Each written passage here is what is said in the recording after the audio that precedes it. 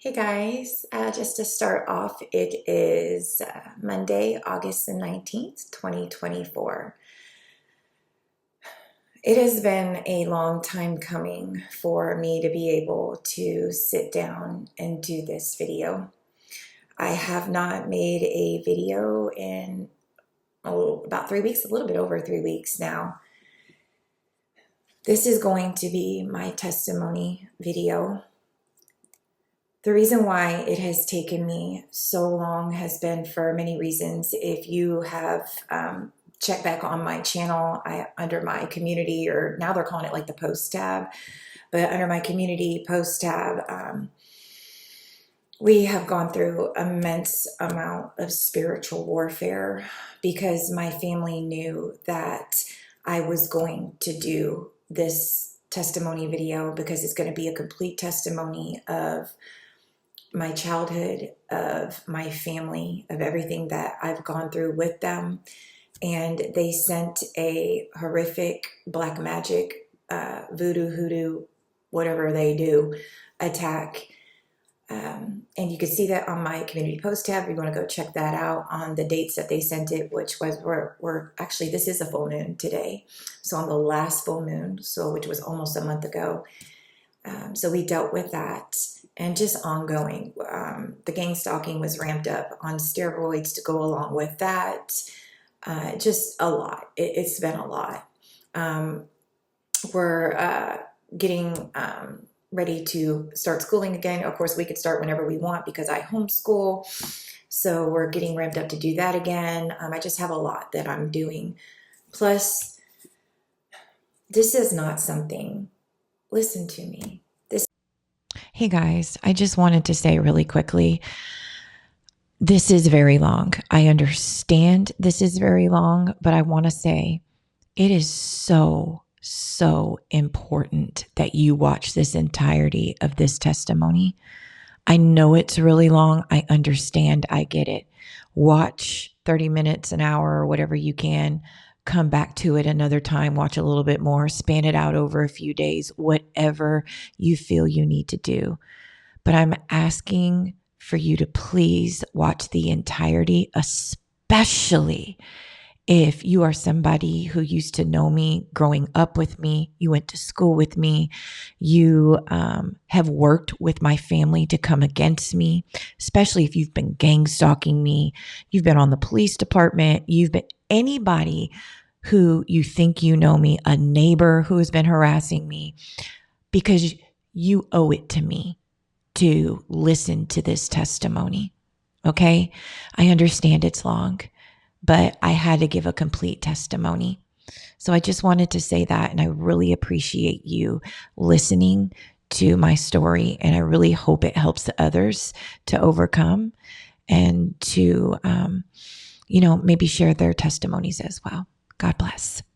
Listen to me. This is not something that I want to do, okay? I've been going back and forth with this, with the Lord, okay? Because listen, if you are just now coming across this video, if you are new to my channel, please go down all the way to my trailer video, the welcome to my channel video, from there, and go through each video from the beginning of my channel, from the very first video all the way up to my last video I ever made before this one. So you can kind of get an understanding of who I am, what I've been through, because I do talk about what I've been through somewhat, and my family somewhat, and who I am, especially in my what is gang stalking video, and also the never ending arsenal of gang stalking tactics that we have been through, part 1, 2, and 3. It'll give you a bit of a background if you are new to my channel, or if you're just coming across this video and you have not seen any of my other videos. So it's really important, if you're new to my channel, that you watch those instead of just watching this right off the bat. Because if you're just going to watch this and you're going to be like, wow, okay. I want to, it's been hard for me, okay? Very, very hard, because you're going to hear some things in this testimony that are very shocking, and people might think like, wow, why would she talk about that? Why would she want to expose that? Or why would she want to give out personal details like that on her life or her family? And this is what I was going over with the Lord these past few weeks. This is why I have been silent and just getting with God. And, you're going to see me looking down, and this is what I have been doing with God. Okay. And it's because there's several reasons. Number one, it's about time that people know who have teamed up with my family, especially my so-called mother and that side of the family, my sister, my mom, and all them, who they really are. Because they are definitely not who they say they are and who they portray themselves to be. And also, I want people to know that you can go through some really, really traumatic things and you can overcome that. You don't have to go through trauma. You don't have to go through really bad things and continue the trauma. Do you get what I'm saying? You don't have to continue. You don't have to continue the cycle. You don't have to continue that with your children, or you don't have to go through really traumatic things and then go out in life and take it out on other people and continue that trauma and bring it and take it out on other people. Okay. You can go through really nasty things, traumatic things, and overcome that, and then use that pain to help others, because there's so many hurting people out there. So that's another reason why I want to share this and let people know that you can go through really bad things and still be full of love and empathy and compassion. And even though I don't get it right all the time and I fail a lot, you can overcome. And of course, it's always with God, with Jesus Christ, with the Holy Spirit. Because if it wasn't for him, I wouldn't be able to forgive. I wouldn't be able to do any of this, right? All glory to God. So I want to give a trigger warning, okay? Definitely. I'm not going to break this down. This is going to be long, okay? This is going to be long. I am not going to break this down into part 1, part 2, part 3, because I have noticed that people don't come back for part 2 or part 3. So this is going to be long. Do not watch this around children, okay? Get yourself a cup of coffee or whatever. You drink it and watch it. If you don't have time to, I don't know how long this is going to be, but I know it's probably going to be long. If you don't have time to dedicate an hour or two or whatever it's going to be, watch it for half an hour, pause it, come back the next day or whenever you're done with whatever you got to do, and watch the rest of it. And God told me specifically, do not break this up. Do not break this testimony up. You're going to, however long it is, that's how you're going to post it. And I said, okay. Do not watch this around children, and or while you're at work, or something crazy like that. Like just or make sure you got headphones in, or AirPods in. Also, trigger warning for anybody who has suffered SRA, which of course, if you don't know what that is, that's satanic ritual abuse. SA, which is sexual abuse, domestic violence, child abuse, or just overall triggering topics. If you are a survivor of any of those, this is your trigger warning. I am going to be talking about all of those things. So this is your warning right here, that you might need to click off. Okay, I will be delving deep into these topics that happen personally, that are to people personally in my family, to myself, and to others. So if those happen to you, I'm sorry, but this is your trigger warning. Also, since there seems to be nobody who wants to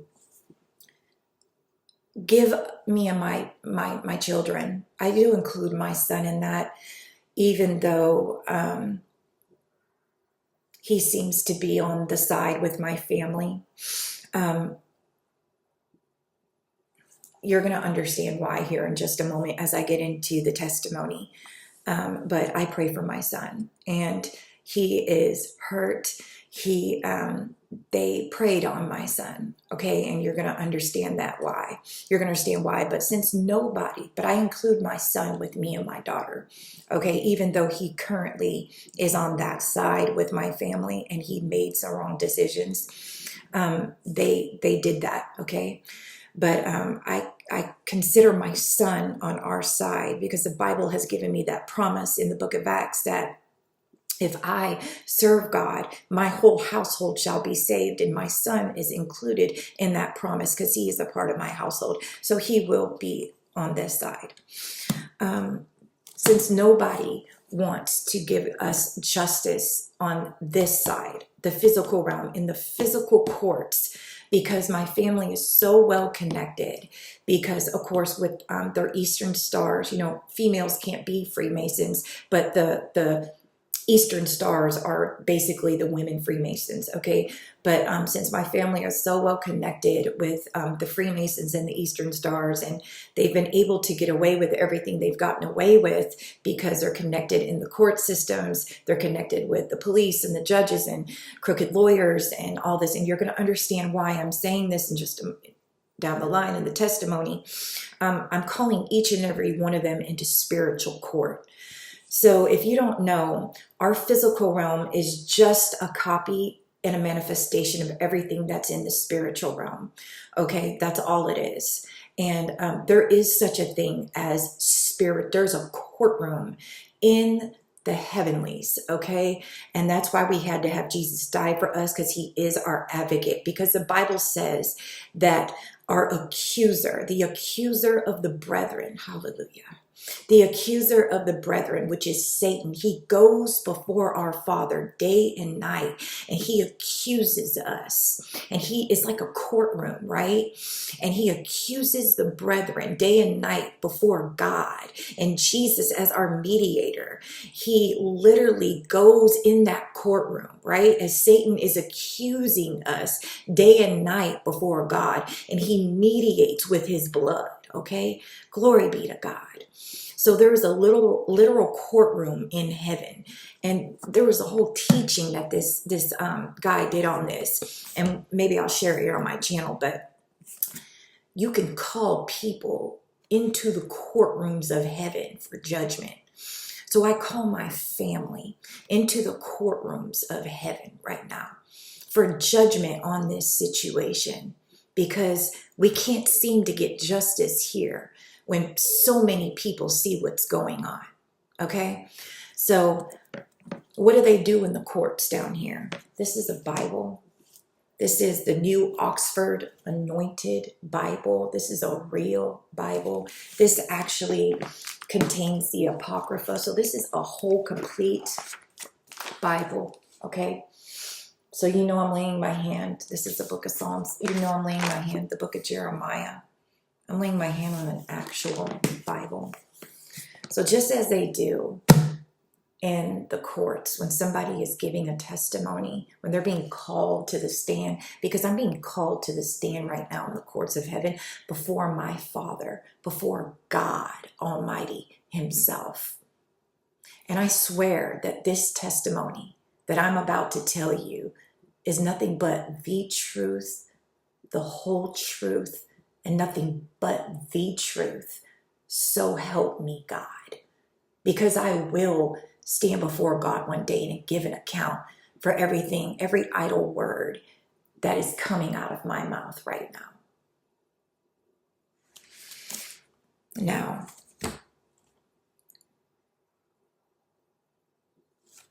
with that being said, I might not have, and I talked about this with the Lord, going back to my childhood, I might not have the dates or the months or, you know, those type of things correct. Okay, I was a child, or as I'm going through my testimony, those might not be 100% correct, and I'm telling you that up front. Okay, but everything that is coming out of my mouth here on this testimony is true. It is the truth. Nothing but the truth, the whole truth. So help me God.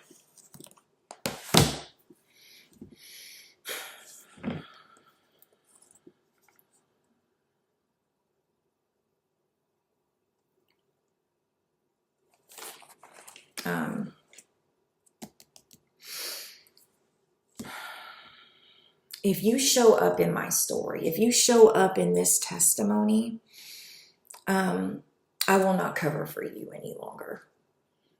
And that goes for family members. It could be a coworker. It could be a friend, a supposed friend, associate, an ex, boyfriend. It doesn't matter. Okay? That's why I always say be careful how you show up in somebody's story, because you never know who that person is going to become or what. You just don't know. So be careful how you treat people and how you show up in somebody's story. Let me pray. Father God, let these be honest words. Let every memory come to pass and come forward. Every memory that you want spoken of, Father God. I apply the blood, I plead the blood of Jesus over this video. Every person that is meant to see this, let them see it. I pray that people will be healed from this testimony. I also pray that who is supposed to get exposed, let them be exposed with this testimony.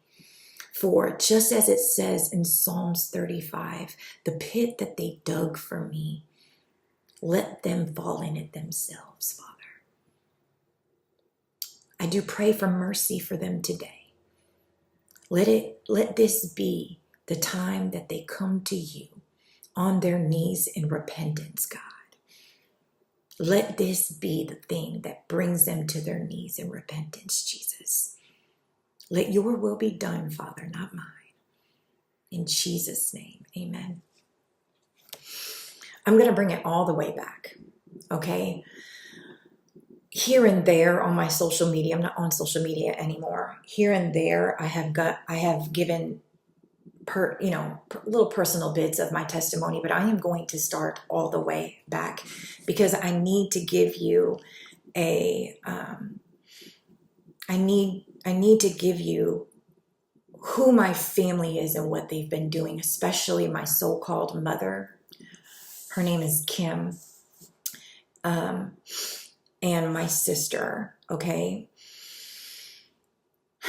My supposed real father, his name was Jim, just passed away in 2022.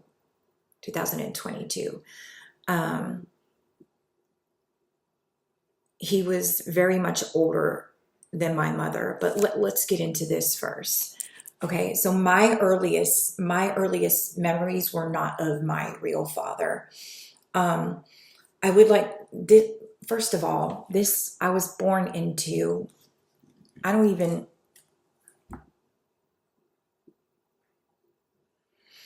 purposely did not wear mascara because if I cried, I did not want it to go just drooping down my face.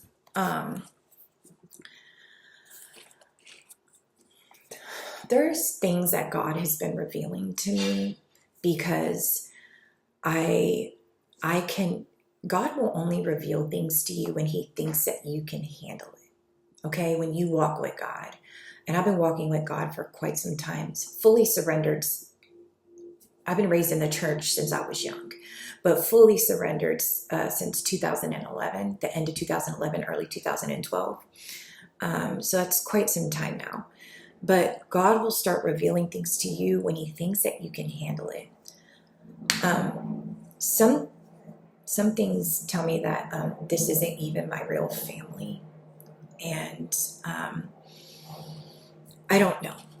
I don't know. And it's just by dreams that God has given me. But anyways, my first memories, and also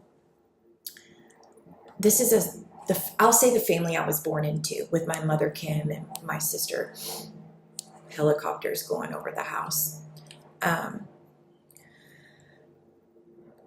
It's a satanic bloodline, okay? A satanic bloodline for sure, okay? But my first memories were not, my first memories were not with my real father, okay? The dad that supposedly birthed me. He was 60-something years old when he supposedly had me, and my mom was like 30, I think, 30, like barely 30-something. okay, supposedly. Him and my mom were married for a few years. I don't even think like 5 years, okay? And I don't have any memory of that. I don't have any memories really of them being married. My first memories are of my stepfather, Ron, okay? He was a professional firefighter, not volunteer, in Illinois. We lived in Illinois at this time, which all makes sense with the gang stalking, okay? Because he was a firefighter, and with the gang stalking I get from the firefighters here with the fire trucks and the EMS. So I can only imagine what he was involved in with that, okay? So when the gang stalking began, and when I came down here and with the firemen, and like God was piecing it all together for me with my childhood, right? Especially Ron, my stepdad, they were never good memories with him. He was very, very dark, a very dark man, very demonic man, okay? A handler, a very satanic handler, if you will. Those are my first memories. I don't remember memories with my father. I remember my supposed real father, Jim, which I never had any bad memories with my real father at all. He was a man of God. I never had any bad memories with him. But my stepdad, Ron, I was around, I think 3 to 4. I could have those ages wrong. It could be anywhere from 3 to 4 or 4 to 5 years old when my mom and Ron got married. Okay. I believe my sister could have been around 4 to 5 when, no, I'm sorry. My sister's about almost 5 years older than me. So she could have been around, if I was 3, 4, 5, 6, she was around 7 or 8 when they got married. Okay. The abuse started immediately when they got married. Those were my first memories. Okay. When they got married, they were not good memories. The abuse started immediately with Ron. And this is when we were living in Illinois. We had a really big house. We've always had money. We've always had houses. We've always had, from all, what I can remember, and I know why, because they've been living off of my money, my money. This is what God has revealed to me. I am a trust fund baby. They have been living off of my money since I was a child. Okay? Ron started out just like any narcissist does, at first love bombing. So I don't really remember the memories, okay? And there's something about the memories that they want. I've had dreams of people, and you know what? I didn't get that out. I'll have to get that out here because I needed to talk about those dreams, and dang it, I wanted to be ready with everything.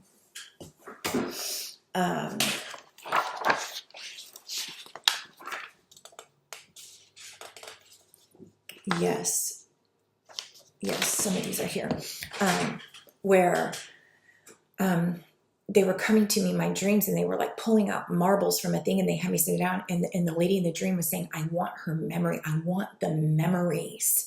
So for years, they have been trying to extract my memories through witchcraft, through magic, through rituals, okay? There's something about my memories that these people want that they don't want me to remember, okay? And that's with my childhood. They don't want me to remember it from when I was very young, okay? And God has been working with me to recall these memories. But of course, like with it, I'm getting back on track. With every narcissist, it was, I don't remember him ever really being nice to me. But with my sister, at first I remember him being nice to her, but it just was all bad. It was like, the love bombing stage doesn't last long with a narcissist anyway. Okay, so he started out abusing both of us, and at first he was mean to both of us. Okay, so those are my first memories. You know, as a child, like I don't really remember having any memories until I was like 5, which is weird to me, but they were bad. Okay, so Ron started out being abusive to both of us, both me and my sister. Okay, and my sister's name is Robin, and it was just me and her. So it was my mom, Kim, my sister Robin, me, and then Ron, the stepdad. Now he has other children. Okay, he has other children. There's a lot of Robins in this story. Okay, he has other children by an ex-wife, and he has 2 sons. Ronald, which is like a Ronald Jr., Richard, and another Robin. Okay. I also have another sister named Robin by my father. Okay. But it's not my sister Robin. So it's crazy.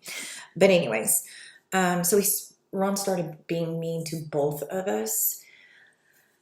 And this is where it gets really sinister. Okay. So I remember him being really mean to my sister, making us do chores. So this is a thing with my mom. My mom has always bought very expensive dogs. She was into dog showing, dog agility, doing dog shows, like buying very expensive dogs. Okay, we're talking about thousands of dollars being put into very expensive dogs that you can't normally get. Okay, we're talking about flying dogs on planes, dogs from Ireland, we're talking about big money. Okay, that types of things. She would show these dogs in dog shows and get like best of show, and we would have to be there. I remember as a kid, like at these dog shows, like all weekend. Like I used to hate it, and she would do like agility with the dogs. I mean, she would do good with them, but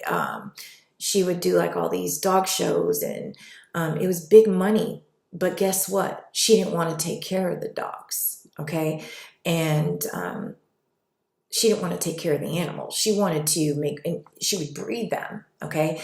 You know, with these dogs and these animals, when you're paying this much money for them, these dogs come with papers and they're registered. And, when you're breeding when you got a high class dog, you only breed them with another high class dog, and you got the papers on them, and the papers, you could sell them, you could breed them, and their pups sell for a lot of money. But see, she didn't want to take care of them, right?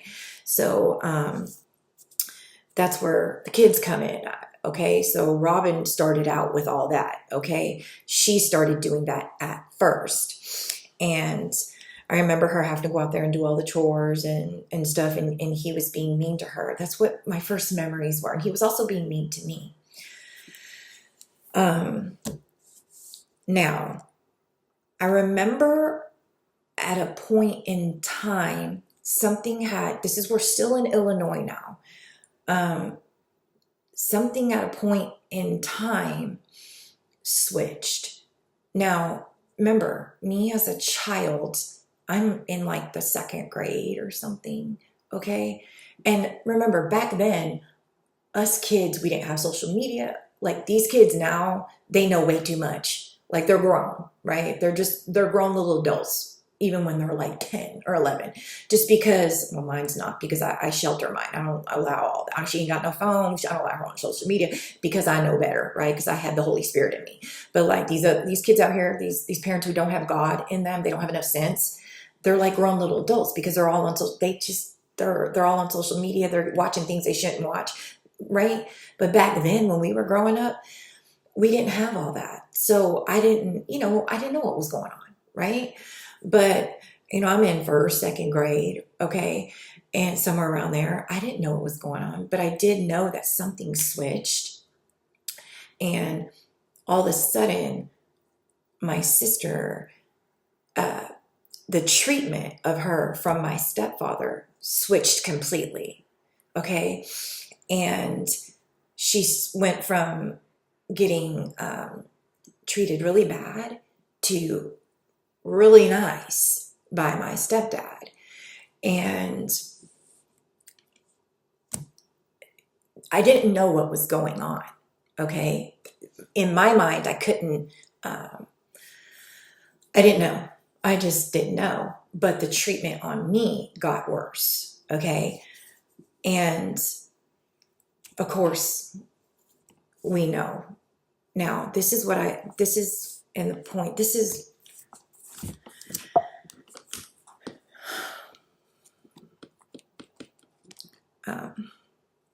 is what I want to say. Okay.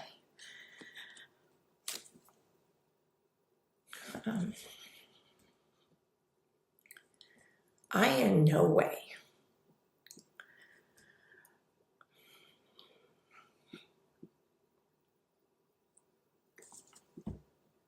yes, my sister is a victim of sexual abuse, okay, from a very young age by this man. And at the time, of course, I didn't know what was going on. Later on, as I get further into testimony, you will hear that I knew. I found out as I got older. Okay.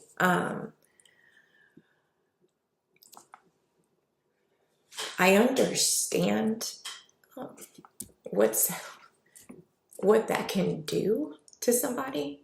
Okay. And I in no means want to demean or act like it was her fault, or because it's not. It wasn't either one of our faults, what the things he did.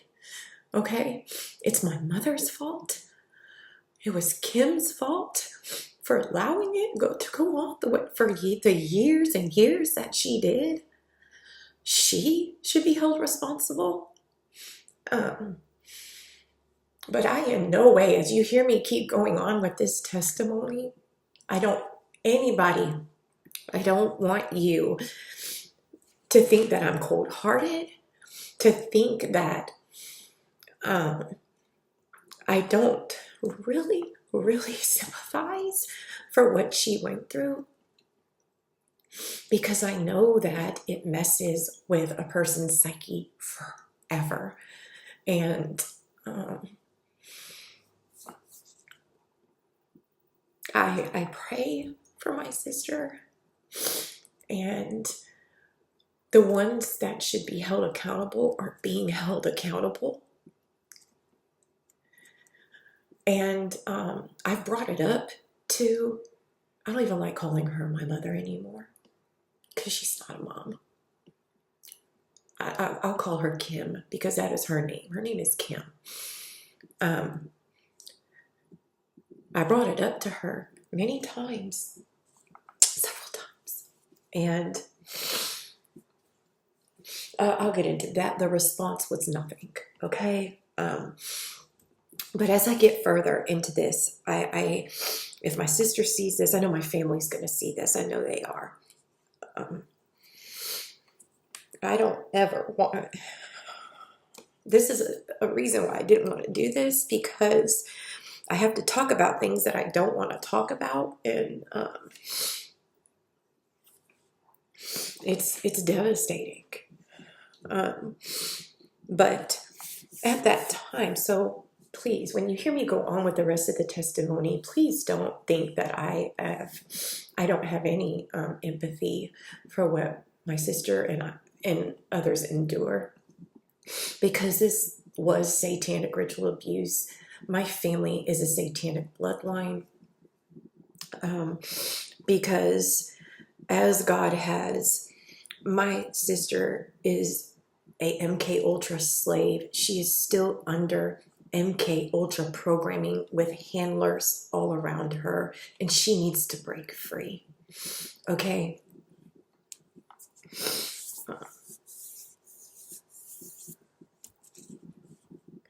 But something changed. And at me as a kid, I didn't understand. For second grade, I didn't understand. But what I did know is that something had changed. And he did try it with me. This is what I'm talking about with the memories. Sorry, excuse me. I still have my daughter's bird claws. I knew I was gonna, some tears were gonna come. At night, I would lay in my bed and and talking about the ringing in the ears with the gang stalking. I remember laying in my bed when I was little in Illinois and being so scared. And I would remember my door would open at night and I would get like this shake and this ringing would go off in my ear, kind of like how it does now with the gang stalking. And it would be loud in my ear. And I remember he would walk in, but that's it. That's all I remember. And I remember, I don't know if I would black out. I don't know if my mind can't process that, or maybe I was just too young because I was younger than my sister. I was 4 years younger than her. I don't know. But my mind can't process that. I've tried to bring it up, but it won't do it. But I remember I used to put something above my door at night. So when he would walk in, it would make a noise. So somebody would hear him walk in.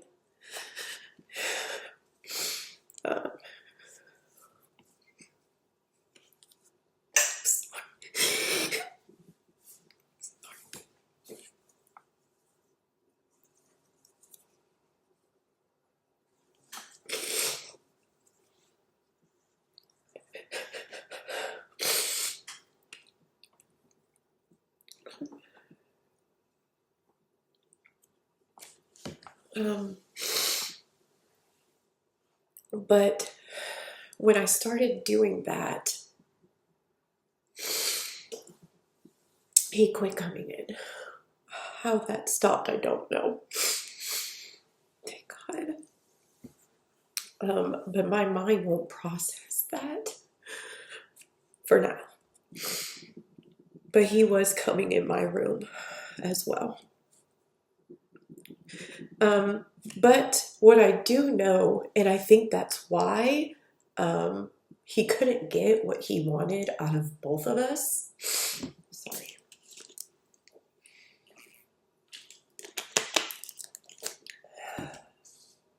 He couldn't get what he wanted out of both of us. So sexually abusing both of us. So continue it. So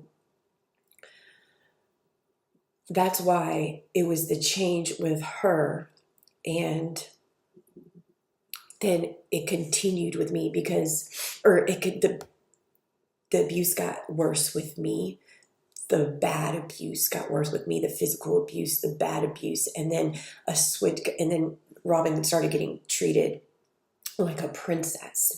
Okay, now, my mom, Kim, obviously, as children, and she's an adult, excuse me, she knows that this is going on. Okay, I want to make this known.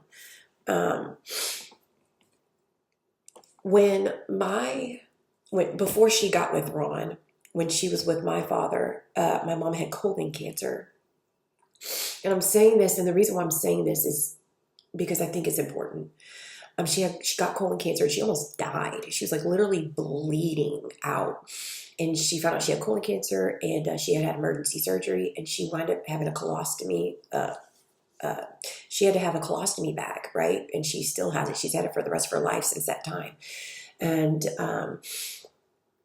I think she's very, my mom, she's the type of woman, ever since then, because she has that colostomy bag, like ever since then, she's the type of person, well, I don't know how she was before that because I was little, but I'm pretty sure she's been this way before that. She's the type of woman that is I'll do anything to keep a man. I cannot be alone. She's that type of woman. It goes from man to man to man to man, no breathing room, marriage to marriage to marriage. I think she's been married 4 times, 3 or 4 times. But it's just like she'll do anything to keep a man type of woman. So after that happened with the colostomy bag, and she divorced my dad and her got divorced. Excuse me. Then she got with Ron, our stepdad. It's like he saw that she was so, because men can sense your desperateness as a woman. That's why I'm so I'm so not really worried about being with a guy, because I want my daughter to, number one, what happened with my son, and I'll get into that. But also I just want her to know that I'm focused on her, and I'm worried about having men around her, because I'll tell you, but I'm just, I want her to know that, don't be so desperate. Like, and I've never been that way anyway with a man, but, cause I'll tell you to hit the road quick, but it's just, you don't have to be desperate. It's good to, don't be one of the women like, I don't need no man, because the Bible says we need each other, right? But don't be so desperate either. Like, you're good on your own too, stand on your own too. But so that's why I wanted to add that in. So we're getting a little bit older now, and this is where it gets a bit sinister, okay? So my mom isn't doing anything about this. Now, Ron's kids would come and visit, and they're older, okay? They're older, they're teenager, high school, whatever. Now, I believe that he also did something with his other daughter. He must have molested his other daughter, because there was like some type of weird jealousy going on between the 2 Robins, his other daughter, Robin, and my sister, Robin. One was spelled R-O-B-Y-N, my sister. The other was spelled R-O-B-I-N, which was his daughter. And it's like, I don't know. I come from a very, very dysfunctional satanic family, okay? Like, his Robin was jealous of my sister Robin. Like, he had maybe sexually molested her when she was young, and they were like going at it. Like, she knew what was going on over here at our house, and they were like going at it because it was, and I'm watching this, okay? Like, I'm growing up with this. It's, and this is where it gets sinister, because now my sister is growing up, okay, and she's being, okay, she got sexually abused. She got, I would say, raped, molested by our stepfather, Ron. Okay, our mom, Kim, did nothing about it. She didn't stop it. Obviously, it's going on all the time. My abuse is getting worse. I'm getting physically abused every day by this man, okay? And I'll give you an example. Okay, here's one of my examples I wrote down here, and I'll never forget this time, and he did this often. We had tons of chores because we always had all these animals, okay? We had a huge backyard. We had a huge house, whatever, in Illinois. Huge front yard, huge backyard, and all these stupid animals. Right, these dogs that they never want to take care of. And then when Robin started getting treated like a princess, guess who everything fell on? Me. Okay, that's when I started getting all the chores and stuff, and I had to do everything. And so I'm in when we moved to Texas, I was going into 4th grade, so I'm in like 3rd grade now, right? And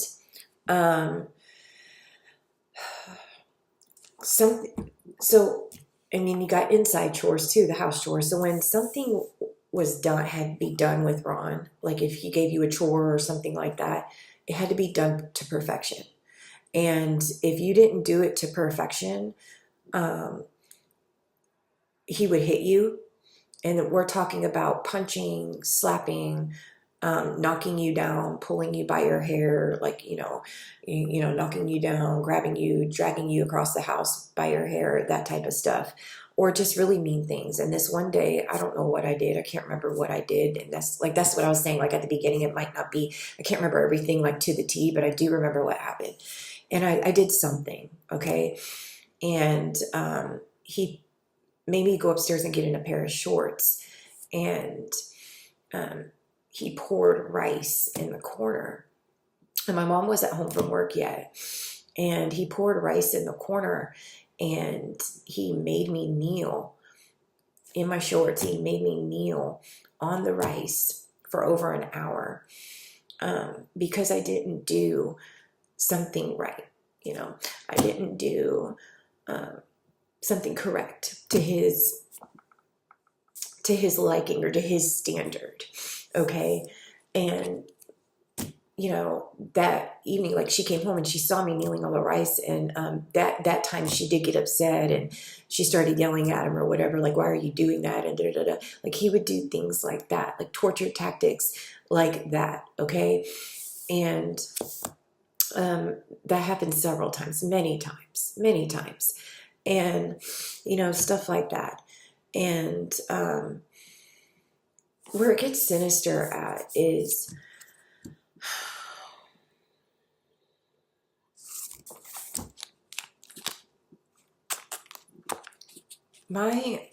and this is what I was talking about with the abuse.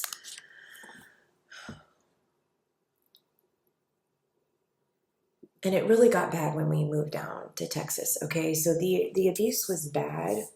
Of course, Robin, that happened with Robin, and Robin started getting treated like a princess. Like we would go, like Ron's kids would come to visit, and they would all go swimming, okay? It was very known that now it makes sense, but at the time I didn't understand what was going on. There was like, I thought there was something wrong with me, but now I understand that they were trying to break me, okay? Like everybody in the house would get together, like Ron's kids would come over, his 3 kids from his previous marriage, and then my sister Robin and me, and then my mom would always be at work. Like she's always, if she wasn't at dog shows or doing something, she's always working. Like she was always gone, okay? She didn't want to, and the reason why she always was gone is because she didn't want to face what was going on at the house with Ron and them. So it was always us and his kids or something like that. And everybody would, I remember one time, like go swimming, and everybody could go swimming but me. And it was always everybody could do everything but me. Even though I got all my chores done, I got everything done, I did everything, everybody could do it but me. And then he would sit there and make me watch them go swimming. Like, you know, for nothing. And it would make me cry. And I'd get so upset because I'm a kid, right? And it's like they would enjoy my tears. And it's like now I understand that I was the scapegoat, right? I was the family scapegoat for all these narcissists. But I didn't understand that when I was a kid. When you're a kid, you don't understand what's going on, right? They're literal energy. You're surrounded by vultures and vampires who are feeding off of you, and you're the scapegoat, but you don't know what's going on. Okay? And they would do that all the time. No matter just anything. We would go do anything. This would be in Illinois. And, you know, want to go have fun or want to go do that. And I couldn't. They would bring me, but I couldn't have fun. I would have to sit there and watch. Birthdays. Everybody's birthday was allowed to be celebrated, but mine. My birthday could not be celebrated. Yeah. My birthday could not be celebrated. And this went on for years. This went on in Illinois, and this also went on all the way through Texas, all the way almost to high school till she finally left him. My birthday was not allowed to be celebrated. It was not. Robin's birthday, my sister Robin, her birthday was celebrated elegantly. Okay, very pushed in the face, very tons of presents, tons of stuff. Now I did get stuff for Christmas, for Christmas, but birthdays, no. Robin's birthday, yes, all the way done up magnificent. I can't say the word magnificently. But my birthday, no. So, stuff like that. There wasn't a day. There was always fear. I used to hate getting off that bus. There was fear. There was an atmosphere of fear. He thrived on fear. Okay, he ran the household with fear. Okay, there wasn't a day that there was no there is no good memories with him. Okay, whether we were in Illinois and especially down in Texas, it got even worse in Texas. So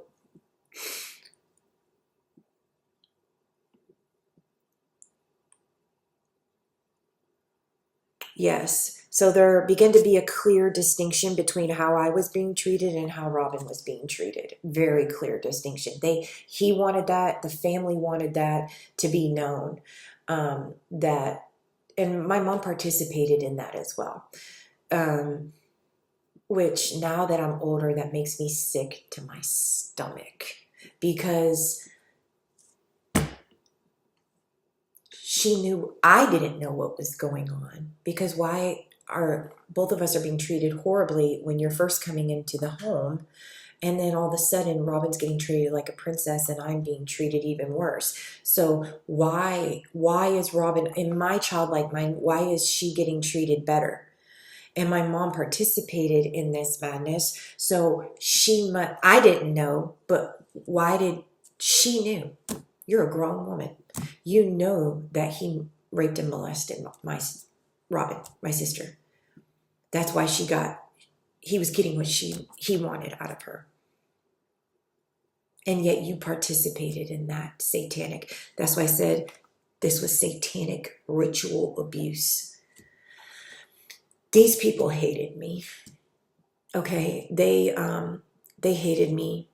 That's why I said I don't even think I would love to do a DNA test. I would love to do a DNA test. I don't see how this woman can be my actual mother. But I know that people come from satanic bloodlines all the time and deal with more atrocities than me and my sister have dealt with. I've heard horror stories on YouTube. So she could be. I don't know, but I don't feel like she is. But if she is, what a shame. What a shame. It's disgusting behavior. These people were living. They have been. They are continuing to live off of my money. And they were back then. They still are. They have my whole life. Evil and wicked. Watch me suffer my whole life. They purposely put me in situations to where I would be in poverty so that they could continue to live off of my wealth that I didn't even know that I had.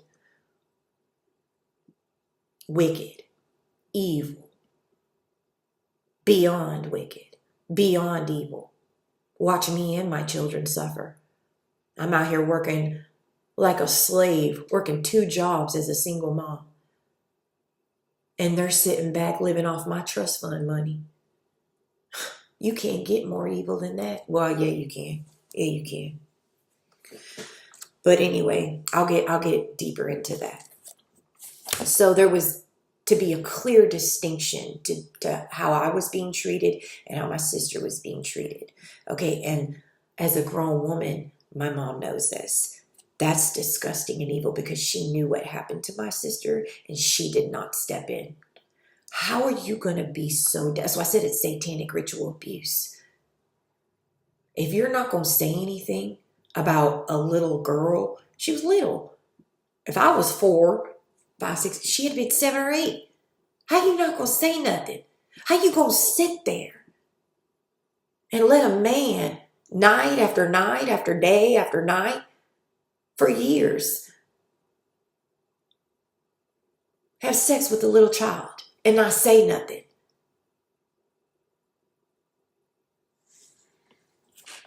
Mercy. May God have mercy on your soul because you're going to need it. You are going to need it. Now,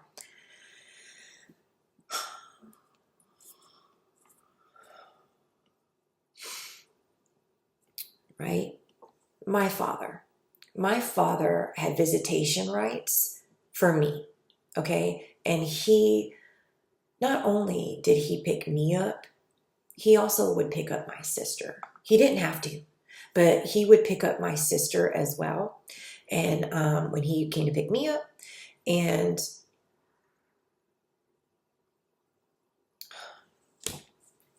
thank you, Holy Spirit. What a blessing that was, because my dad, my real father, Jim, worked at, and this is going to tie into the rest of it.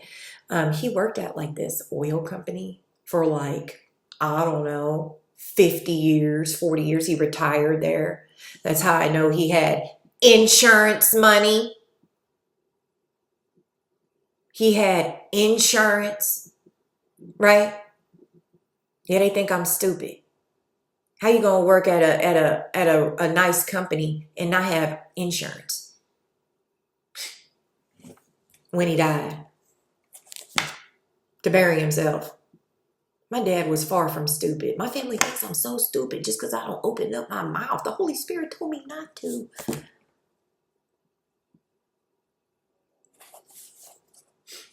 Anyways, he would get off work at like midnight, and my mom would have me and my sister sleeping downstairs in front of the fireplace.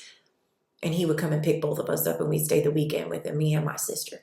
He did that for years until we moved. Until we moved down to Texas. And my dad, then he permanently moved to Missouri because he had a ranch there. And so he could be closer to me in Texas. It's just, anyways. Now,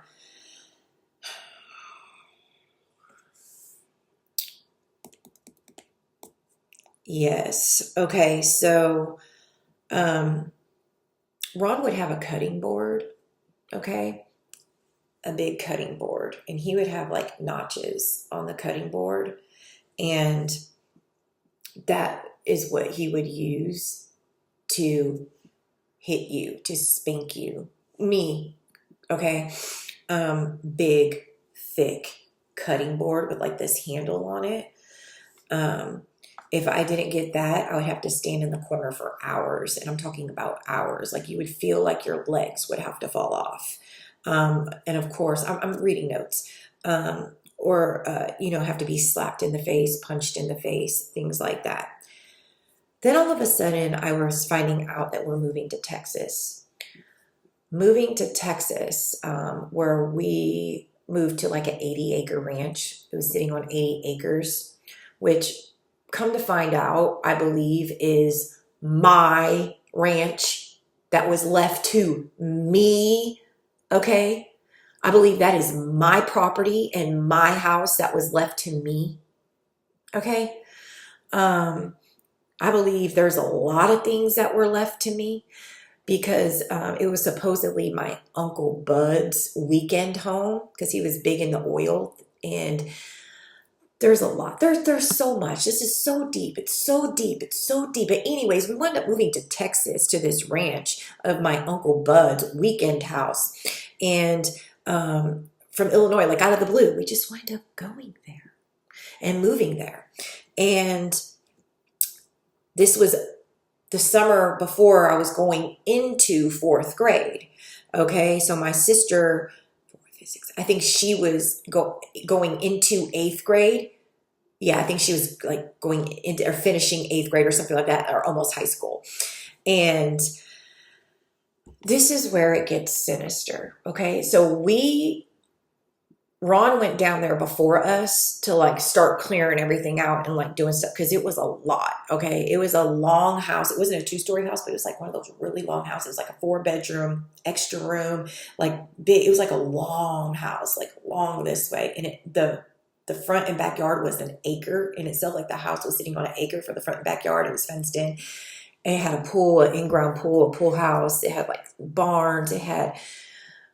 It was a lot. We had horses and dogs and cattle, and it was a lot. We had a lot out there sitting on 80 acres. Okay. He went down there before us, and then my mom was packing up. I remember that. And then this is I remember, okay, I remember my mom and my sister wound up getting very close, which this is where it gets really sinister, okay, for me and my abuse. And this is why I said, please don't think that what my sister went through, I don't count it. When she was little, I'm like cold hearted towards it because I'm not. But see, give me a second. This is what happens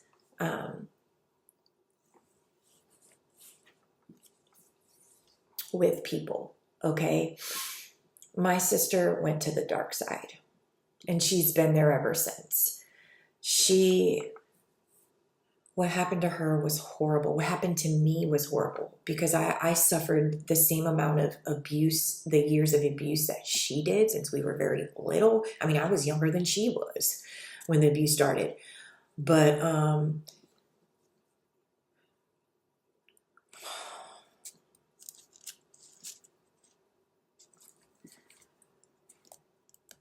what happened is, so my sister is now, I'm going into fourth grade, so I'm what? My daughter is 10 and so I'm 10, okay, 9. So my sister, 9, 10, 11, 13. So my sister's 14, okay, somewhere around there. When we moved to Texas, she began to see that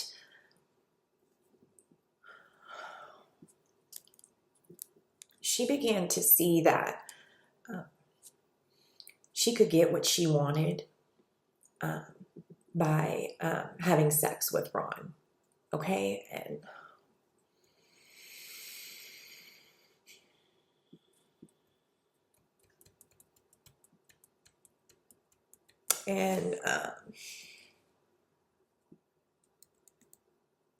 And that's where it got really sinister at, because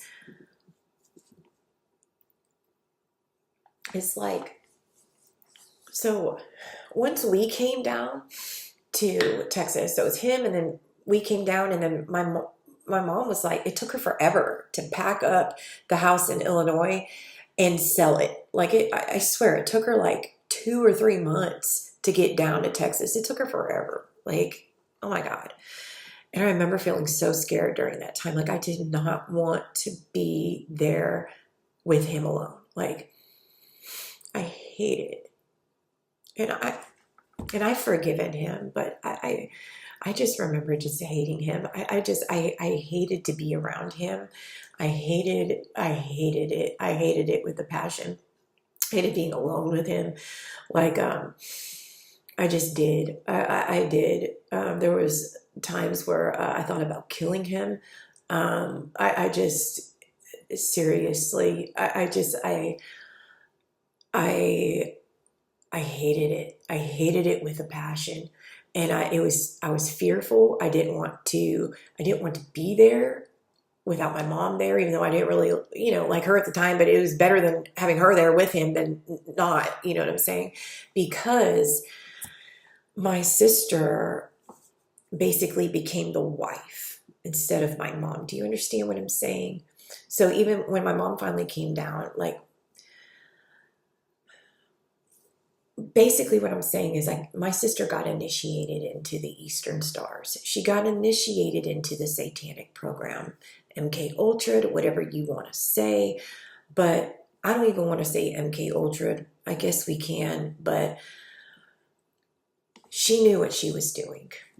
To this day, this is still how my sister gets what she wants from people, from men, from whoever, okay? Because this is how she's always known to get what she wants.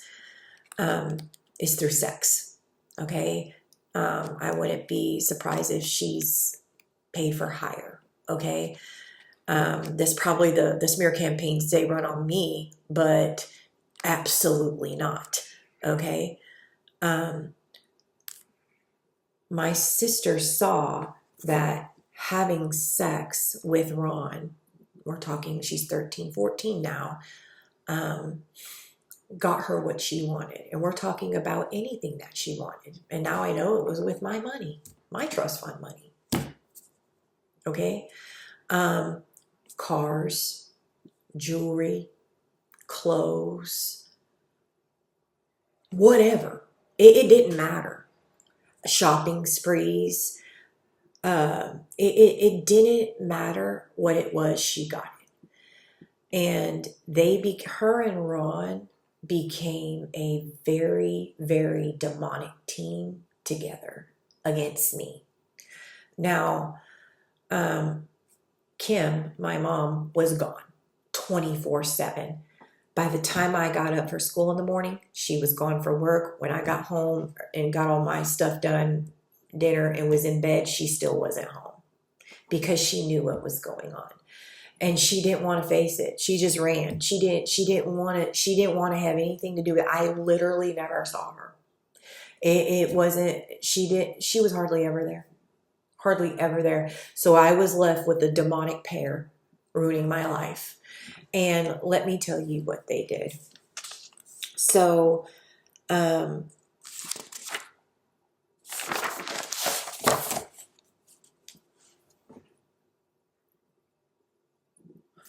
I would like to say that I never once got an allowance. I never once was paid an allowance.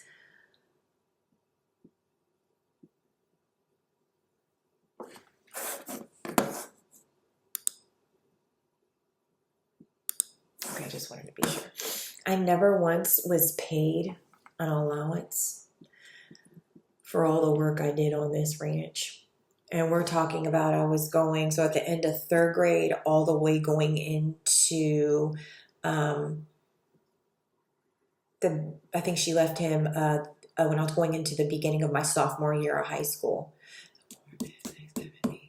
6 years on this ranch, okay? I never saw an allowance, a penny for my labor, nothing. And when I tell you that they bought over 40, 50 some horses, more than that, but at one time I would have to take care a day of over 40 horses, 15 to 20 dogs. We had a chicken coop with 20 something chickens. The pool, the in-ground pool with the pool house. I was in charge of all the laundry. I also had to cook dinner. Let me see. God. Cows. We had cows as well. A whole herd of cows. So, I don't know, 10, 15, something, 20 cows at one time. So this is what happened. We get down there to Texas, they start buying all this stuff. A lot of them some of them were transported down, but a lot of it was a brand new buy, especially the horses. Of course, we didn't have any horses in Illinois. Where are they getting the money to buy all this? As a kid, I don't know anything. I have no idea about these trust funds and this stuff like this and this land and these properties. And I have no idea who I am. Where are they getting all this money? Ron didn't work. Oh, he did not work. And my mom was like a manager at Firestone. So I guess the land and the house that they were living in was paid for, right? Because ain't no way. They had, and we're talking about nice horses with papers, Appaloosas, quarter horses, nice stuff. We're not talking about no rinky-dink $2,000 horse. We're talking about nice horses, registered papers. Dogs too?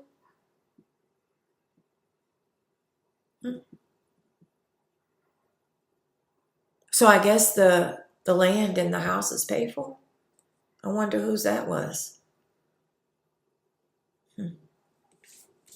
Things you don't think about when you're a child, when you're into forced labor, like a slave. Because that's exactly what happened to me. Because before I got up, or before I had to catch the bus in the morning, because we lived way out in the middle of nowhere. I went to school in New Waverly, Texas, but we lived out in a place called Old Waverly, which is about 10, 15 minutes from New Waverly, way out. I'm talking about way, way, way, way out. Dirt roads.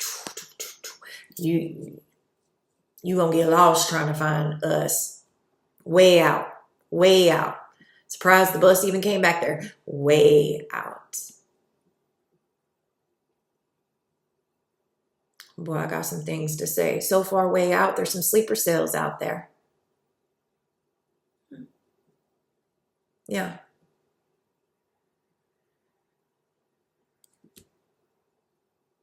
Yeah.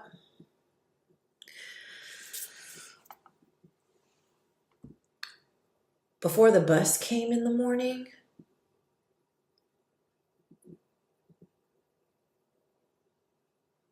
I would get woken up by Ron while it was still dark outside. And I would have to go out and clean all the dogs' cages and their water bowls and give them fresh water so he wouldn't have to. There was dogs on the inside of the house, and there's probably about 10 or 15 on the outside in all these cages. So I'd have to let the little ones, the little miniature pinchers, the little ones on the inside, there was about 4 or 5 of them on the inside, let them out so they could go pee. Let them back in. And then do the other ones so he didn't have to do it when he got up. Then I would get a little something for breakfast and then go to school. As soon as I stepped off that bus, I had hours of chores to do, literally until the sun went down, every single day. Every day. Now he did help with feeding the horses. Feeding the horses to the dogs were completely mine.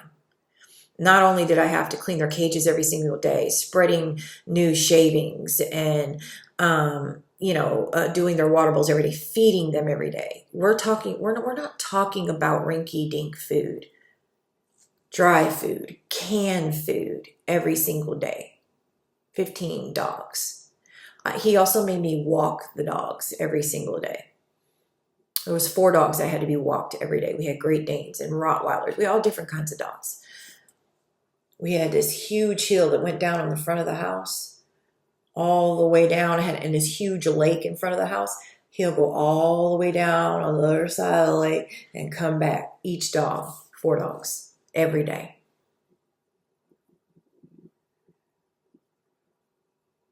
I had to do the pool.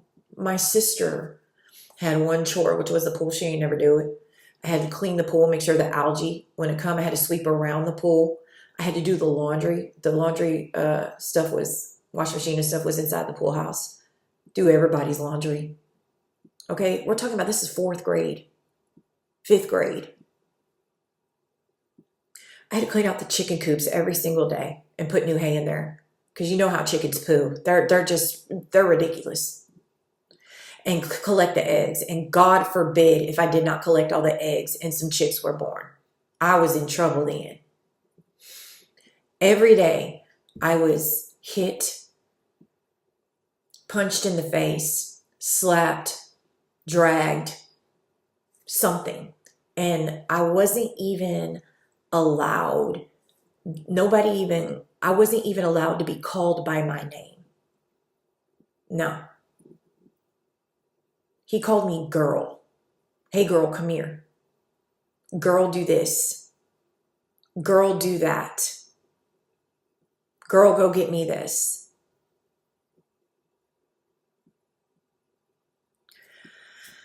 We had, like I said, the house was long and there was like a porch or like a walkway that cement that wrapped all the way around. There was like a porch in the back off of their bedroom back there, and then a walkway all the way around, and then a big porch on the front of the house where you walked in the front of the house. Had to sweep that every day because the trees, there's these huge trees that moss would hang off of, and it would get like all in leaves, and they would get all over, and I would have to sweep that every single day. Did this chores, and he come behind, and if it was not meticulously done, I'd have to do it again. And then the dogs would be let out in the front yard. Our house sat on an acre. Okay. So the dogs would be let out, some dogs would be let out to run in the yard sometimes. I'd have to pick up the poo in the yard so he could mow the yard, on the riding lawnmower. The whole acre, all the time. It never ended. And God forbid. And then I'd have to cook dinner.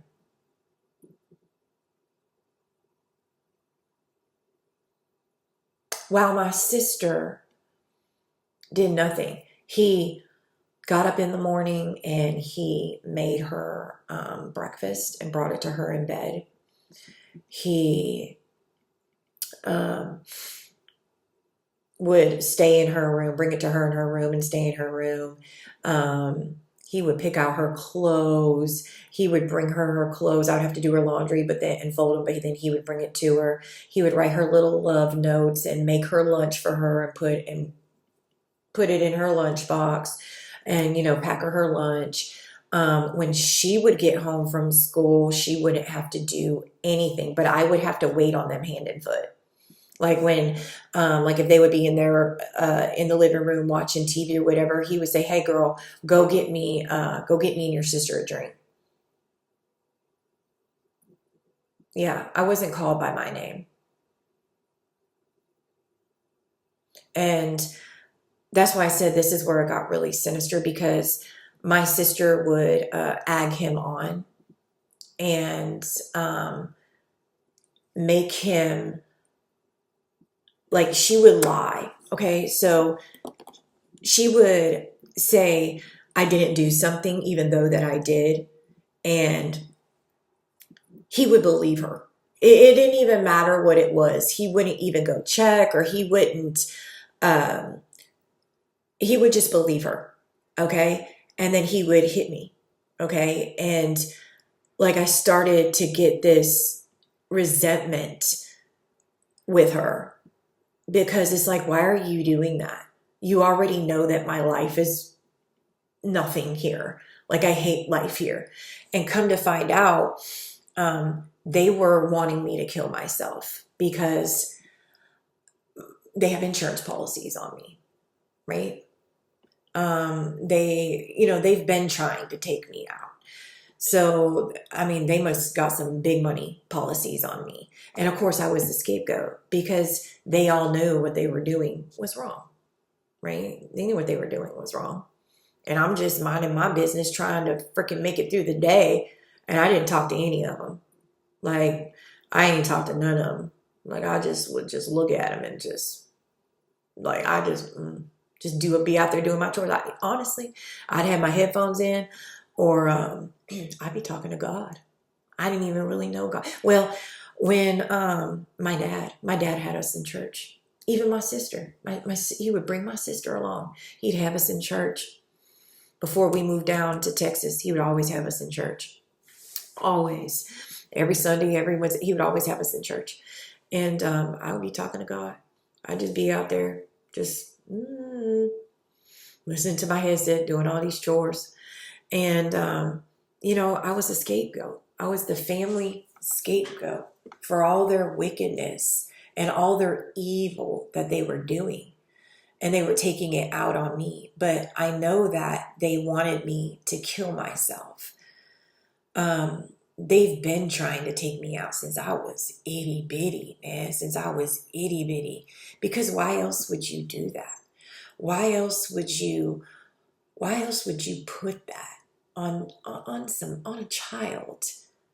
And my mom did nothing. I would go to school with bruises all over me from him hitting me. He hit me every single day. There wasn't a day that went by that he didn't hit me.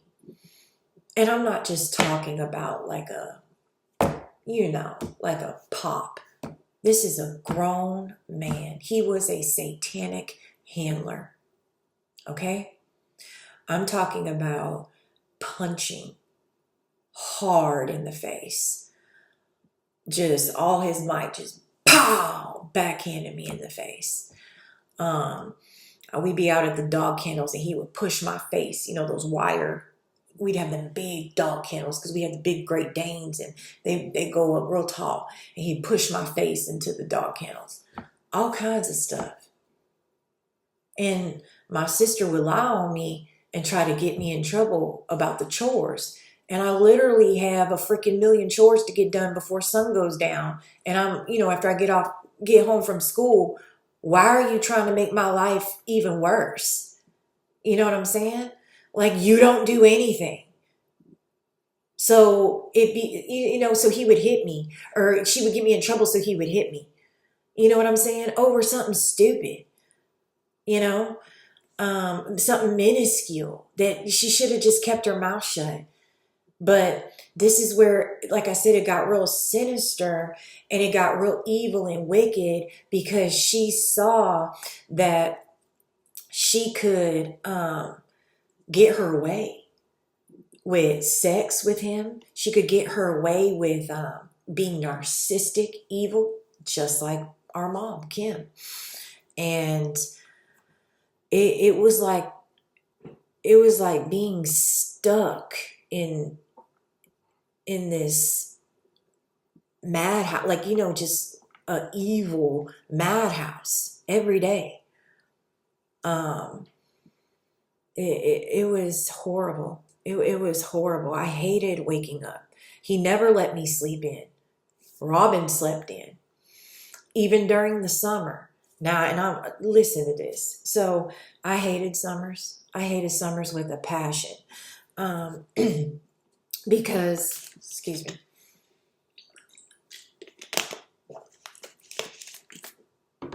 Because during the summers, he always made a list every single day, and Robin does this as well. Robin is the only thing Robin got from Ron. She's very good at, she makes a list every single day. She has like a planner that she keeps on her counter. Same thing Ron would do. And, but he would write it would be a notepad. She uses a planner, but he had a notepad and he would write a list every day. And she got that from him because she'd be sitting there every day watching him write a list out for me. And he would have a list for him of all the stuff. Living on 80 acres. I don't know if anybody's ever lived on a ranch before. It's a lot of work. We never once had hired help.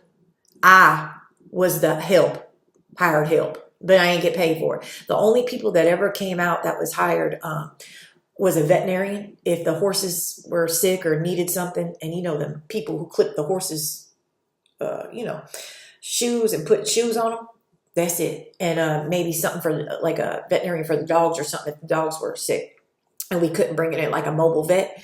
That's the only people that were ever called out to the ranch. I believe that that did any work. Other than that, it was me and Ron. That's it. And that's it. Do you know how much work that is? An 80-acre ranch with over 40 and 50 horses, 20 heads of cat, or 20 something head of cattle, tons of chickens, and we had ducks. We had 20 something dogs who's having puppies on top of that. Man, you don't understand. We had to keep it. Anyway, during the summer, do you know how much food and hay that is to feed 40 to 50 horses at a time?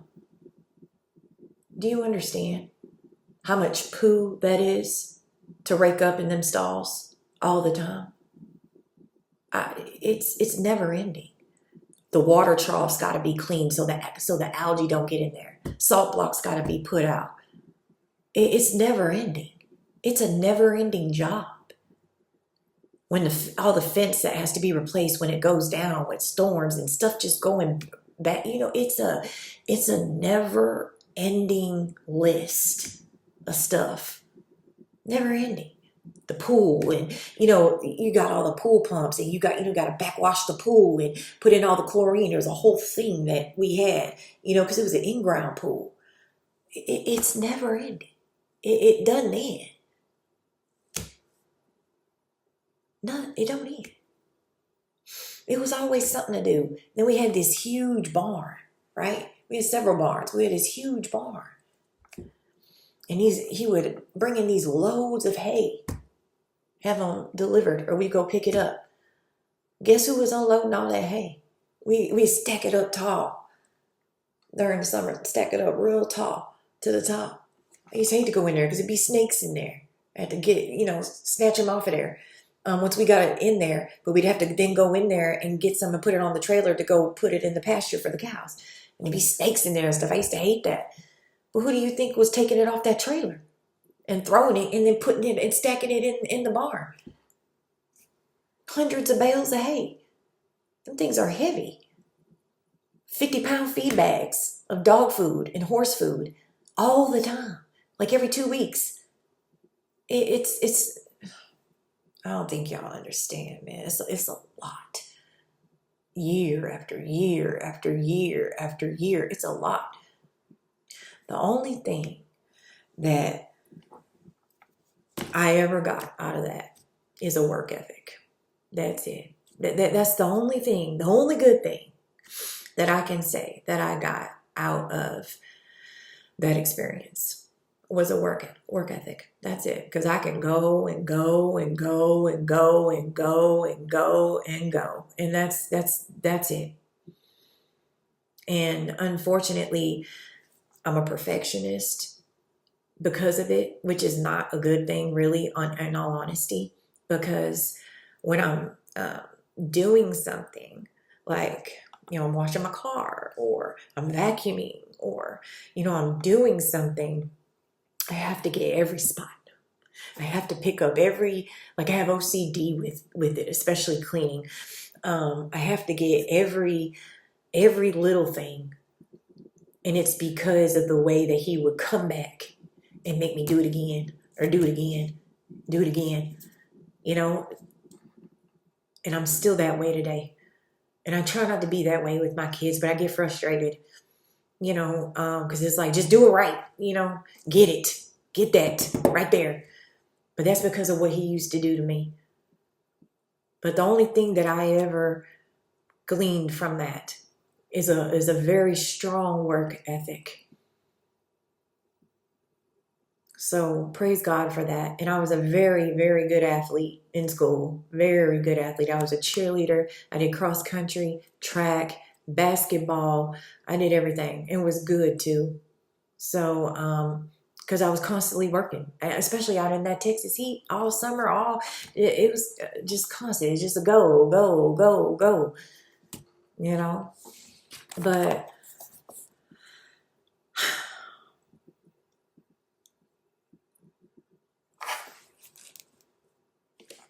and while that's going on, my sister is doing nothing. She's treated like a princess. My mom's never at home. She's working 15-hour days, okay? Which I do believe she was having a relationship on the side, okay? She had to have been. But she knew what was going on. As I got older, okay, and we're going into middle school here, I went to her and I said, Ron and Robin are having sex. Once I figured out, what sex was and this, and, we're going into 7th grade here, 6th, 7th grade. And I went to her a couple of times and told her, hello, they're having, what's, because they were acting like husband and wife. They were, it was a very, very dysfunctional atmosphere. It was gross. It was weird. It was not okay. And she, okay, all right, and just shoved me off and pushed me away. And, you know, what am I supposed to do? Like, I went to you several times as a child. Well, I'm not a child. Well, I'm still a child, but at, seventh grade, eighth grade, whatever. Between sixth and eighth grade, I went to her several times. Before she left him, I went to her. Before we left the ranch and left Ron, she got a divorce from him and got with her husband now, Brian, who she's still with. I went to her several times. I literally said it out of my mouth. Like, they're having sex. Are you going to do anything about it? And nope. She pushed it off. Just like, it's like a big ignore. Like, okay, yeah, and then just wanted me to shut up. Like, just wanted me to shut up about it. So the abuse continued all throughout those years. It never stopped. It never, ever stopped. The physical abuse, Robin and Ron continued to have sex that whole time, even when she went off to college. Now, when she went off to college, this is when I was so scared. I used to cry. Like, I didn't want her, because I didn't want him to, I didn't want him to come on to me, okay? I was so scared because my mom was never home, excuse me, and I didn't want her to leave for college because I was in high school by now. I was going into high school by now. And I was like, oh my God. I was like, what is going to happen? It's just going to be me and him here because my mom is never home. And I was so scared. I used to cry and cry and cry before she left. I'm like, what is going to happen? Da da da da da. And she wound up going to college.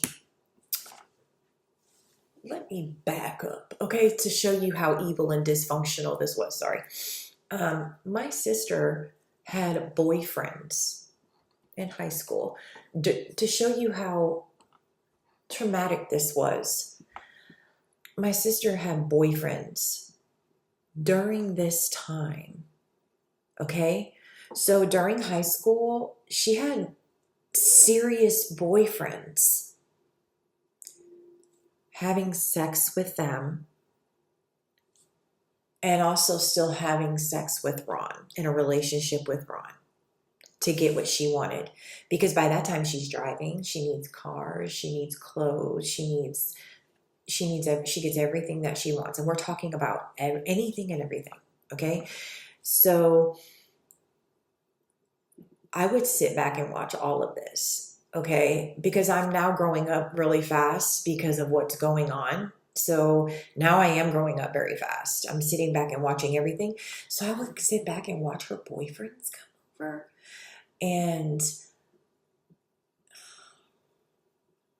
it was just wicked. It was evil and it was wicked. And I don't understand. Now, one time, me and my sister have talked a couple of times about what happened with us, when we were, during this time, since we've been adults and, have gotten away from all this. The only thing that my sister told me was that she saw what Ron was doing to me, and she didn't want, the only answer she ever gave me was she saw what Ron was doing to me, and she didn't want to have to go through that, so that she did what she had to do. I call BS on that. And the only reason why I say that is because of the way that her and Ron teamed up together against me. And once you were out of the house, you could have left. I would have been long gone. I never would have looked back. But once she left for college, like, how you can come home from college, like on the holidays or the weekends, when school's out or stuff, or like Thanksgiving, Christmas, whatever. Summer, she would come home and she would still sleep with him. And it would be to get money or to get what she wanted. So, because I was there. I know. And that's why I call BS on that. And I mean, no, just no. Because I can understand maybe you going along with it when you were young and not wanting to retaliate because you're young. You can't do anything. You see him hitting me, like you don't want to rock the boat, but you're 12, 13, 14, 15, 16, 17, 18, 19, 20, 21, 20. No, we're not going to do that. So you're not going to gaslight me like that. So, and then the way that she would team up with him to come against me, we're not going to do that. So I'm sorry for what she went through as a child with him. And I know that probably messed up her psyche. But once she saw that she could get what she wanted through the means of sex, she used it to her advantage. And then she teamed up with him to come against me because there's something that she knew. That's why I said she got initiated into the Eastern Stars or into the Satanism or something, because there's something that she found out that coming against me brought something to her. It did something because she's been doing it ever since. Okay, my sister's been coming. My sister has been the main one sending the witchcraft, the voodoo, the attacks my whole life since we've gotten out of that, and I didn't even know it. She is a covert narcissist. And the covert ones are the ones you really, really have to watch out for, because the malignant narcissists are in your face with it. You normally can spot them. But the coverts, they are the let me buy you a gift for Thanksgiving, Christmas, your birthday, and maybe just because I'm thinking about you type of narcissist. They are the wearing the Jesus shirts, going to church on Sundays, narcissists. They are the ones that are doing spell work on you every full moon and new moon, but smiling in your face every time they see you, narcissists. They are, to me, the covert narcissists are the most wicked, to me. Because I'd rather deal with a malignant any day than a covert. Coverts are very, very hard. My sister has been attacking me. She's been trying to sacrifice me. I have been her sacrifice this whole time. She's been one of the main ones. And I'll get into a dream that God, I know this is getting long and I'm sorry, you'll have to pause it and come back.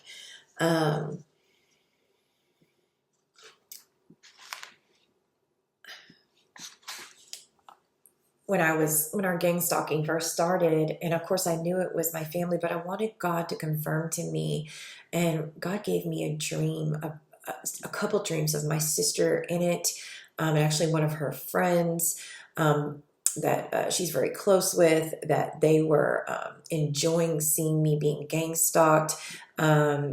She's been her and my mom, they've been the main ones, but my sister my whole life. And I didn't even know this before the gang stalking started, before I went no contact with them. And she's one of the reasons why I went no contact, her and my mom, because I was having issues with them and I was starting to call out their bull crap and they didn't like it.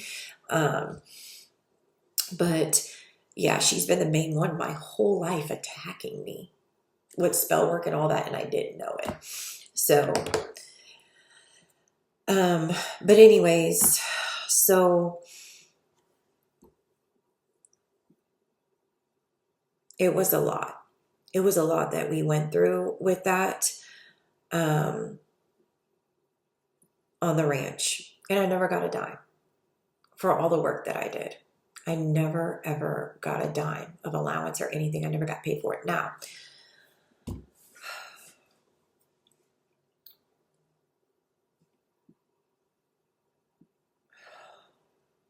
there's so much that can be said. I don't want to make this too long. It's already an hour and 37 minutes.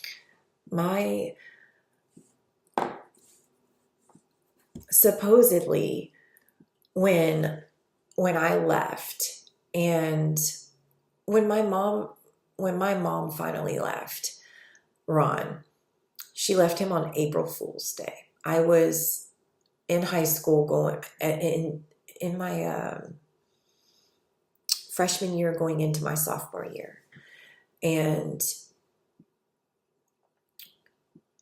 she came home one day, and it was April Fool's Day. She left him. She's like, pack your stuff, we're leaving.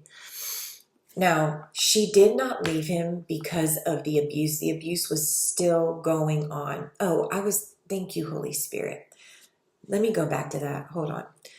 My sister leaving for college. I was so scared that he was going to try this with me, and he did. After my sister left for college, my fears came true. And I'll remember it to this day.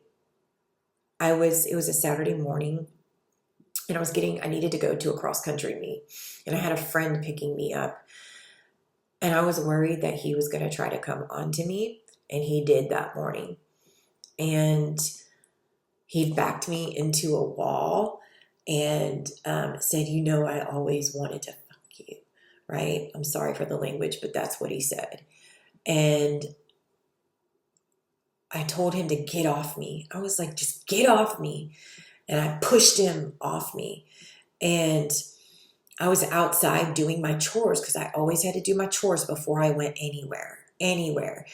And then my friend's mom, her and her mom came and picked me up for the cross country meet, because they would never take me anywhere. Like, I always had to find rides to my track meets, cross country meets, basketball games, practices, everywhere, because they would never take me anywhere. They never showed up for any of them. They never took me anywhere. Like, I always had to find rides, right? And I remember being at that cross country meet. I was so shaken up. I was so scared, and I did not want to go home. It was so bad. It was so bad. Like,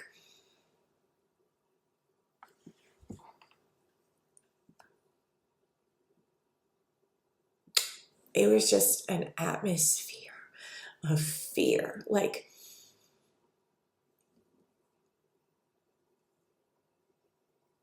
I remember just being out, doing my chores, just asking God, like, God, why don't you just, let me die? Like, I just don't want to do this. Like, I just used to hate my life. I used to hate it so bad. That's why I don't like to, that's what took me so long to get this up, because I don't like to, I know when you hear the thing about the chores and stuff, you really don't think it's a big deal, but it is. Like, I really don't think, like, I really was treated like a slave. Like, they didn't call me by my name, and like, from sunup to sundown, I was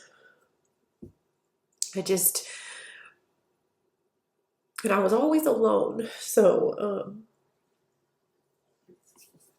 I guess that's why I'm okay with being alone now for so long. It doesn't bother me. Like, it was always just me and my thoughts, like, out there doing all those chores. So it's just, it plays a lot on a child's psyche, and then you're always blamed. You're always not good enough. You didn't do something good enough or up to somebody's standard, and then you're always beat for it, and nobody sticks up for you. And you're doing your best, you're giving, and you did it right. Like, I know, like, the type of stuff that I do, like, I know I did it right. Like, because I know what he expects. So it's like, I knew I made sure to do it how he wanted it done. And it's like, I felt like he did that on purpose. He just would do it, or he would just say it wasn't done right, just to say it, just so he could hit me. And it's like,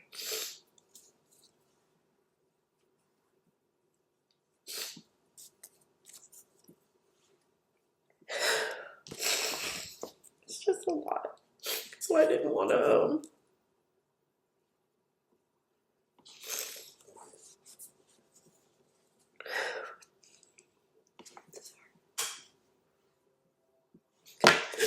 so it's really hard to bring up all those feelings, because I've worked through them all with God, and just to bring them all back up and have to feel that feeling again is hard.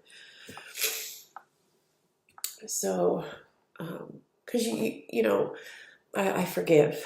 It's hard to forgive, but I forgive. And,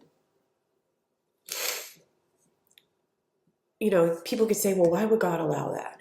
And I think that maybe if I wasn't there to take the blows, maybe he would have killed, Maybe I was the only one strong enough to take the blows. If he wasn't able to take out his anger on me, maybe he would have killed somebody else. So, I think of things like that. And, we don't know. Only God knows. But it is a lot. It's a lot. And I want people to know that just because you have a really sucky childhood, whether it was sexual abuse or physical abuse, satanic ritual abuse, you've gone through domestic violence, whatever it may be, you don't have to, you can heal from that. God can take you through a process of healing. You don't have to go out here and turn this over. You don't have to go out here and take it out on other people, right? Because a lot of people do that. Like, they don't know how to heal properly. They don't know how to get over the trauma, right? A lot of people turn to, it comes out in our adult years, and a lot of people turn to gambling, or they turn to some form of addiction, or a lot of people repeat the generational curse and they abuse their children, or, they turn to, they have sex addictions or drug addictions, or, they turn to porn or whatever. There's so many. It comes out, and everybody's different. We all deal with trauma differently. It comes out in so many different ways. And you just have to, that's a lot of these people, these cults and these covens, they abuse children, right? So I don't expect any of them to have any sympathy for what I've been through. But, if you're hearing this and, sorry, my ear, and you've been through a traumatic childhood or a traumatic experience and you have PTSD, you don't have to keep going through life taking it out on other people, right? You can use your story, use your pain to go back and help others. And that's what I'm trying to do, right? Because I could have gone down my sister's route, because we've gone, I went with the lie. I was abused, and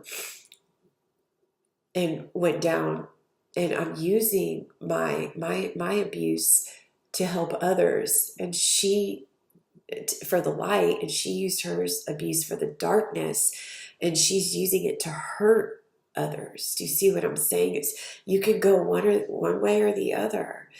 You've got to pick which way you're going to go. But just know, whichever way, you're putting a blessing or a curse on your bloodline. For you, your family, your children, you have to make a decision. And the Bible says that decision goes down to the third or the fourth generations, like behind you. So it's a really big decision. You got to understand what you're doing. And God will get vengeance. When you decide to take vengeance into your own hands, which basically is what my sister is doing, trying to take it out on everybody else and take it out on me, and with her spell work and with this and with that, she's playing God. You're playing God when you do that. You have to trust God to get vengeance.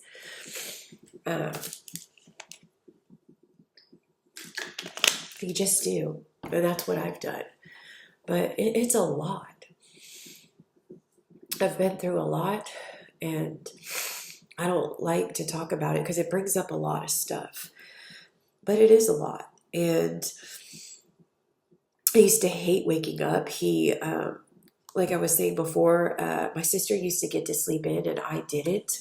And he would wake me up like every day. He would wake me up by, like, they had to walk through my room to get to their room, my mom and Ron. And then my sister room was like right here. And every day he would wake me up at like 7:30. Like I never got to sleep in, never, but my sister did. And he would like grab like my foot and shake it. And immediately when I got up, I could get something to eat, and then I would have to go out and start chores.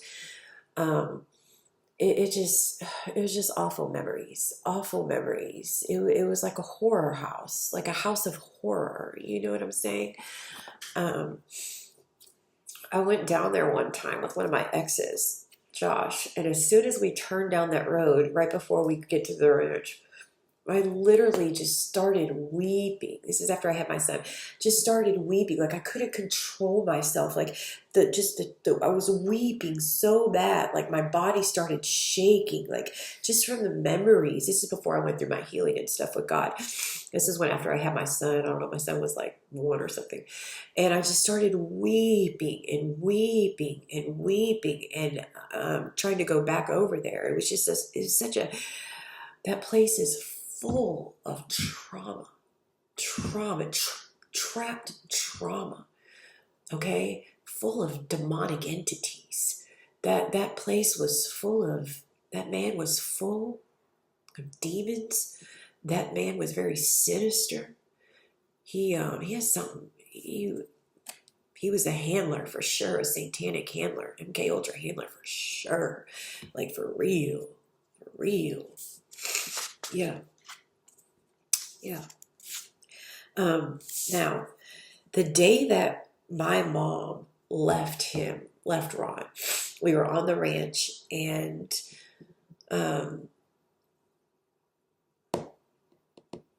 it was April Fool's Day. And I was in like 9th grade. And she like came home, she's like, get your stuff, we're leaving. Now, imagine this. I'm happy, okay? Because we're finally leaving. And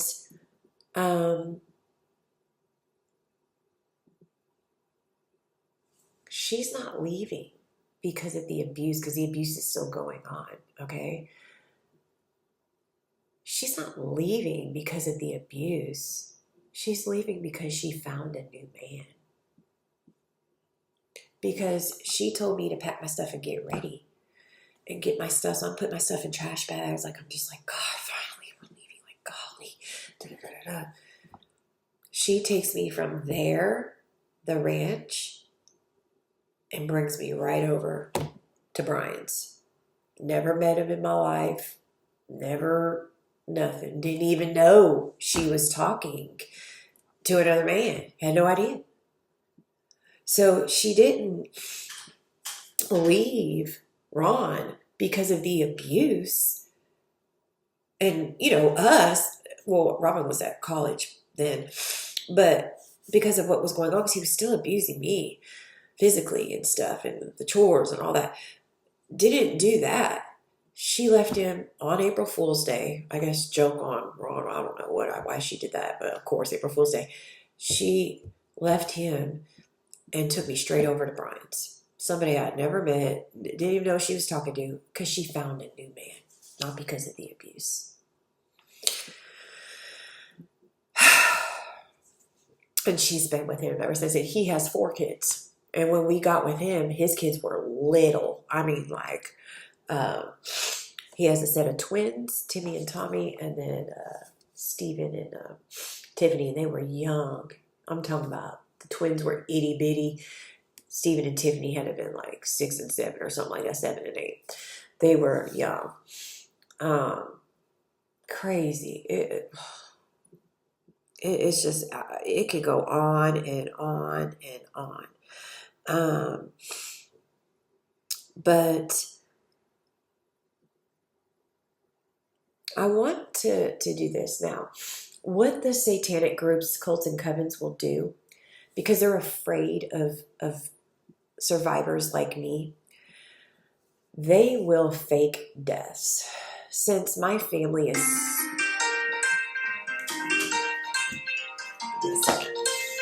I have to get on the schedule at midnight.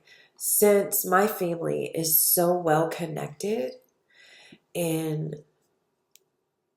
every realm possible, okay? Especially with these... now, I know that this is going to sound crazy. I know this is going to sound crazy when I say this. Ron, our stepdad, supposedly died when I had my son. I think I don't know, my son was like 1 or something. My son's 20 now, so what, like 19 years ago or something like that. 18 years ago. Or 20, I don't know, 18, 17 years ago. He supposedly died of a heart attack. What they will do, so survivors won't, especially when they do something like that, so evil with rape, molestation, physical abuse, and it's on more than one person. So survivors won't get old enough and go back and press charges on the abuser. They will fake deaths. Now, the reason why I'm saying this is because of a dream that God gave me. And he has done this before with celebrities with faking their deaths. Now, I'm not going to get into that. I'll talk about that another day. On July the 18th, 2022, God gave me a dream.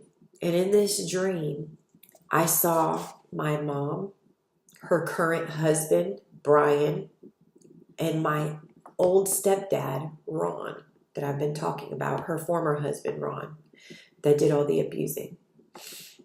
They were in a room. I walked in the room with them and saw all 3 of them together. I was beginning to tell them about all of the targeting and the gang stalking that Jossie and I have been experiencing, and they absolutely would not pay attention to me. Like, they were talking very seriously amongst themselves. They acted as if they didn't care.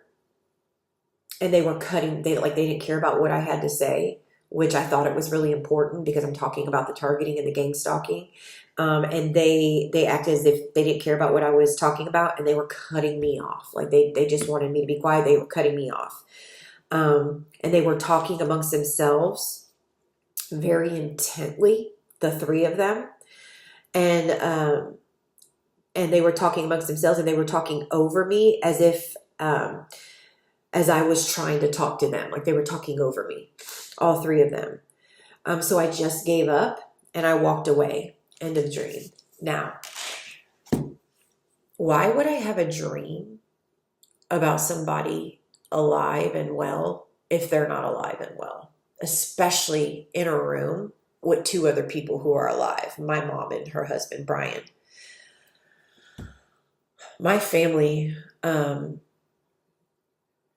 of course, has been known with my father. My father, Jim, of course, he worked this goes back to the beginning of the testimony. You heard me say he worked for a company for many years, like 40, 50 something. Like, he was there for a long time. Now, when my father died,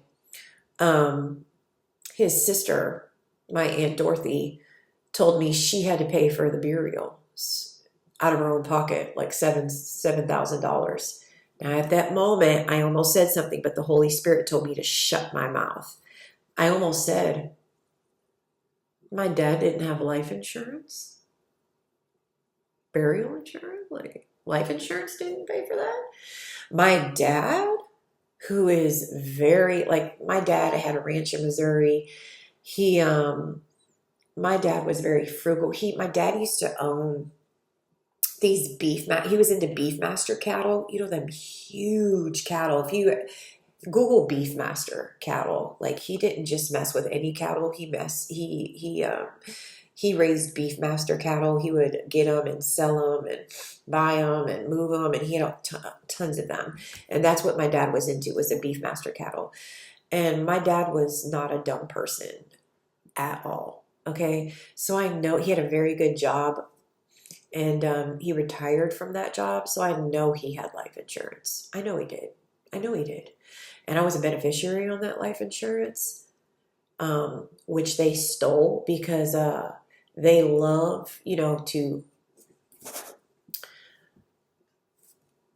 forge documents, take people's names off, right? So what they do with survivors of abuse is, they'll fake deaths. They'll fake a death and forge death certificates and all kinds of stuff. And guess what? They'll also cash in on those life insurances when they say somebody's dead, because they got people, they got county, they got, my family has connections in the court system. They got connections with sleazy judges and sleazy county clerks to forge those documents. They got connections. I mean, just the Freemasonic connections alone, okay? Just the Freemasonic connections alone are astounding, okay? And we're not even going to go into the sleazy judges and the sleazy, county clerks and the court system and the police officers and, the lawyers and the sleazy insurance agents, and all day long. We can go all day. We can name them all. My family has ties with them all. This is why they have been able to get away with stealing everything for so long. FBI, all of them, they got connections everywhere. That's why I'm bringing them into spiritual court right now, because their connections are so deep. I will be editing in my supposed mother, her brother. So with the pictures that you are going to see here as it goes through them, this is my uncle, which is my mom's brother, okay? His name is Norman. My grandfather, which would be their father, my grandfather, his name was also Norman as well. So this is Norman Jr. This is the one who is very well connected in the military. So we also know that those who suffer with mkultra, with also within the SRA, satanic ritual abuse, and within the gang stalking program, those of us who have family members that are in, especially those with deep clearance and security clearances in the military, we get hit really hard as well in the gang stalking program because of the things that they know. As you go through these slides, it's going to go from his picture, then it's going to go into a list of his skills that he shows, of the skills that he has on his LinkedIn profile. You can go check it out for yourself, but that's what the next slide is going to be. And if you look through his skills, my God. Okay, so he was in the Air Force. He still is considered, yes, because he's still working, I believe, active, but working as like a contractor, if you will, for the government, for the military. From my understanding of what he does, he speaks 3 different languages. He's very intelligent. My mother also is very intelligent. That's how she's able to mastermind all of this all these years, from stealing and thieving. But she also gets a lot of connections through him. Okay. This is where all the connections come in, through the dirty cops, the dirty FBI, the dirty judges, and all that. So if you look here, see, he does government contracting. These are all the skills that he has listed that he does on his LinkedIn. He definitely is in control of the project management for the government. Like, he makes sure that supplies and things get from like one country to another country for the military. Okay. He's like over, hundreds of people. He has a really big role. He travels all over. He's stationed in one country for like a year or two. Then he gets stationed in another country for a year or two. And what I find really ironic is when my gang stalking started, he got stationed over here in the United States, and he's also working for a company that supplies things for the state I'm currently in down here in Oklahoma. So I find that really ironic that happened once my gang stalking started and I moved here. So if you see all of his skills and what he here are the fire trucks, what he's doing here, what he um, his professionalism is in, it's a lot. Okay. You also see here at the top security clearance. So he has deep clearance within the military. And to get that, it's a lot, right? And family members will suffer for people who have deep security clearance in the military because the more you know, um, the more your other family members will suffer, like me. Because if I go against the grain, if I don't want to be satanic like you, if I don't want to be like you, I'm going to suffer. My kids will suffer. Everybody will suffer. And that's what has happened with me in my life with the gang stalking program because of the things that he does and the things that he knows. I mean, he's been, look, you're going to see here, the next screen is going to be a job. I mean, you can go to his LinkedIn. He lists, you can list all the jobs you have. Here's what was one of his jobs. You can read through it. Okay, look, he was even a logistic manager for the Antarctica infrastructure. Okay, who gets clearance for Antarctica? We know, don't nobody hardly get nothing for no Antarctica. We know what's up on the ice wall, okay? We know what goes on at Antarctica. Don't hardly nobody get clearance for anything with Antarctica, okay? The clearance is deep here, okay? So it's like, look, and this is one of his many jobs. I just wanted to put it up here. And the only reason why I am showing this is to prove how deeply connected my family is, how it is a satanic bloodline, that they have connections all over the world through different family members and the routes and the jobs that they have chosen, okay? That they have chosen to go through and go down, the routes that they have chosen to go down. My sister even went over to Spain for a year and worked with my uncle. Um,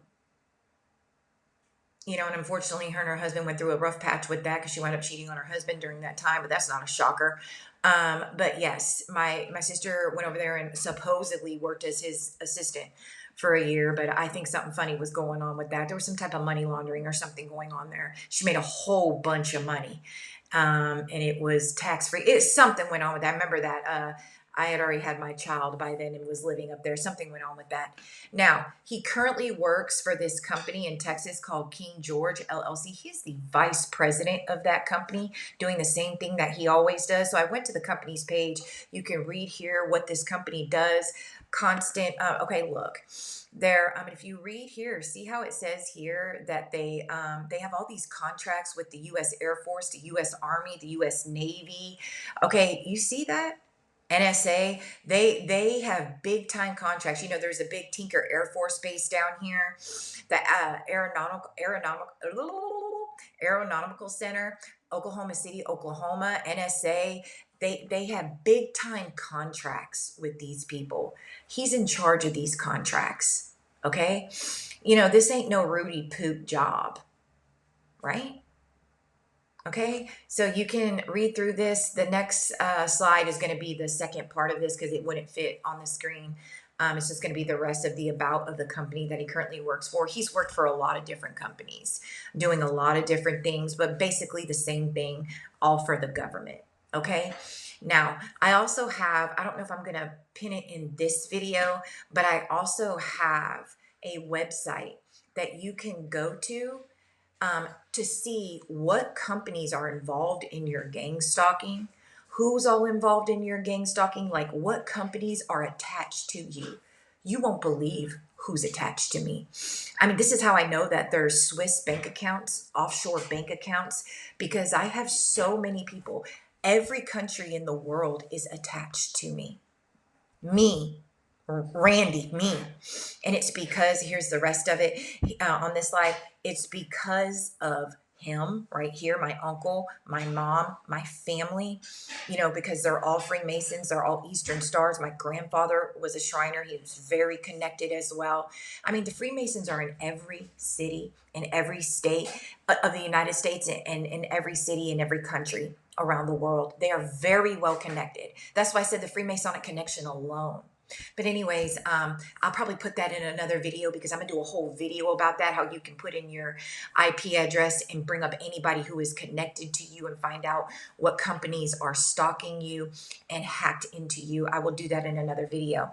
But this is just proof to show you how deep my targeting goes and how wicked and evil it has been and who is responsible for it, because I'm not covering for nobody anymore.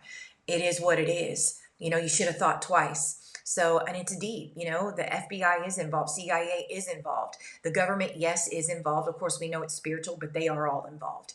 And I know there are good FBI, good cops, good, you know, all of that.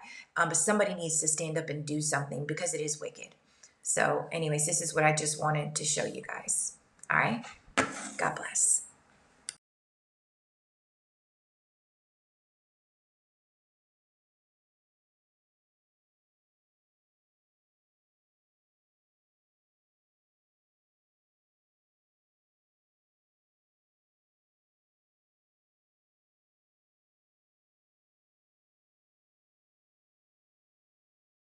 Norman. He works, he's not, he's in the Air Force. He has been for a very long time. Extremely well connected. He's still there. Okay, has been. He works all over the world. Okay. I'm going to be editing in some things. My family is so well connected. You wouldn't believe how well connected that they are. They all have been living off of my money. Trust funds that have been left in my name. I know I'm getting a little bit off topic here, but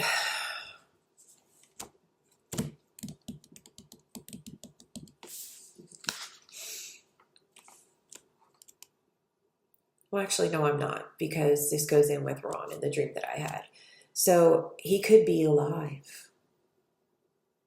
And they cashed in because they don't want people, the survivors, that's what they do. They don't want survivors to be able to come back and go to the courts and say, hey, he abused me, he did this and that, and then he has to wind up doing time. So they will fake deaths, they will fake death certificates, and he's still alive more than ever, right? The only reason why I'm saying that is this dream. I know what God shows me. They were all up in a room together talking, and they was talking about some of the intently, and I was trying to tell them about the gang stalking, which was weird in the dream. So my family's very well connected, okay? But I was going to get into what happened after. So my mom left him. She's with Brian. Now, after being on the ranch for 6 years and being treated like a slave, I didn't really get to go anywhere. Sometimes I was able to go to my friends and have like a sleepover. They came over. I usually try to go over to them because I didn't want to stay on the ranch. Okay, I want to say something that I feel is very, very important here about sleeping over. This is where I found out about the sleeper cells. Okay, and I'm saying something about this because even though my country has done me wrong, I still do care about the people in this country. Okay, the innocent men, women, and children who have done nothing to me. There are sleeper cells where I lived. And I'll tell you why, and I'll tell you the connections that God is now helping me make between those sleeper cells and what, unfortunately, I think my family had involved. Because if you follow the money, if you follow the guns, you can follow the money, you can follow the drugs, which my family is involved in all of that. Now, putting pieces together here, I would always go sleep over, and I am going to say names. I would always go sleep over down the road. We all had ranches or pretty much properties, okay? Big pieces of properties. Down the road, probably about 10 minutes from me, was a friend named Christina. She went to school with me. I would always go sleep over at her house. She was actually my best friend. And I would try to go over there as much as I could because I just didn't want to be at the ranch. They allowed it. Her dad kept up this property that it was not their property, but they were allowed to stay there because her dad was in charge of keeping up the property, like keeping it up and being there when the other people showed up and stuff. And I remember it was a huge property. And she would always talk about how these like Afghan men, like Indian, like Afghan men, you know, from Afghan descent, of course, which we know now are terrorists, right? How they always come late and are on the weekends and stuff, and they train there. And being a child or being in middle school or high school, you're not, well, I was gone there by going to sophomore year high school. So being in middle school and stuff like that, you're not understanding what's going on. I believe she knew because she was there 24/7. But being being who I was, I didn't understand. Which I was like, well, what do you mean they train here? She's like, yeah, they do military exercises. They train here all the time, but I'm not allowed to talk about it. And I'm like, oh, because we were like best friends. She knew about my abuse. Like, we told each other everything. And she's like, you can't tell anybody. And I was like, okay, like, who am I going to tell? Like, I don't really have a lot of friends. Like, you're my best friend. Like, I'm not going to tell my parents. Like, so I just, and we did talk about it several times. And she always swore to me I couldn't say anything. But now I know that it's a sleeper cell there. Okay. So there are sleeper cells back there. Now, what I'm putting two and two together is, my mom is very, very deep into guns. Okay. They own a crap load of guns. She's actually an NRA instructor. She did back then on the ranch with Ron, and she's even more into it. She actually worked, it was like the manager of a gun shop. She worked at, I believe, Bass Pro, an actual gun shop. Um, Other than Bass Pro selling guns, she always had her hands on weapons. And I'm wondering, no, I'm going to say allegedly because I don't know for sure, but I am wondering, with the connection of being able to move things from one country to another with my uncle, were they supplying weapons for the sleeper cells down the road? Supplying terrorists with weapons to train for? Because my family is an enemy of the state. They are an enemy of the state because they are gang stalkers. They're satanic. They come against their own people, right? I mean, look at me. They come against their own. They don't care about their own people, right? They're part of the gang stalking program, and the gang stalking program is an enemy of the state.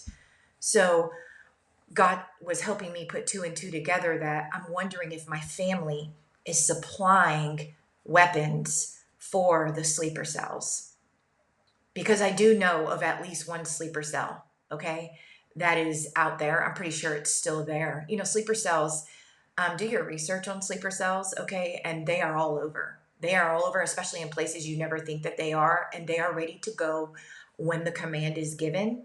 And they're in different territories, and they're going to take over their territories, and it's going to be a bloodbath. And they are trained. They have been training for decades. This is when I was a little girl on that ranch going into fourth grade. Okay, what are we talking about? 9 years old, 10 years old here? And here I am, 39, going on 40. They've been training for a long time here, right underneath Americans' noses, waiting for the command. And that command is coming very soon. You have heard me talk about sleeper cells in another one of my videos. I believe I was sitting in my car, the dire warning. I was trying to give hints then about what I knew about the sleeper cells. Okay. But I didn't give too much of what I knew because I knew I had to wait of when I gave this testimony. But that can be proven. Okay. There is a sleeper cell out in Old Waverly, Texas. I do know exactly where it is at, unless they have moved it.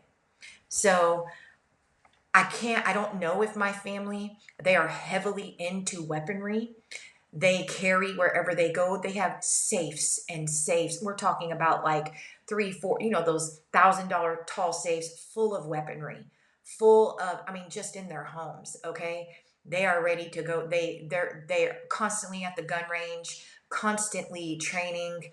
Okay. They're ready for war. All right. But it makes me wonder, with my uncle's job, with how he can move things. I'm not saying he is, but it really makes me wonder, were they supplying weaponry for these terrorist organization and these terrorist sleeper cells? It's just something to think about. Somebody needs to check in on this. Somebody really, really needs to check in on this. Not saying they were, but it just makes me wonder. All right. God bless. Hey, hi, Ronnie. How are you, honey? There. Well, if I'm still here and she calls, you can talk to Well, I'm glad you're still there. her. I'm still here, too. Wish I wasn't. I went a little wild, right? Because after we left the ranch, I had like 3 years of high school left, and I was like, I ain't doing no more chores. I'm not taking care of your dogs. He has 4 kids. I was like, I ain't doing nothing. So it's like I had free reign. And because Brian isn't abusive. My dad wasn't abusive, my real dad, Jim, and Brian, her current husband, he's not abusive. I didn't, even though he is involved in forging and taking money and stuff and going along with my mom because she is the ringleader. She's the Jezebel. Brian's more of the Ahab. Ahab kind of goes along with Jezebel. But I've never had any abuse from Brian, nothing like that. Um,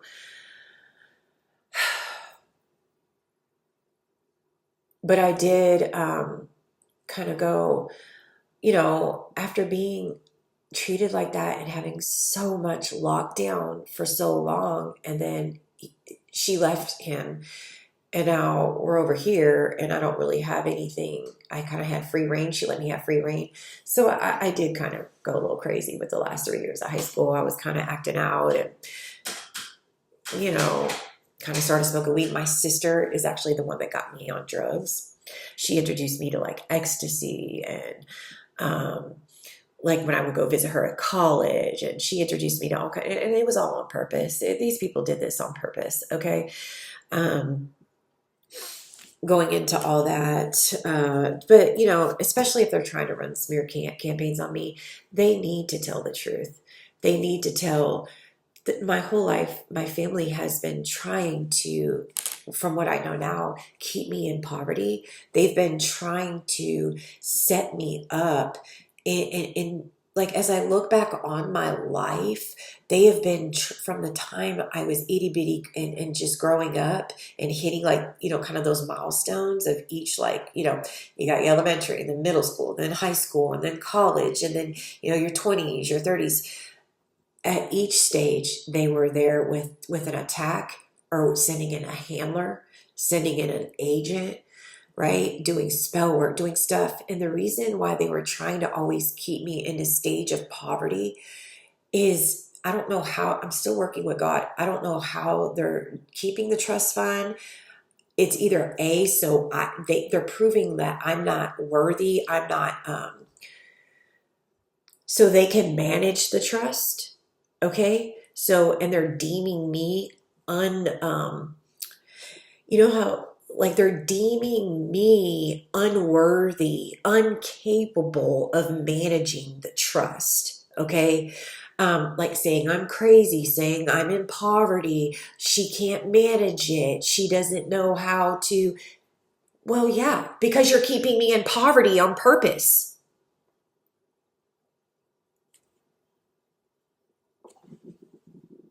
Okay. So, purposely putting me on drugs. Okay. My sister started me on drugs when I was in freshman in high school, when I would go visit her, even when we were on the ranch, when we were still with Ron. Okay. That's the first time I did ecstasy, or I think I was a sophomore in school. Okay. Weed, ecstasy, stuff like that. It was just crazy, crazy. She had me on that, and then, or introduced me to that, had me on that.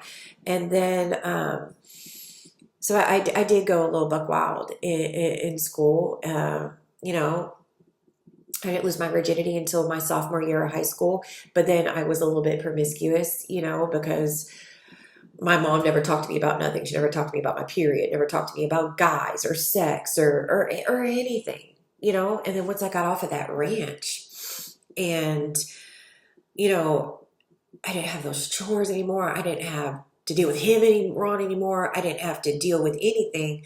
I did go a little buck wild, right? And of course, my mom didn't stop me. So that was another tactic. It's either, okay, well, if we can't kill her or we can't get her to kill herself, then let's let her have a little bit of free reign and see if she goes, and then we're going to talk about her, right? It's It's ridiculous what they did. It's very sinister. It's very wicked and evil. It's like they let you do things and then they sit back and they talk about you. Well, you're the parent. Like, I was still in high school. Like, be a parent. So anyways, I was a little buck wild the last 3 years of high school. And then I went to this is the thing with the money, okay? I went to college. I was going to go to college to be a psychologist. My major was psychology, minor was business and management because I wanted to open up my own practice. Did my first year. I was going into my sophomore year. I wound up getting pregnant. Okay.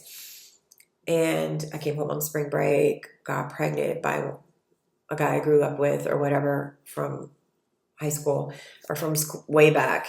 And all the way back from, we grew up together and back from home. And this is the thing. I got this money, right? And the stipulation, Robin wound up getting her money first. That's how I found out about it. Sorry, my forehead looks shiny. This is how I wound up finding out about the money. Robin got her money first. And I'm like, what money? And she's like, oh yeah, Uncle Bud, the same Uncle Bud who, the ranch that we moved on in Texas, left us money. And I'm like, okay. I didn't question it because I didn't know any better. I didn't know any better. Okay. Never met this Uncle Bud because Uncle Bud was dead. Ain't that convenient, Uncle Bud? Bud Olson. Olson is my mom's side name. Her name used to be Kim Olson. Her dad was Norman Olson. Her brother is also Norman Olson. I don't care about names. I ain't covering for nobody no more. So, Bud, right, left you and your sister money, which I'm kind of wondering, was it? I'm wondering about this money with my sister. Was it all my money, and they're splitting it with my sister? I'm really thinking it is. It's like, give me my money, right? Because I deserve it, especially all that work I did on that ranch. I'm like, they owe me for back pay for 6 years of back pay of labor and from Illinois. So more than that, they owe me back pay for years and years of hard labor. And I'm talking about hard labor. Okay. So she wound up getting, it was like 20,000 or something like that, 25,000. I got more than her because I got mine a couple years after her, or it was like 2 years after her or something. That's how I found out about it. But there was stipulations on it. Like either you had to be graduated from college, a certain age, or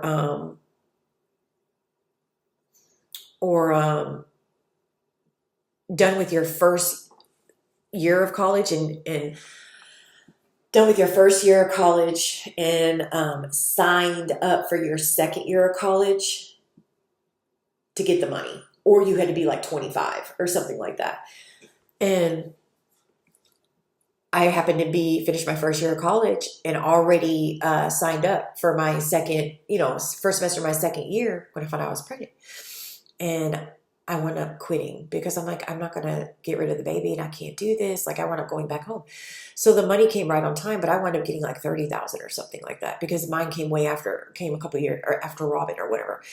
And I had to go through a lawyer. It was some lawyer, which is probably a dirty lawyer, like a probate lawyer. I ain't never heard from him ever again. And I had to sign some type of papers. And this is when I'm 18, okay, 19, something like that. 18, because I got it before my son was born. I had my son 2 months shy before I turned 19. He was born October 26, 2003. I turned 19 January 9th. And I got that money. It came right on time. I bought a house. I bought a trailer, everything that needed to go in the trailer, furniture, baby stuff, everything you need for a house. I bought it with that money. I bought a car. I bought everything. And excuse me. So that's the first time I heard about money, okay, ever in my family. Because my family doesn't give money. Like my mom, my sister, and we don't, my family has never given me money. Ever. Ever. My mom, my sister, none of them. They have never, ever, ever given me money. Ever. And I have been a mom since I was 18 years old. 2 months shy of 19. Single mom. I mean, I've had a couple boyfriends, but I've always done it myself. Neither one of my children's fathers have paid child support. Well, my daughter's father has paid off and on, but he owes me, I think, like $18,000 right now or $16,000. And it's like here at hit and miss. Couple like payments here. But my son's father, but I don't count that because it's like he doesn't even, but my son's father never once owes me like $60,000 or something, $70,000 for his 18 years. But still, and never helped. My family never helped me. Out of all my son's 18 years, my daughter, now they got them Christmas gifts and birthday gifts. But other than that, never once called me and said, hey, it's back to school. Can we help you? Hey, you need anything? Can we pay a bill? Nothing. Nothing. Never has my family ever offered to help me. My sister, my mom, never have they ever offered to help me. Ever. Not one time. Never. Can I buy your kids some shoes? Do they need clothes? Anything. Nothing. Back to school. Nothing. Throughout the year. Never. They're supposed to start, and I got pictures of it. I'll edit it in. When my son was young, a bank account. Years ago, they were going to put money in it. I think they gave that to him when he needed to get a car, and it wound up only being like barely $1,000 in there. And they started that when he was young. He was like 10. They're supposed to be putting money in that for him. They never did that. And I have the letter and stuff that she wrote me, my sister, where her and my mom were supposed to be doing that, which they didn't have to, but I'm just saying they offered to. They never did that. They're supposed to be putting money in there every month for him. But it is they made it very known to me. You don't ask us for money. We ain't gonna give you no money. Okay. You on your own. Now they might they might give each other money or ask each other for money or something like that. I don't know what they do amongst themselves, but, it's made very known to me. You don't ask. So, and I didn't. I never did. I never did. As a matter of fact, and now that I know what they've been doing this whole time with stealing my money and sitting back this whole time since I was young, and let's just not even go back that far. Let's just start when I was a mom, 18 years old. How are you going to watch me since I've been 18 years old as a mom? I'm almost 40. January I'll be 40. 18, 28, 30. 22 years. You have sat back and watched me struggle as a single mom, working like a dog, working 2 jobs, no help from the child's fathers, no child support. And they know it too. No help from the child's father's side of the family, grandma, auntie, none of that. No support from them. How are you going to be sitting there using my trust fund money, living off of my wealth, and not offer me none? You ain't even got to tell me you're using it. but not somehow, some way offer me some type of money in some kind of way. That is some form of evil, narcissistic greed right there. For real.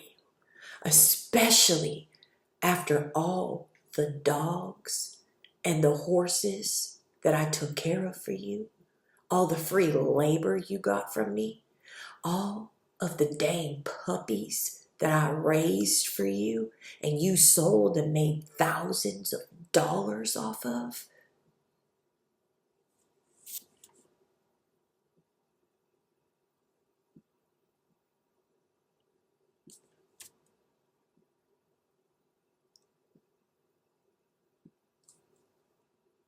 Horses too. Horses had tons of babies. Go out there every day and take care of them babies. Train horses. Break a horse. I know how to break a horse.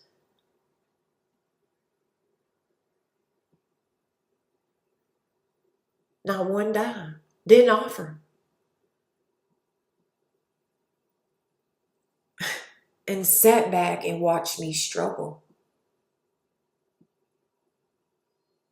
And didn't offer anything. Now, I was given a car, an Impala one time, and that was out of sheer desperation because I was working as a nurse aide. I did have a boyfriend at the time, Josh. My car broke down. I was using whatchamacallit's truck that was breaking down. So she did give me her work car, company car. I think she had bought off of Firestone. She's still working for Firestone that time. She did give that to me. So at one, and this was when my son was still 1 or 2. So that was one thing she did do for me. She gave me an Impala. Okay. Another time, of course, they will always throw this in my face. Will we let you come live with us? Well, yes, that's the least you could have done. Okay? That's the least you could have done after all the free work labor you got out of me at the ranch. Okay? Yes. But these were situations that I was placed in. So this is the type of thing that they do. They'll place me in situations financially. So this is what my mom likes to do. They place me in situations financially so that it's like she wants me to have to need her. So it's like a thing of like, like those moms who like, they make their kids sick even though they're not sick just to get attention so the kid will need them type of thing. It's the same thing. They'll place me in situations all the time. They'll have a handler come in. They'll send an agent come in via means of a boyfriend or something, drain me financially or doing something to where I won't have any other need. I won't have any other way other than to call on them. Hey, I need to move back in. I need to do some other type of way. Put a drug. They know I'm dealing with trauma. I have an addiction, something like that. And that way I have to call. She'll put me in that trauma. That way I'll have to call on her to need her to move back in or whatever it may be. Do you see what I'm saying? That type of weird, wicked behavior. Like they cause the thing in your life, the trauma, and then just so that you'll need them again. Do you understand? It's weird. It's creepy. But so they did that for me. Yes, I had to move in with my mom twice. So yes, they did let me stay there. This is getting long. It's 2:21. I can go into a lot of things here. I want to get the gist of it. About, the money and the trust funds and things like that. But with the money, that's when I first found out about the money and I knew about some type of funds. So I did get that money. After that, That's all I never got any other money other than when my father died recently. And it was weird because right before he died, out of the blue, he told me, I don't have any money. But when he died, my Aunt Dorothy, this is so like, sent me this thing about my dad set up a trust fund. And I think these people are full of crap is what I think.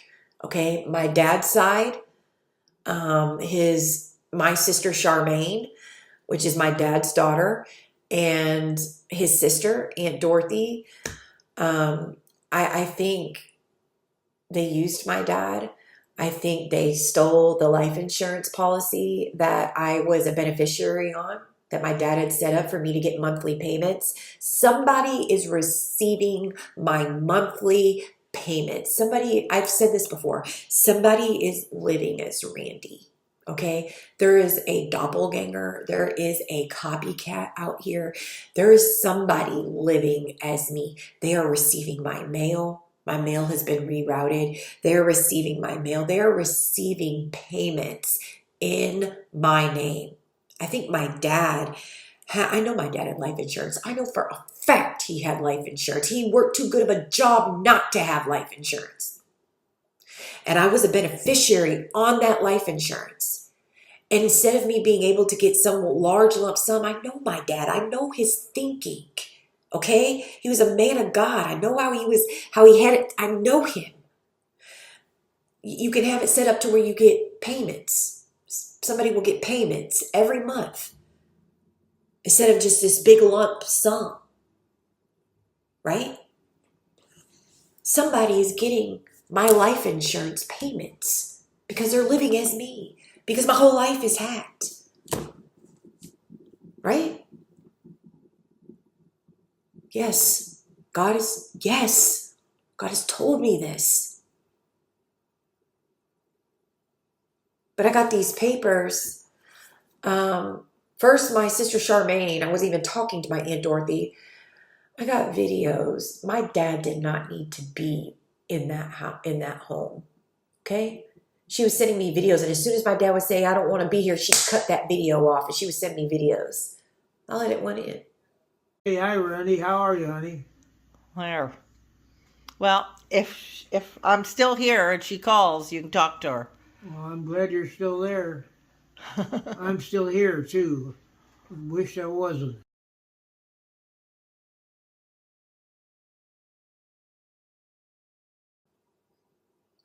I believe my dad was murdered. I honestly do. I'm making some strong accusations here, and I stand by them. My dad was healthy. I believe my dad was murdered. Car honk. Car honk.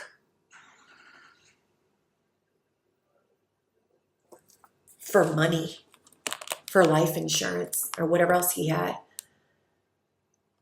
I didn't know my dad had any money until my sister Charmaine, when he was in his nursing home or in his retirement facility, said, oh yeah, dad's leaving us money, inheritance. My dad never said anything to me about an inheritance. Maybe he didn't want to because of these money hungry, because he knew what was going on. He knew he shouldn't have been. Maybe that's why he didn't say anything. I don't know.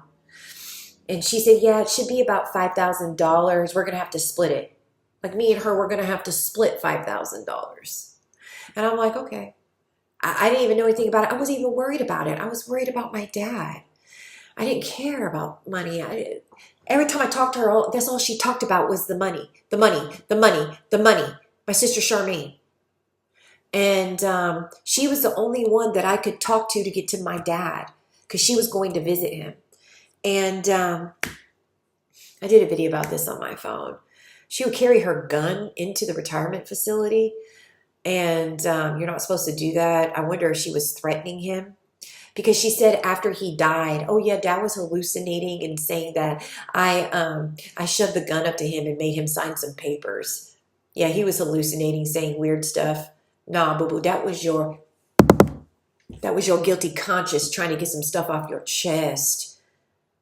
And then me and my dad were on the phone, on her phone one day, and we were talking about something. Then out of the blue, he goes, just like he was trying to tell me something. He goes, we weren't even talking about money. Like, I never once in my life did I ever ask my dad for money. My dad was older than me. I felt bad because I couldn't take care of my dad. And like, I never once in my life ever asked my dad for money. Ever. Not one time. Never. I didn't want to. I didn't need it. And well, sometimes I needed it, but I didn't want to. I just didn't want to. He was elderly, and I just wasn't going to do that. He paid his child support. I remember them child support checks coming in. Because I'm the one who checked the mail at the ranch. I remember him like clockwork. He paid my mom. Like, he did what he did. He did what he had to do. I wasn't going to bother him for stuff. Like, no. And, never once asked him for money. Never. And, when I got older, on my own, and we were talking when he was in that, before he died, and he said, just out the blue, Randy, I don't have any money. I'm like, Dad? I said, Dad, I didn't ask you for any money. Why'd you say that? And then he just went on to talking about something else. I don't know if he was trying to tell me something or what he was trying to say there, because when he died, they had a graveside funeral. Boy, they couldn't wait to get my dad in the ground. They could not wait to get him in the ground. My dad was very active. He went to the same church for like 50 years. Nobody came to it. They had a graveside funeral, meaning they didn't even have like a real funeral. Just like, there hardly nobody come. Like, you went to church for that long. Like, it was weird, man. Like, it was weird. And I also wanted to mention here that when my dad died, okay, so my dad died, I believe I can't remember if it was June or July of 2022. Now remember, my gang stalking began in February of 2022 because that's when I cut my family off and went no contact with them. Okay. And all of a sudden, my dad starts, let's put the puzzle pieces together here.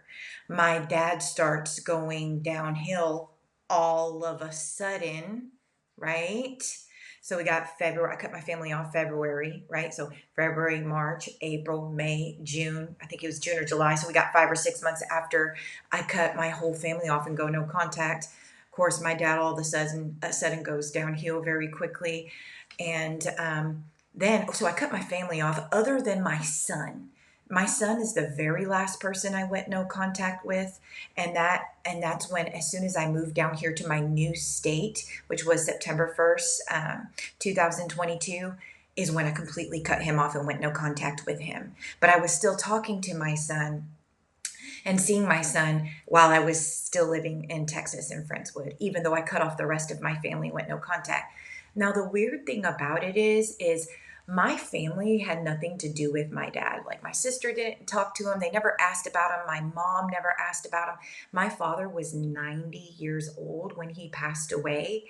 And my mom, I think right now, is like 63 or 65 or something like that. She's somewhere around that age.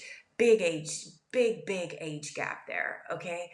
So it was really weird that the day my dad died. Okay, so I got the text the call immediately from Charmaine, because we had been in contact a lot because he was supposedly going downhill very quickly. And we had been in contact for months, going back and forth because she was the only one that was able to see him. He lived in Missouri and she was visiting him and, sending me videos. And I could only talk to him through her because once he went downhill really bad, they didn't allow him to have a phone anymore. So he could pick up the phone and I could call him. They didn't let him have a landline anymore. So what I found very weird is the day that my dad died, I got a call from my son. Like, hey, they were very excited about it. Like, hey, did you know that your dad died? Have you heard from Granny? And my son knew I wasn't talking to my family. And I'm like, Jay, I'm not talking to Granny and Auntie, my sister, and them, like, I'm not talking to them. And he was like, oh, well, Granny said she was going to message you. And I was like, I already talked to my sister, Charmaine, and stuff. And he was like, oh, well, yeah, your dad died, like, and my son had never in his life, like, he's heard me talk to my dad on the phone because we will always stay in contact over the years. And I told my son, I think I had talked to him a few times when he was younger over the phone, but that was it. But once my son got older into his teens and stuff in high school and graduated high school, he never asked about my dad. But I found it very interesting that when my dad died, everybody wanted to call and tell me. And I knew then and there. I knew then and there that it was definitely a money thing. I know my son betrayed me for the money. And he definitely knows what's going on with the money, but I do forgive him because, of course, my family is responsible for bringing my son into this mess. But yeah, they wanted my dad to die and to die quickly. And I think they were, starving him. He was extremely, extremely skinny. He didn't really have a lot of health problems other than his eye. He had eye disease and he had broke his hip from falling a few times. But other than that, my dad was healthy. He never had any diseases, never like high blood pressure, diabetes, like all that stuff. Wasn't on hardly any medications, none of that. He was healthy. So I just wanted to put that in there. So yeah, they betrayed for the money. They betrayed us all for the money, right? And that goes for my dad's sister and her side of his side of the family, and his children, and also my whole side of the family wanted him dead for everything that he had. All right, God bless. Someone right. And I sent a big $300, the things like when you go to a funeral and it'd be the big old flowers on them things, and they sit up on a stand, but they're up high, and it was supposed to be in the shape of a heart, but it didn't. It came out in a circle. I paid $300 for it to be delivered there on the day of his funeral, to be by his casket. And anyway, so I didn't like the way that Charmaine had been talking to my dad when he was alive. Just stuff had been irritating me because me and her hadn't really been in contact a whole bunch until my dad started getting sick. And she's getting on my nerves. So I said, I wanted a copy of like the funeral or whatever. And she sent me some pictures, and I said, where is the $300 thing? I wanted it to be left at his gravesite after the funeral. Because that's what I bought it for, to be there for him. And I said, where is the thing I sent? And she said, oh, I'm going to edit in a picture. She said, oh, I undid all the flowers and I took it home. It's on my porch. Boy, if I didn't want to come through that phone, they intertwine all the flowers on that wire rack, right? And then it stands up on a stand. It wasn't the fact about it being $300. It was the fact that I sent it was me. It was supposed to represent me for my dad on the day of my dad's funeral, and to stay there at his gravesite. So here you're going to see the email proof of the receipt of the just about $300 flower arrangement that I sent to my dad. You can see here that I had to make it out where it says at the card message, I had to make it out to my sister Charmaine because she was going to be at the graveside service. And it says, you can see right here that I want it to be something to represent me at my dad's funeral. Of course, it was for my dad, but also representing me since I could not make it to his funeral because I was in Texas. They were in Missouri. His funeral was in Missouri. There was a banner. Now you can put like these big banners. You're going to see a picture next of what it was supposed to look like. Because I cannot find the pictures of the one picture that they gave me of the service. The banner went across it that said "Beloved Father." That's what I wanted. And of course, the signature on the card was from me. And this came from a local florist. And it was supposed to be in a shape of a big heart. But the only picture that I got, it was in the shape of a circle instead. And you're about to see what it looked like. But She argued me down. I might even I don't see if I have the text message. She was like, that was at $300. You're going to hear me say that in this upcoming thing. And I literally had to send her the receipts, like for real. This is what I had to send her. But they never, his sister put a flower thing on top of the casket. And then I sent him this is what it looked like. Okay. It was supposed to be in the shape of a heart. It wasn't all white roses. It was all beautiful, different colors. It was red roses and white. And it had, the greenery. It was exactly like this. It was on the stand, just like this. I wanted it to be standing up. These things are very expensive. And the expense didn't matter to me because I loved my dad and I wanted him to have something there beautiful for him. And I wanted it to be left there for him. Right. But I wanted to give you a visual of what it was supposed to look like. And this is exactly what it looked like, other than the colors. The colors were pink and red and white, and other than it just being plain white like this. So you can, kind of have a visual what it was supposed to look like. And then, you're going to hear me say after this about what my sister Charmaine did. She never brought any flowers. They couldn't wait to get him in the ground. They had what they called a graveside service instead of an actual funeral, where the church that he went to for 50 some odd years, I mean, he was at every dinner, every Wednesday service, every Sunday service, any, I even went to that church when I went up there to visit him in Missouri. He would send me CDs every single week from that church, his pastor. And, it makes me wonder, what type of church that really is. What type, are they involved in the gang stalking? Because supposedly, in his will, here you go, you're going to see the picture. This is my narcissistic sister, Charmaine, my dad's daughter. This is what she told me she did with the flowers. She unraveled all of those on the day of my dad's funeral. Now, before she left the funeral, she unraveled all of these beautiful flowers that I had there for my dad on that stand. And this is what she did, and put them all together and put them on her porch, and then sent me a picture and showed it to me, because I'm like, where's the picture? Can I see how it looked at, my dad at the funeral, at the gravesite? And then she's like, oh, it's not there. And this is what she said. And was the defining moment of when I cut her off and went no contact with her. And after my dad died, right after my dad died, this wasn't even a few days after my dad died, or probably a week, whenever the funeral was. And this is what she did.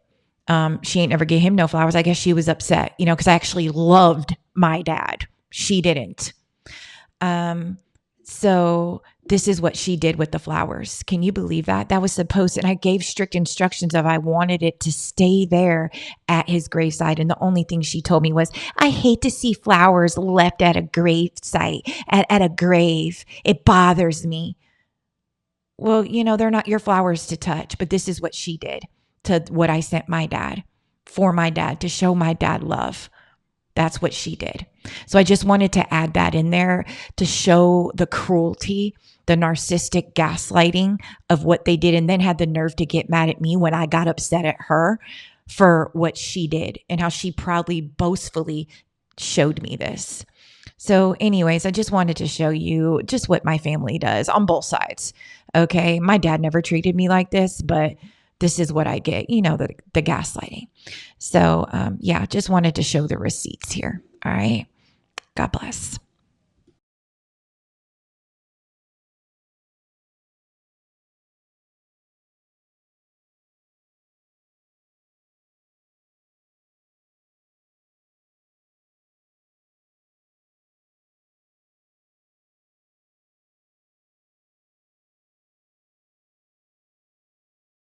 Right?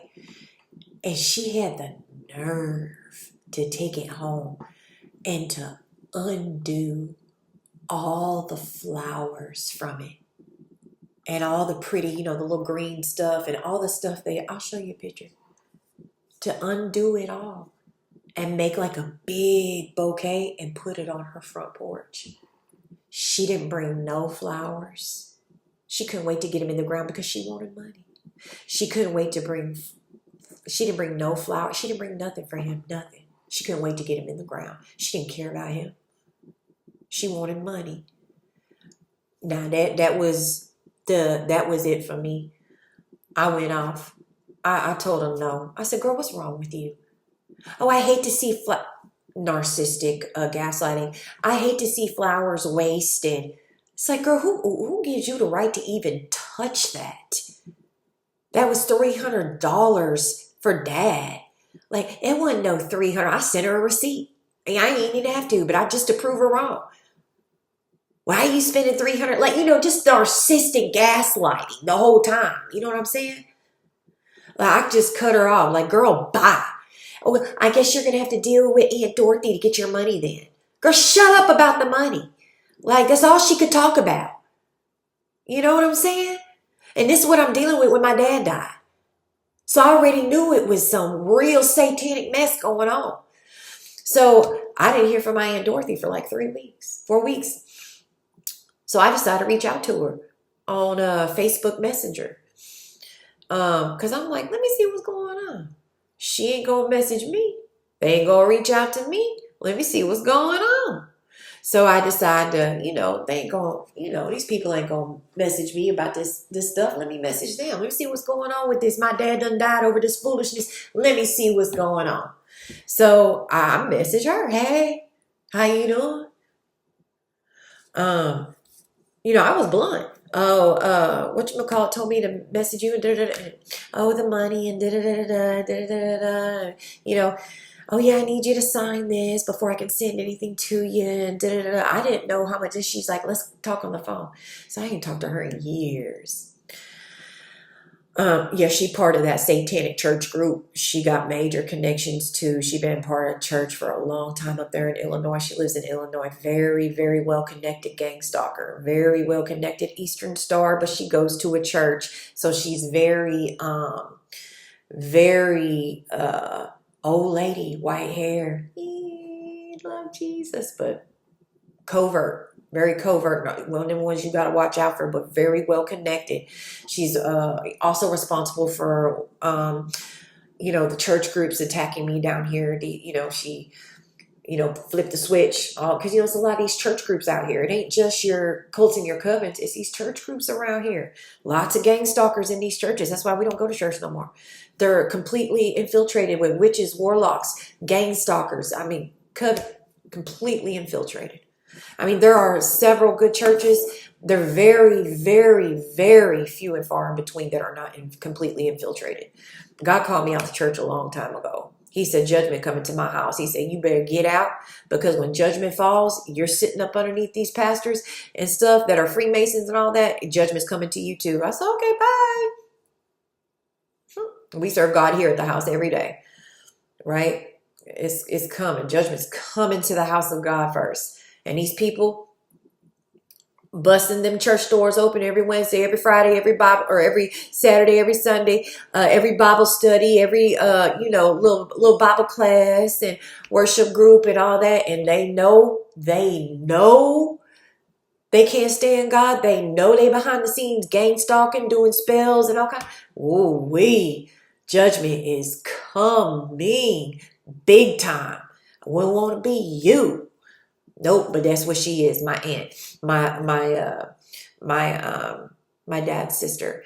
But she sent me this stuff, and I had to sign it, certified mail. This is when I was at my apartment in Texas, right before we moved down here. Anyway, this trust, my dad didn't tell me anything about this trust. I'm wondering why. But it made me think about the thing where he said I didn't have any money. Nothing about life insurance, nothing about nothing. Where I was supposed to get $25,000 and my sister Charmaine was supposed to get $25,000. But my sister Charmaine kept telling me for several months that there was going to be nothing but $5,000 left. That we were supposed to have to split, and she was going to send me the money, my sister Charmaine. Boy, their story switched up fast, boy, from her to my aunt. Like, once I got mad at Charmaine and cut Charmaine off, that story switched up fast.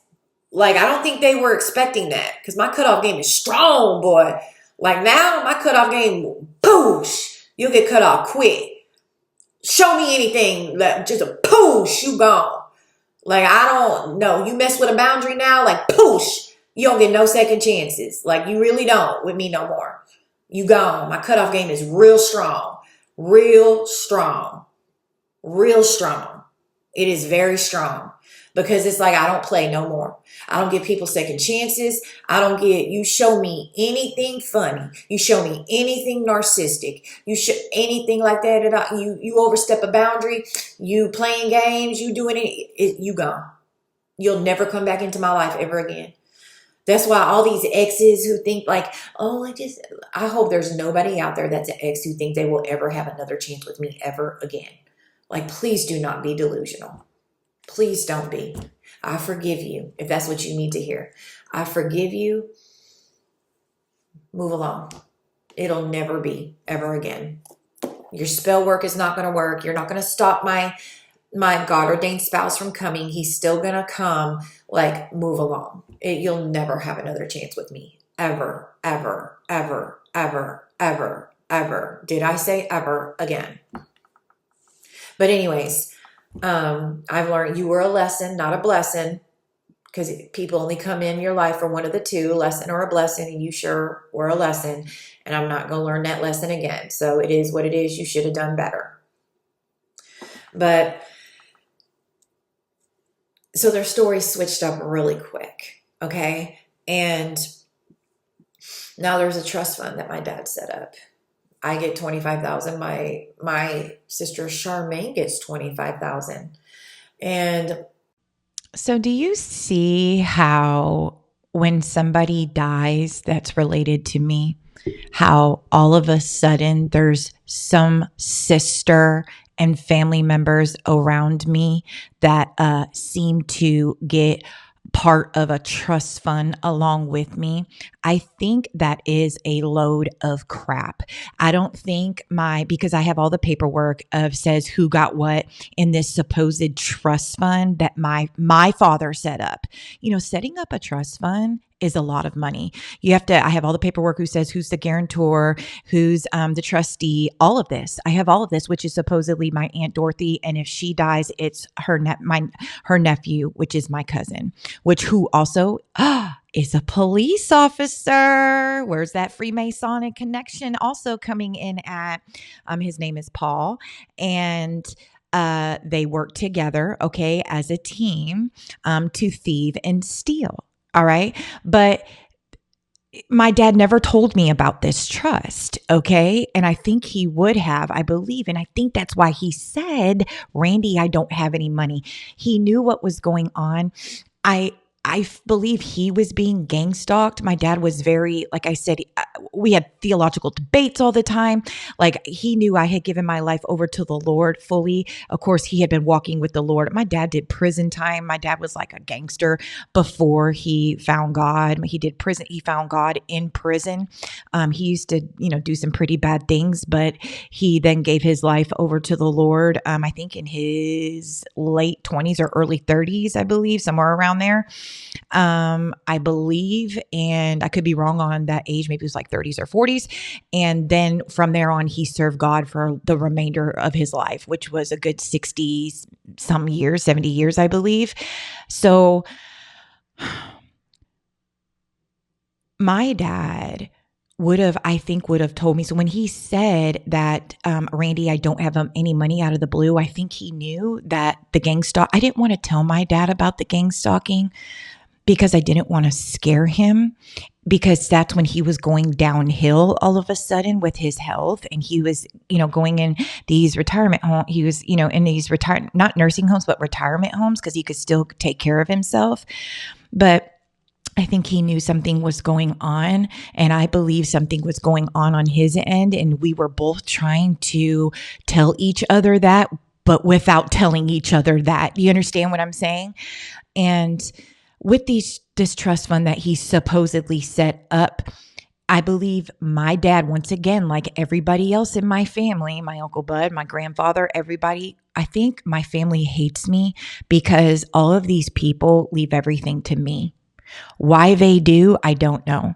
Maybe it's because they know what I've been through. Maybe it's because they know I don't belong to this family.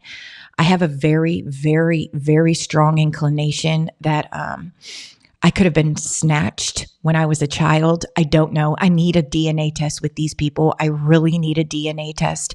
God has given me dreams about these dark blue vans with these dark windows. And I keep having this reoccurring dream, and they're kidnapping vans. Okay. I'm working with God on that still. I could be wrong about that. And I think that's another reason why Ron would never let my mom and them celebrate my birthday. He knew. I don't believe that January 9th, 1985 is my birthday. I really don't believe it is. And I think he, in a way, was letting me know that they're not who you say you are. So my family, whoever is supposedly my family, they left me these things because they knew that I would be the one to do right with the estate, with these trust funds, with the properties, the homes, whatever it may be. I really do. So they always wind up coming in when my family dies, grandfather, uncles, fathers, and all of a sudden everybody around me gets the money. My sister Charmaine, who has been married like 3 or 4 times, my dad would always tell her this, had to move in with my dad all these times, and I know asked him for money and all this stuff.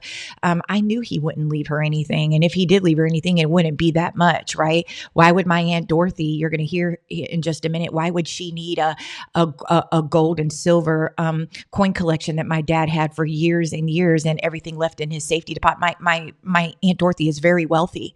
Okay. It's like these people leave everything to me, and they get so mad about it. So they have to forge all these documents and get all these documents forged to split things, right, with me, because everything was left to me, not them. So I believe the 50,000 was supposed to go to me. All the insurance policies were supposed to go to me, right? So I just wanted to make that little note. I don't think anything was supposed to go to my sister Charmaine. I don't think anything was supposed to go to my Aunt Dorothy. Nobody. I think it was all supposed to go to me. So I just wanted to make that known. Yeah, I have all the paperwork though of what supposedly was in this trust fund that my dad set up that he never told me about. All right. God bless. My dad was a collector of coins, gold and silver coins. I remember these from when I was a kid. And he used to get those. He used to collect and buy them all the time, different ones. He used to have like a magnifying glass. And I remember that from when I was young all the way until I would get older. Last time I saw my dad, I think I was like 10 or 11 years old in Missouri. And that's the last time I actually saw him in person. But we always stayed in contact. Like we always talked on the phone. We always, like, all throughout the years, all the way until he got sick. So we always were in contact. But ever since I was little, all the way until the last time I saw him, I always remember him.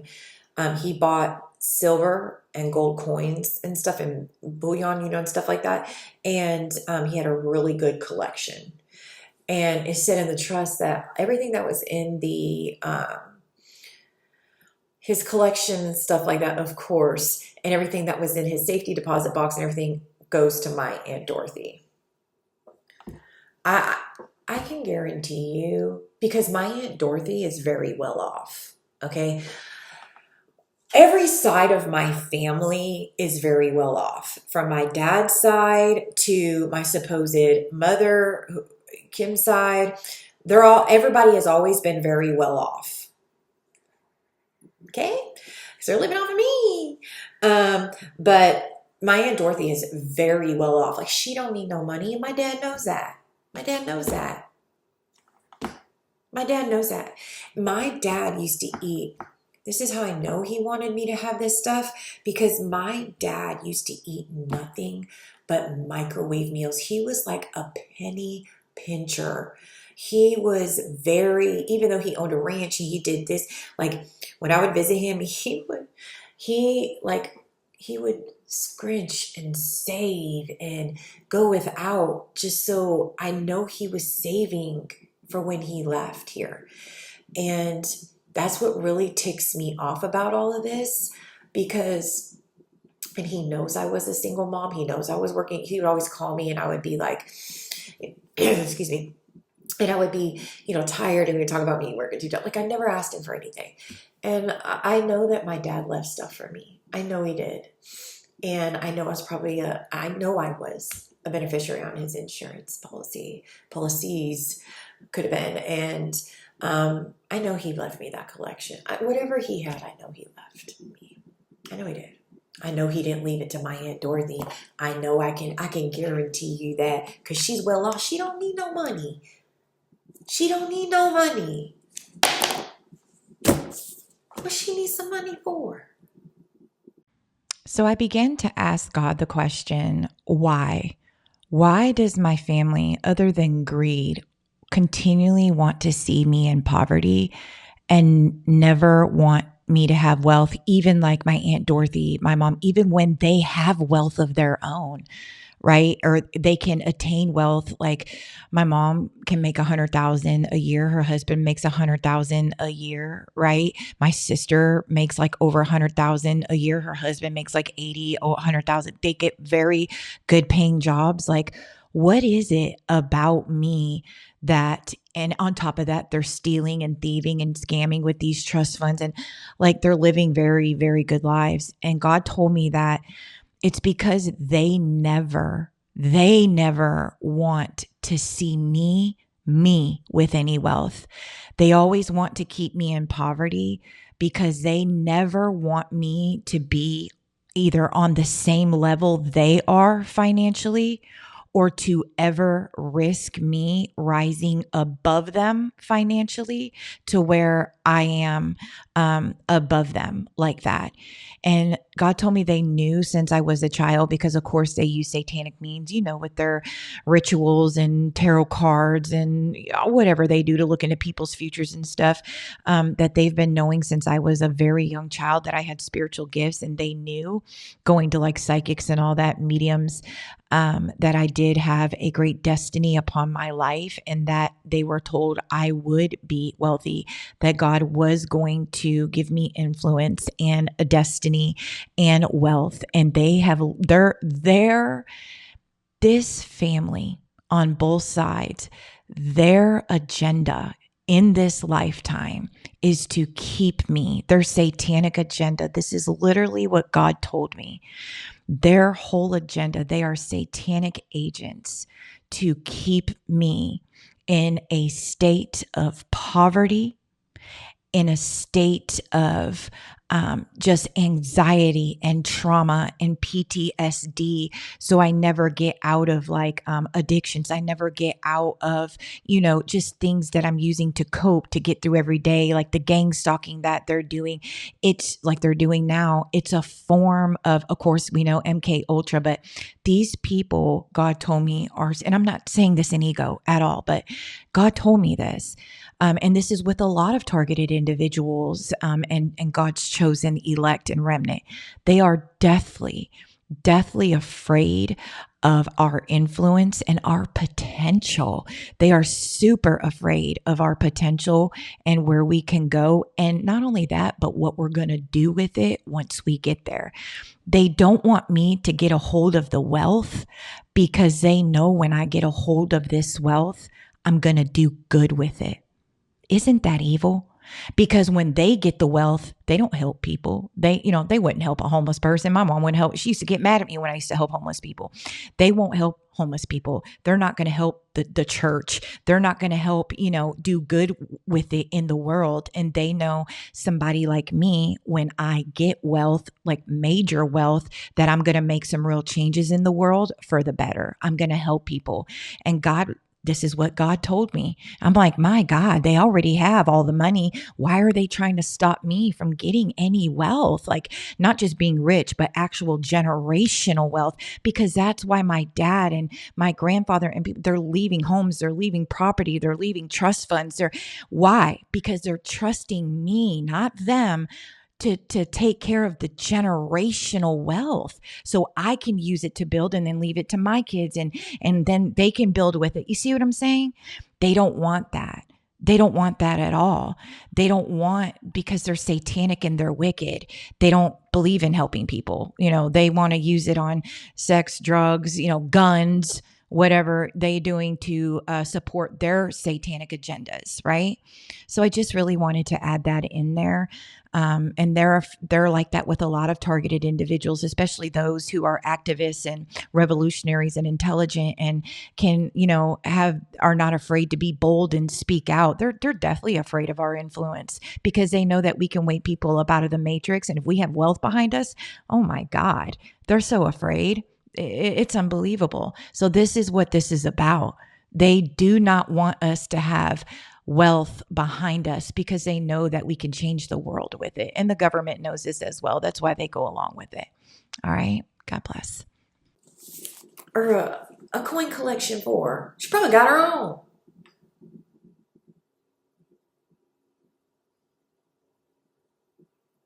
But I got all the paperwork here of the trust that was supposedly opened by my dad. Is there more money in that trust? Because there were several bank accounts named. I don't know. I don't know. I don't know what's lie and what's the truth. I don't know. I don't know. And the way that she sent me the money, it was just a couple thousand she sent me at the end of the year, then a couple thousand at the beginning of the next year. And she's like, yeah, that way you don't have to claim it on your taxes. It's like she didn't want me to be able, the way she sent it to me, she sent me a couple thousand of it in Texas, and then I had moved down here. And she's like, well, wait until the beginning in January. That way you don't have to claim it on your taxes. And I didn't know any better. And I'm like, okay, and I don't know. This is before everything is starting to make sense to me, right? I don't know, bro. I don't know. This is what she said. And I'm going off and I'm like, okay, I'm figuring she knows what she's saying, right? So that's what I did. And I just waited for her to send me my stuff. She sent me some here, and then we waited several months, and she sent me some the next year when it turned to the new year, and I just did what she said. But I didn't know any better. I didn't know, and I didn't figure everything out about my dad until the insurance and until like there must be trust in my name and insurance and stuff until probably a year after that, or going on to a year, because it really took a lot of prayer and a lot of time spending with the Lord. When God really started, when the gangstalking was getting really bad, because like I said, if you watch the never ending arsenal of gangstalking attacks, when we moved down here, they sent people knocking on, like standing in my bushes, knocking on our windows when we first moved down. Like I couldn't figure out why they were so, like I had to go to God and be like, why are they sending so many people out? And my aunt is the only one who had my new address. She was responsible for sending these people here. Okay. This is after I got the first few $1,000s from her, from this supposed trust. It's like they, I don't know. I don't know. I don't know. But I do believe, and that thing keeps ringing in my mind of my dad saying, I don't have any money. Was he trying to warn me?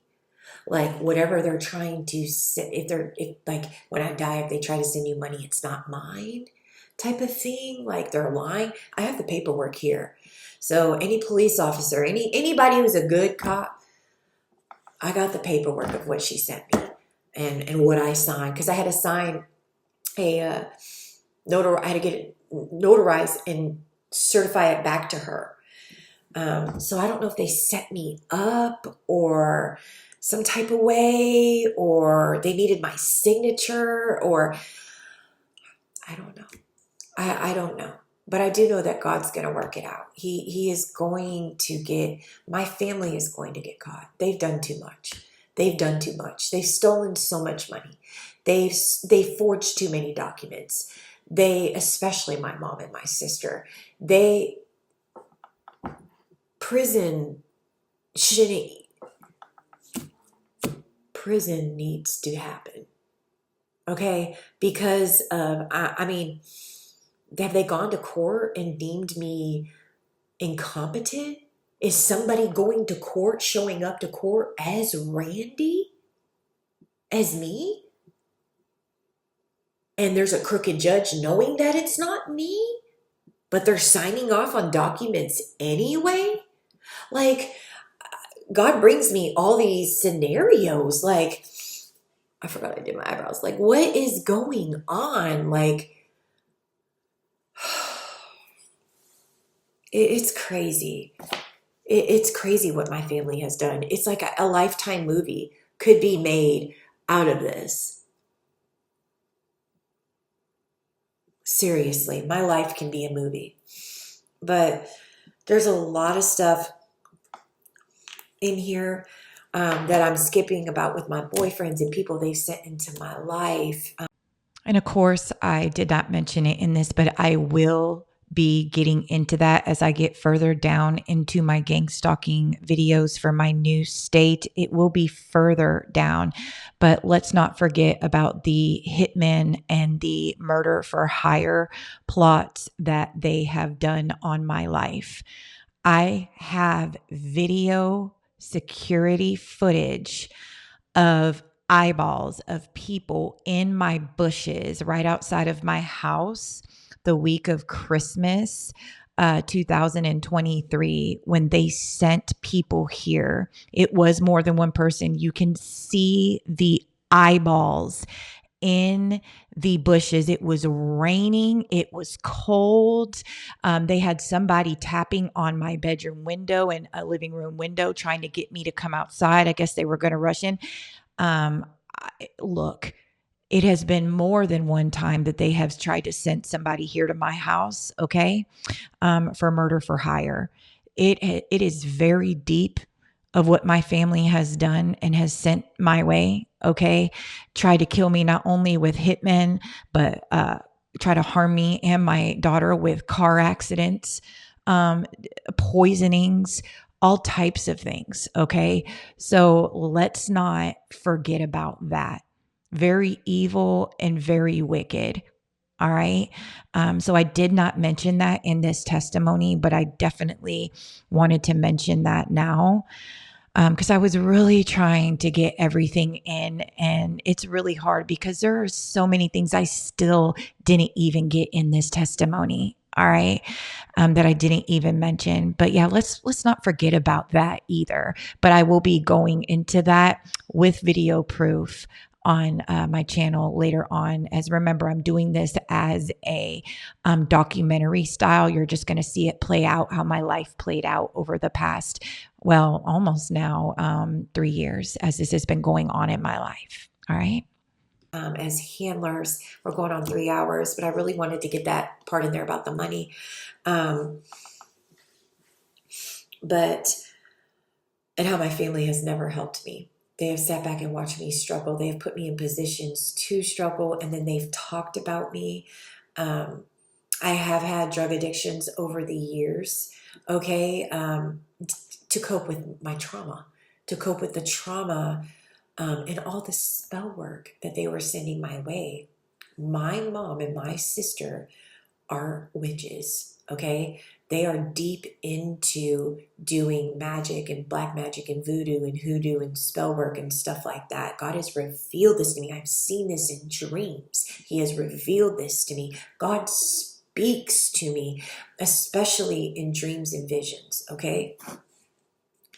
So over the years, especially in domestic violence relationships, and if I did have a boyfriend come into my life that was actually good, they would go behind my back and they would see that that man loved me or wanted to be with me or was good to me, and they would get to him behind my back and lie to him. And unfortunately, obviously, he went on their side, or that he believed their lies. They did that to any man that they could not send in as an agent. They did that with my first boyfriend, Josh. We were together for quite some time. He helped me raise my son, even though it wasn't his, when I came home from college, and they got to him. Okay. Then they sent an agent in after Josh. I was 20 years old and with a ex NFL player. His name was Otis English Jr.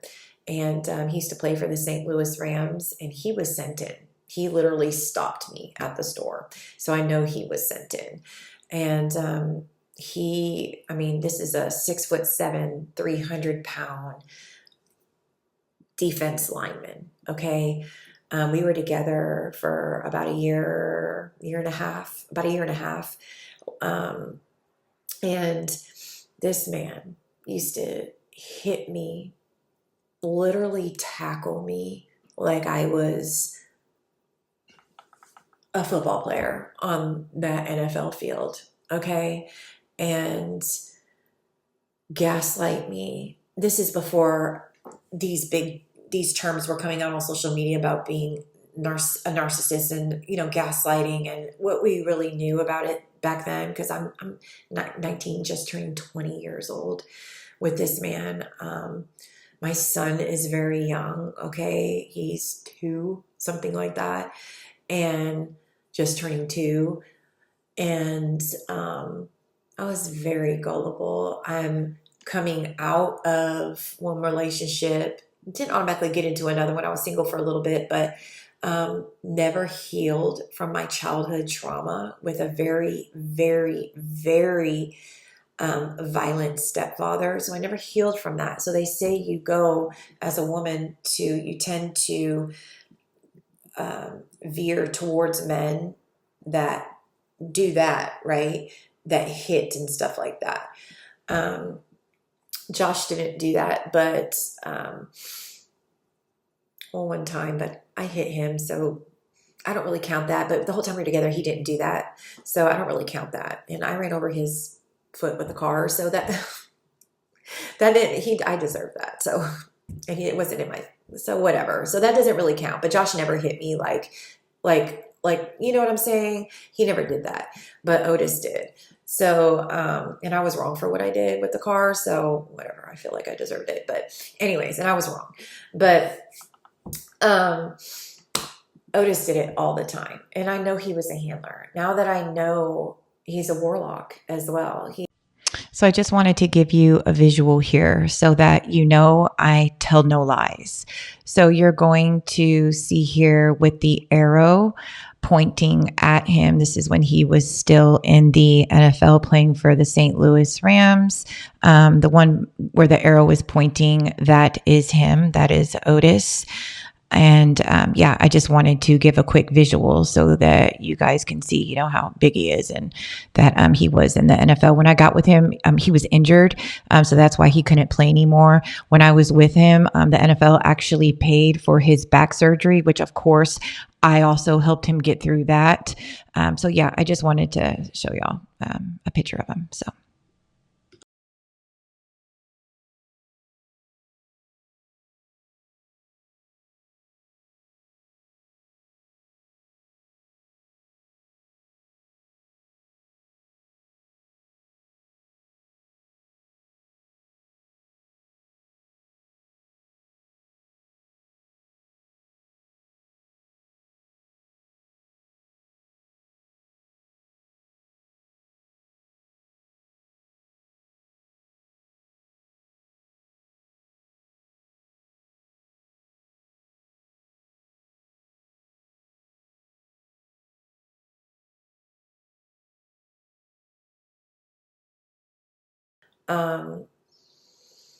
It was just bad. It was bad. I used to do so much for men. This dude had he was into fighting pit bulls, and this dude, his family has a really, really big name back in Trinity, where they're from, Trinity, Texas, Huntsville, Texas. And that's when I was living in Huntsville at the time, had my own house and stuff like that. And this dude wound up getting locked up for a little bit.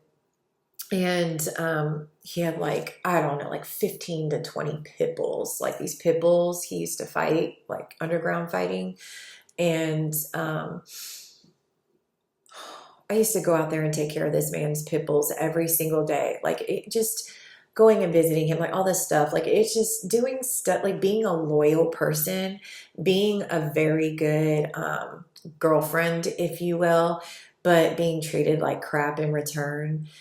One time we were at his sister's house. Like his parents have like a lot. We were always over at his parents' house, and his parents have like a lot of land and stuff. And his sisters like live down the road from his parents. Like they're all kind of like conjoined together.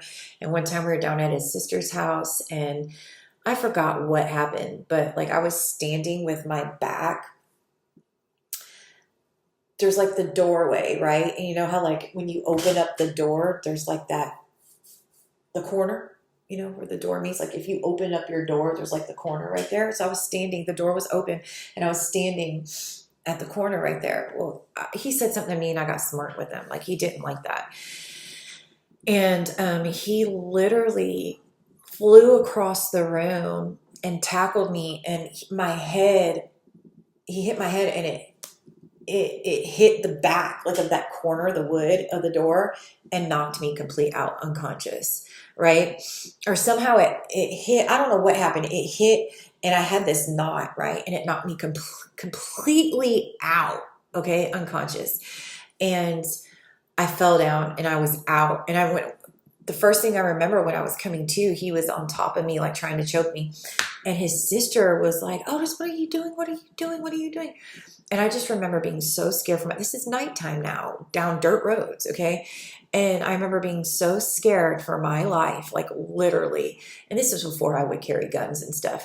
And she got him off of me, and this is a huge dude. NFL lineman, this dude is huge, okay? You don't understand. And I'm little, okay? And we were doing drugs at the time. We were doing ecstasy and stuff like that. So I am little, okay? During that time, I'm 20. So I couldn't have been nothing but like 140 pounds, okay? 150 pounds, right? Like I am now, maybe a little bit skinnier. And I run down the hallway, out the door. I am screaming bloody murder, and I have to run a little bit ways down to his mom and dad's house. And I was so scared, and I run down to his mom and dad's house, and I start banging on the door, like literally for his mom to answer the door, because we were always over there. With his mom and his dad and stuff like that, banging on the door. And I'm like, and his mom answered, Miss Bertha, and bang. And she comes to the door, and she's like, what is going on? And we tell her, and then he comes running after me, and it was a hot mess. It was a hot mess. Another time, he put his finger really hard, like down my throat, and cut all the skin off the back of like my throat, and I had this huge scab. Like he went like, oh, and I had like this huge scab. It was like yellow and disgusting on the back of my throat. It was bad. It was bad.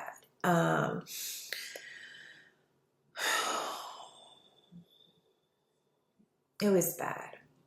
I do want to say I do believe that I was poisoned several times, because with Josh did work with my family. I do believe he's working with my family now, because I had a dream about him and my mom together. And she was watching his little girl that he has now in the dream.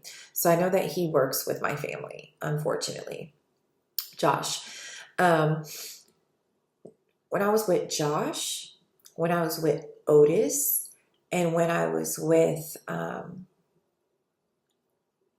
Mike. But Mike wasn't never my boyfriend. He just came to, White Mike, he came to see me at the club when I was a dancer. He came there every week. He was a regular, but he was like more than regular. I used to let him come to my house, but like it wasn't like that. Like he actually worked for the Houston, he was a correctional officer at the jail, but it wasn't like that. Like it wasn't ever like that, like anything sexual. Like he just was a regular at the club, but he would help me pick up my son and stuff like that, but it wasn't anything like that.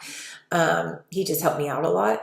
So, but it's weird, because with those three, during 3 different periods of my life, high school, then when I was with Otis, which was in my early 20s, 20 to 21, almost 22, and then with White Mike when I was at the strip club, so I had to have been when I was like 24, 25, 26, something like that, 25, 26, 27.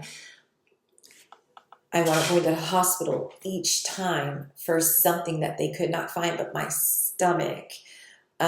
Each time it was my stomach, and I was dry heaving each time, and something was wrong. And they would do all these tests and they couldn't find it. It's like literally something was given to me. I believe they had these men give something to me. And I don't know if it was to kill me so they could get the money or whatever it was, but I believe those 3 times by those 3 people, I was poisoned. Seriously. Some kind of way, because the symptoms were all, God brought that up to me. The symptoms were all the same. And it's just crazy. People have tried to poison me, for money, to get money, to take me out. Been promised money. Just the same thing with the gangstalking. Everybody who has teamed up with my family, they've been promised something. She has big life insurance policies on her. If we can kill her, you'll get something. Big trust fund, baby. I'm a big trust fund, baby. They tell these people everything, thinking that they're going to get something. And my family ain't going to share nothing with you, okay? They are lying to you. They're too greedy to share anything with you. You're being used as a pawn. They ain't going to give you nothing. They're not going to give you nothing. They're not going to give you nothing. Please. You're just being used to get done what needs to get done, okay? So they can get their hands on it. But just been in domestic violence relationship after relationship. And if it wasn't domestic, an agent being sent in to hit me, do domestic violence, and, going through domestic violence relationships like that, I actually had to move to get away from him, the NFL player. I had to move from Huntsville for almost 5 hours away to Dallas to get away from him. And then he followed me up there. Okay. So it was like, I had to move to get away from him. And then when I moved to Dallas, my backyard touched my sister's backyard. Another agent was sent in. I was doing really, really good after I got away from Otis. I was back in church. I wasn't doing any drugs. I was doing really good. And then an agent was sent in by the name of Richard, and he got me on coke. It just seems like as soon as I get back, like somebody is sent in. And I do take responsibility for my own actions. Don't get me wrong. I really do. But again, I'm not dealing with the trauma. I still have all the trauma there. And then I had to move back in with my mom. I came all the way back down to League City. So it's just a cycle. Do you see the cycle? The agents are sent in, get her on something, so she needs us. The cycle. And I don't know if it's so I'm deemed unworthy in the courts, or she can't. I think I'm supposed to be over the trust. At a certain age, the trust goes in my name, right? Or I'm supposed to get so much money at each cycle, when she turns 20 something, when she turns 30, when she turns this, and then when she turns a certain age, the trust goes in her name. But if we can prove that she's so unstable, she's in such poverty, if she's so, incapable of taking care of herself, there's a guarantor or there's somebody else that takes over the trust for her, but they're to give her the money. But it's like the Britney Spears thing. Nobody's giving me no money. They're using the money. I haven't gotten anything. You see what I'm saying? I need to know what's going on. There's land that's been left for me, property, homes, my grandfather. Let's talk about that. This is really important. So my grandfather, who was a very high-ranking Freemason, he's a Shriner. Okay, he also was a part of the Jokers. You need to look that up, okay? Very raunchy, okay? But my grandfather had a heart, okay? He dressed up like a clown, and they did all types of stuff for the Shriner hospitals. Very involved in his chapter, his lodge. Very, very. But he was also part of the Jokesters or whatever. It's like a very elite part, another group that you have to get into. But anyways, very high ranking. Okay. So when my grandfather died, when my grandfather died, I was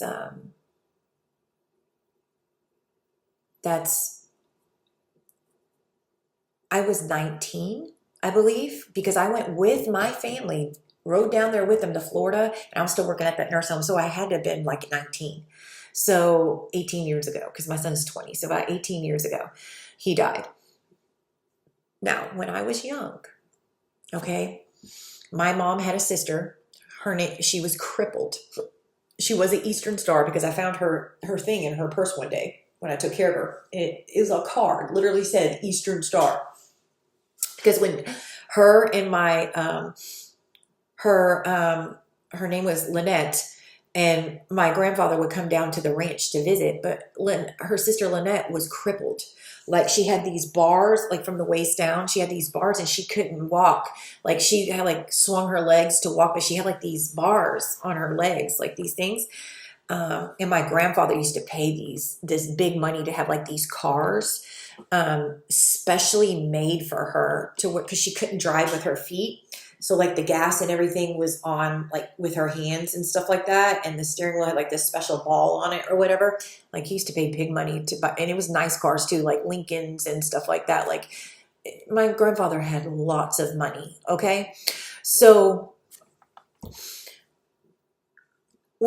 so they would come and visit, and I took care of her. Like I took her to the bathroom. I would get her dressed. I would do everything. My mom was never there. And I know and I just did it out of the kindness of my heart.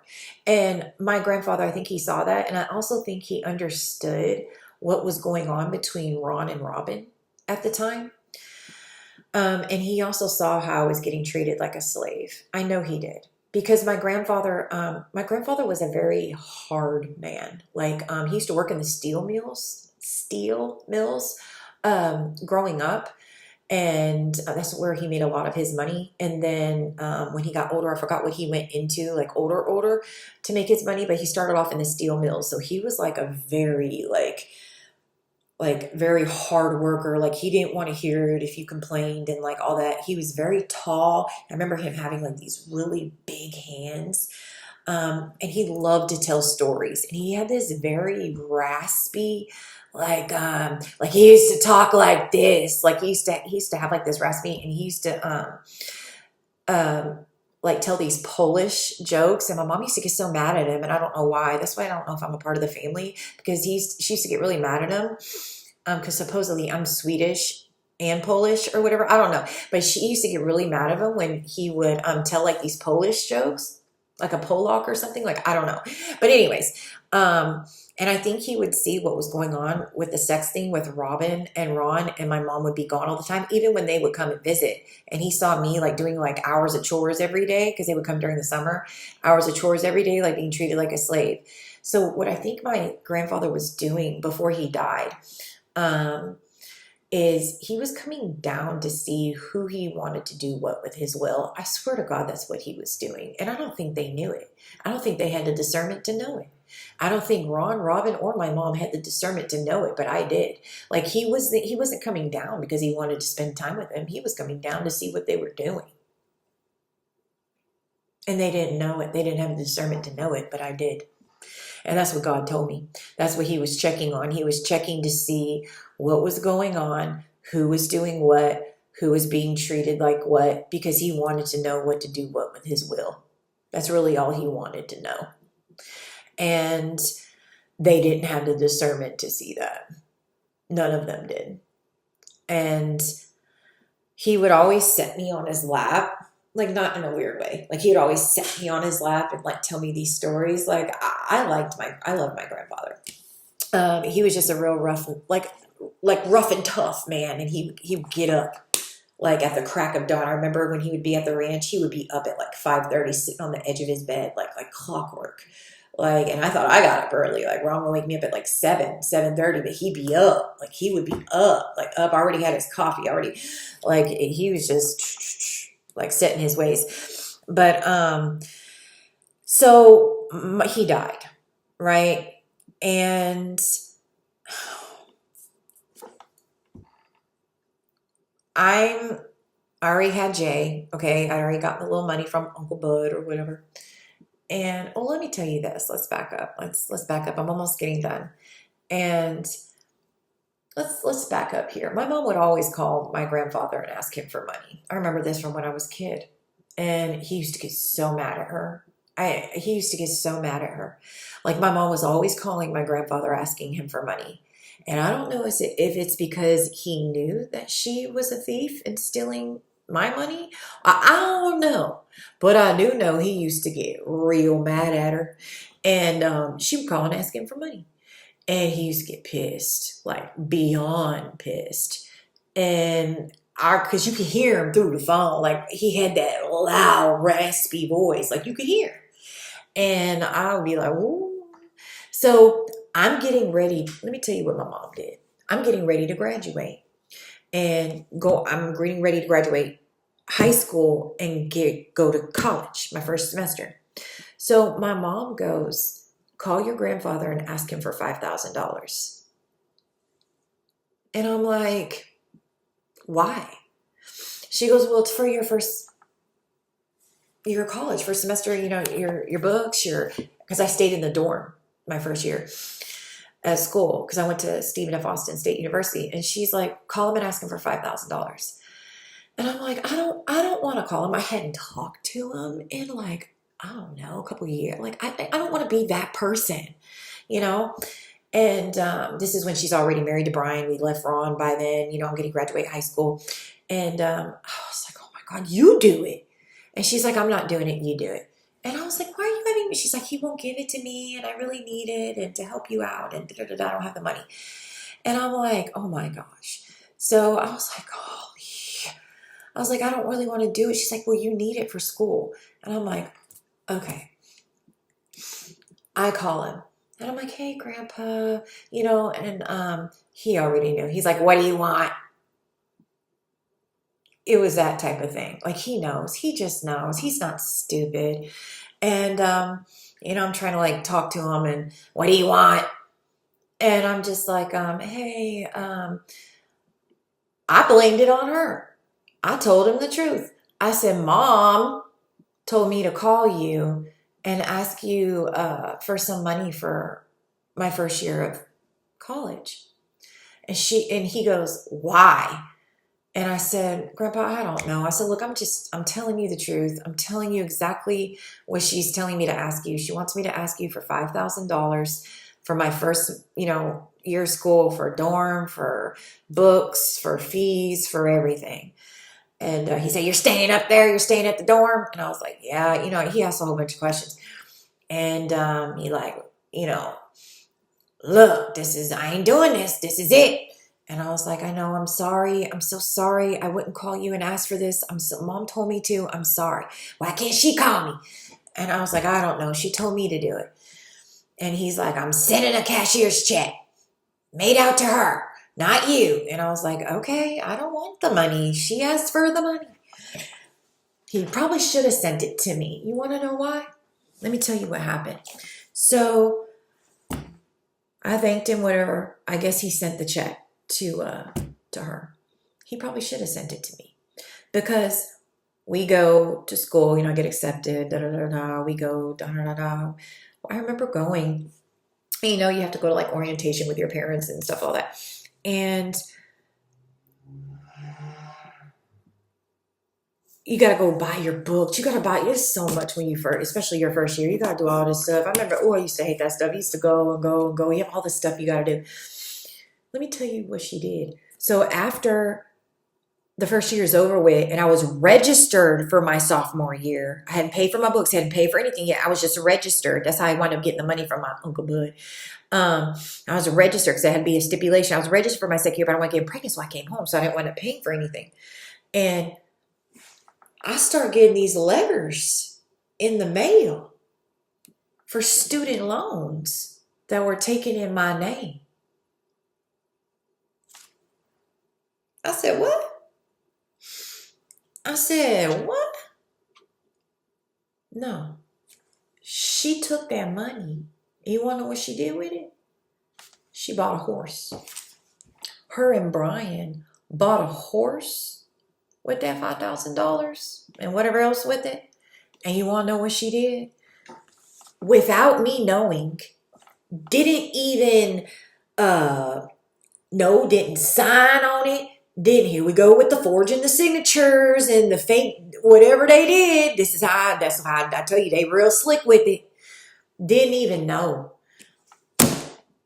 Got me, I think it was like $7,000 worth of student loans. Didn't even know that I had. Didn't even apply. Didn't even do none of that. I had a little bit of FAFSA or whatever, or did I, or was that going into my other thing that I got that? Because I think they made too much money. I couldn't get that. Yeah. But yeah, they got me like $7,000 worth of student loans that I had no idea. They didn't tell me, they didn't ask me if I wanted them, and kept that money and bought it. And I wondered how they got that horse. Because her and Brian had bought like this piece of land, and they had like a trailer on it, but it was like enough land to have dogs. Here we go with the dogs, and then they bought a couple horses. I wonder how they got that new horse. She'll deny it to this day, but she is a liar. She used that money to buy a horse and whatever else, but it was a horse and whatever else, and she got me loaned. And guess what I had to do? Because by the time I had Jay, I had bought a trailer. I had bought 2 cars, a Cadillac and a Envoy, okay? Because I bought, that's when I was with Josh. I had bought a Cadillac for him. I wound up keeping it after we broke up, but it was like a 1987 Cadillac Brougham, and off this white couple for like $2,000. And I bought me a car, and everything the house needed. So, that 30 grand, it goes quick. I did real good with that money, but it goes quick. I bought a trailer, in my name, full blown, bought out. And I wound up selling it, and because I had to sell it to get away from Otis and move to Dallas. So I wound up selling that, keeping the cash, and then moving, just to get away from him. I had to sell my house. But yeah, I had to call my grandfather. He was so mad. He said, this is it. And I've never asked him for anything other than that money ever, other than that time she told me to call him when I was a senior in high school, getting ready to graduate. And he said, what happened? What happened to that money? I told him exactly. I said, I'll send you the paperwork, these student loans. This is what she did. And he was so mad. And I said, look, you made the check out to her. I didn't have anything to do with that. This is what she did. He was so mad. He did write me a check, though, to pay off the student loans. I don't know if it's because he knew I got that money, that 30 grand, but I told him I just had a baby. I just bought a house and 2 cars, and like that money, there's like hardly anything left. If I spend it on these loans, I'm not going to have nothing left. And then if an emergency happens or, something like that, I'm out on the road. Like So I had to call him and tell him. He was mad. Boy, he said, this is it. You'll never get nothing ever again. This is what he told me. My grandfather. And I had never asked him for anything in my life. But that's what she did to me. So, yeah, that's a story for that. But okay, so then he winds up passing away. My grandfather had a house in Florida, in Pensacola. We went down there as kids, right by the beach, beautiful, and not 2-story, but a long, which I do believe somebody's in my house. Okay. Either they're renting it out and the reason why I say my house is because of this.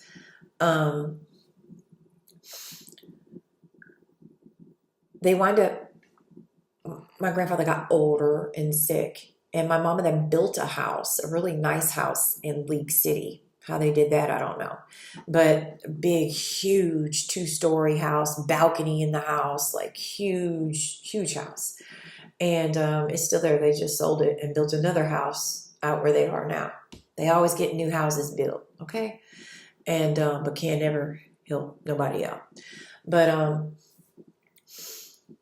they supposedly packed up all my grandfather's stuff and sold his house and moved him in with us, okay? I wasn't living with them at that time, I don't think. And no, I wasn't. I was still in my trailer because I was with Otis at the time.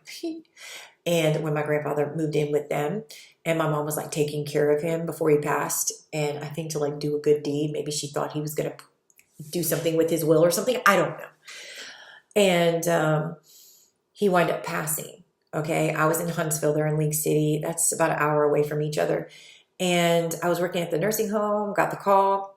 They were like, but they were going to go down to Florida for the funeral. So we all go down there. Okay. You know, all the little sisters of light or whatever, the Eastern Stars are all wearing white at his funeral. Nobody said nothing to me. My mom, my sister, nothing to me. My grandfather was wealthy. Nobody said nothing to me. And I didn't ask. Okay, I did not ask. Nobody said anything to me. And I'm sitting there wondering, like, I'm wondering, did Grandpa leave me anything? Did Grandpa, leave me anything in the will? Did he leave me any money? Did he life insurance policy? Was I a beneficiary? Did he leave me anything? They never said a word to me. Nothing.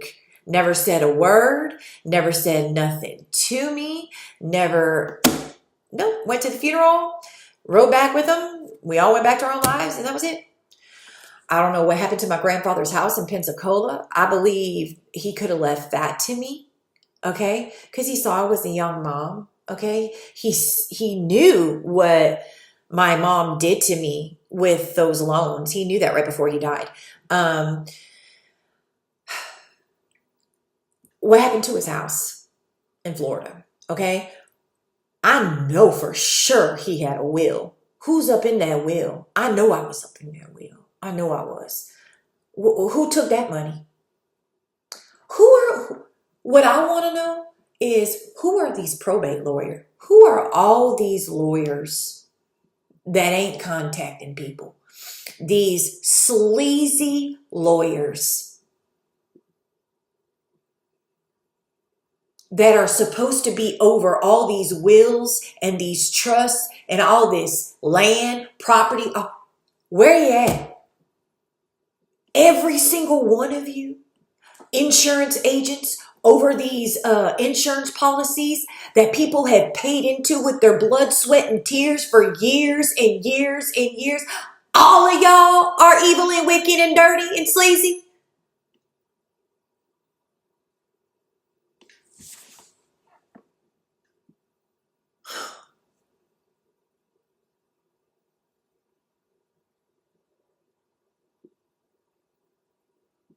It's a shame, man. It is a shame. Nothing.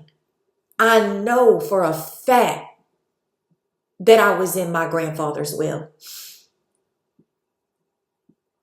Property, homes, money.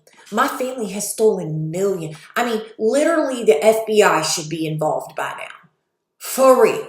Like, we're talking about millions of dollars through trusts, property, homes, scams. They do scamming, okay? Offshore bank accounts.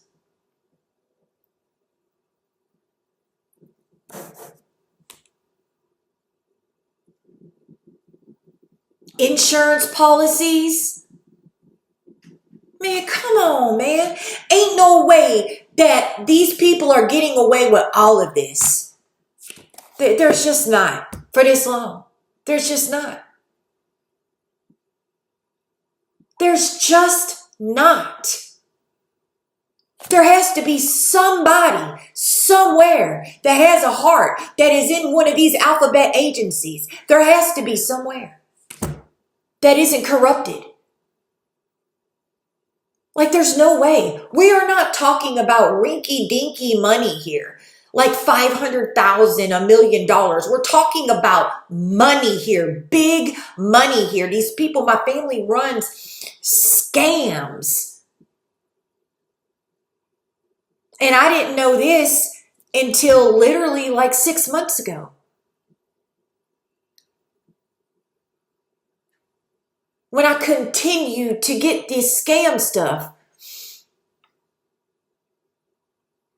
Yes, I do believe that my family is a part of a scam ring. Like, they scam people for real. Like, if you got a debt, they will call you acting like debt collectors or send you stuff. Like, I'm not playing. We're talking about major money here. Businesses that could have been left to me, I don't know.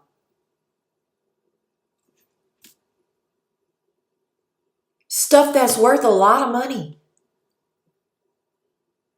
And nobody sees this. Oh, just as long as I get my little piece of the pie, I'm going to look the other way. Huh?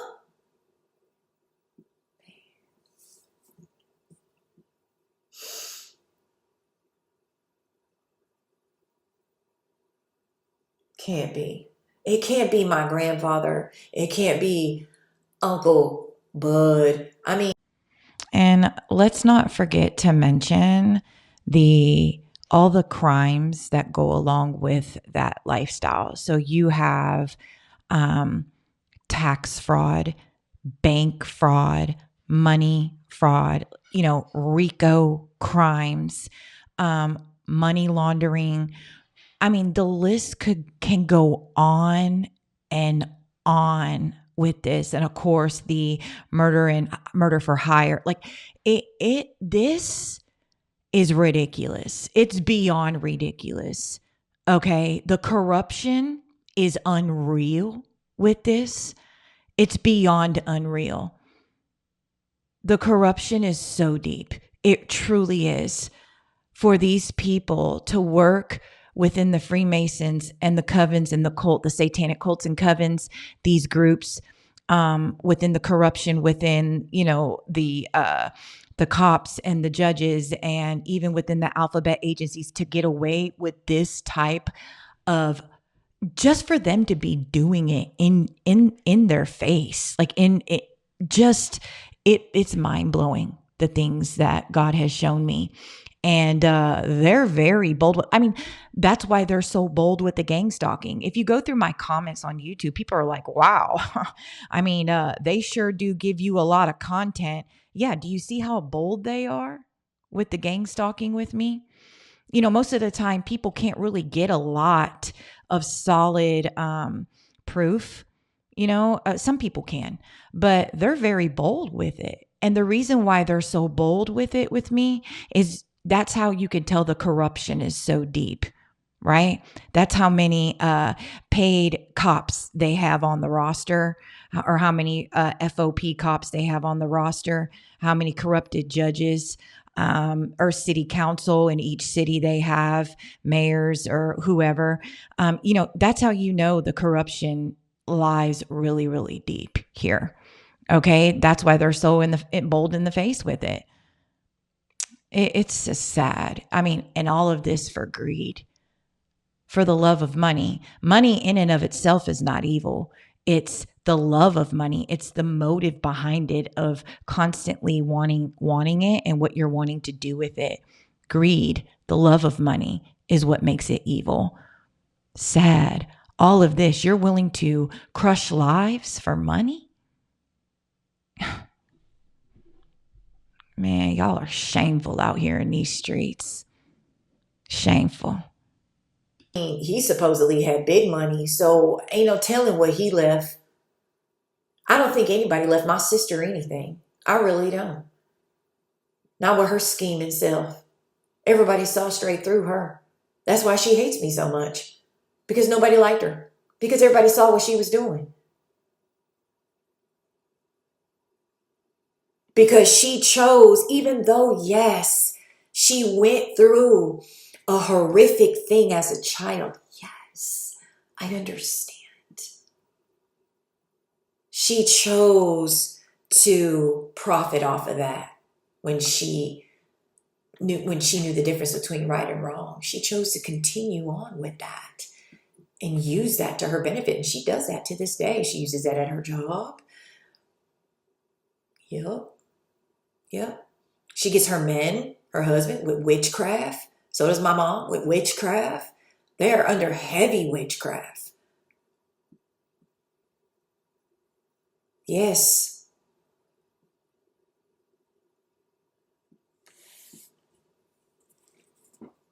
That's why they can't stand me. Because people leave things to me, not them. That's why they hate me so much. People are stupid. People can see.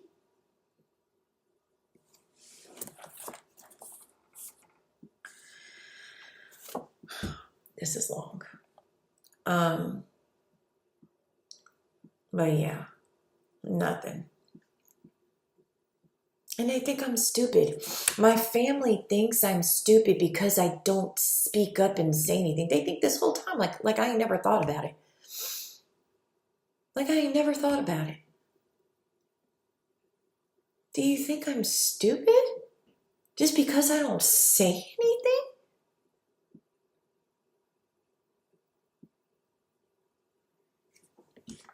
Come on. I gotta tell her to go to bed. She's probably in there sleeping. It's 1:30 in the morning. It's my only night off. I had to get this done. I said, I can't put this off any longer.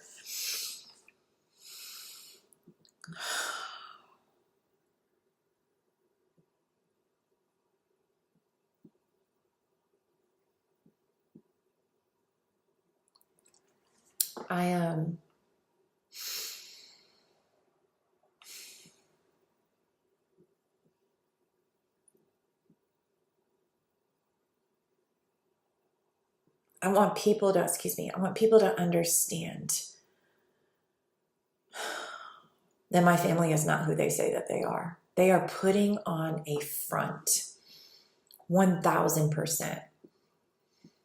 Oh, they all up in the church. Well, listen, when they couldn't take me out, when they couldn't get me to commit suicide as a child because they made my life so horrifically evil and hard on that ranch in Illinois and in Texas, when they couldn't get the boyfriends, the agents, satanic agents to take me out, the drugs to take me out, and then I finally gave my life over to God. They said, dang, if we can't beat her, let's join her. Okay? This girl just won't die. She just won't die. That's when God said no. Because God began to show me where he was going to take me, and they know. Oh, they know. They know through, tarot cards and satanic means, and, that's why they've been trying to. My family has been living the life that I was been supposing to live, and I've been living the life that they were supposed to live my whole life. I was supposed to live a very blessed life, easy life, and I've been living their life, which is wretched, poor, miserable because of who they are. Okay? It's basically like a destiny swap. That's what they did. They have been living off of my abundance and off of my wealth for a very long time. And I have been stuck living in poverty, living the life that they were meant to live for all the evil they have done, for all the wickedness they have done.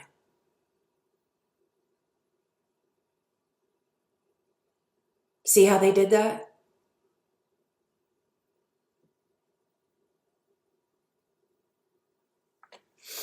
And yet they have the nerve to run smear campaigns. They have the nerve to point the finger at me. Look at her. Look at how she lives her life. Or when I had to become a dancer, I had no choice to become a stripper because I was living out of a hotel room with my son. I was homeless.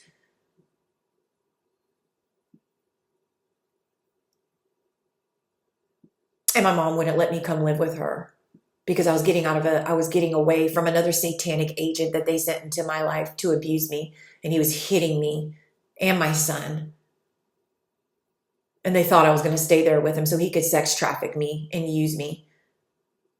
But I refused. And I needed money, and I needed it then. I needed it then, like then. So that's why I started dancing. But they don't tell you that, though, do they? She wouldn't let me come back to the house. She refused. So I had to go. I was homeless. I had to start living out of a hotel with me and my son. Robin, my sister, she knew what was going on. She never offered. I was talking to her the whole time. She never offered for me to come live with her.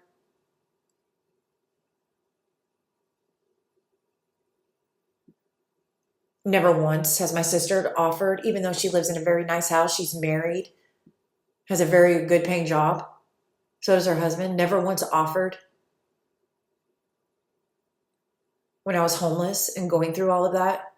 So I didn't have to start stripping. She never offered, never opened up her house to me. Never once lived with my sister ever.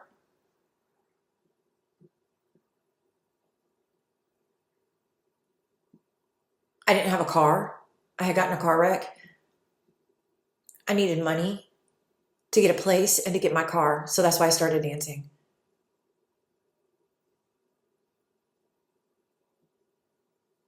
Never offered me any money. Neither did my mother. But yet they're sitting back, living off of my wealth, off of my trust funds. How evil can you be? And then when I start dancing, then they want to sit there and talk about me. Because I had no other way to provide for me and my son because we were homeless. Yet they didn't want to open up their houses, their homes to us. When I asked. Okay, yeah. See what I'm saying? Yeah, but I see how it's always me. That's the problem. So you got to watch out for people who are always pointing the finger. It's always that person. It's always her. It's always him. Yeah. 90% of the problem, it's not that person. It's the person saying it's the person's problem. That's the person with the problem.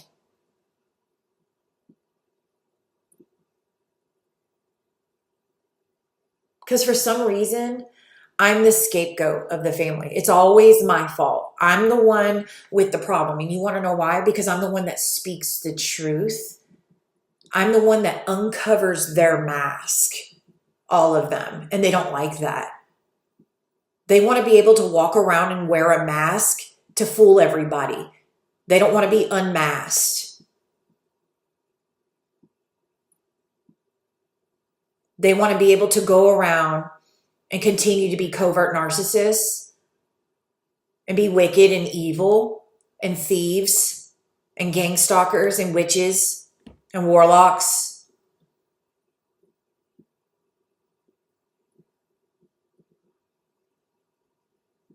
And point the finger at me like I'm the problem.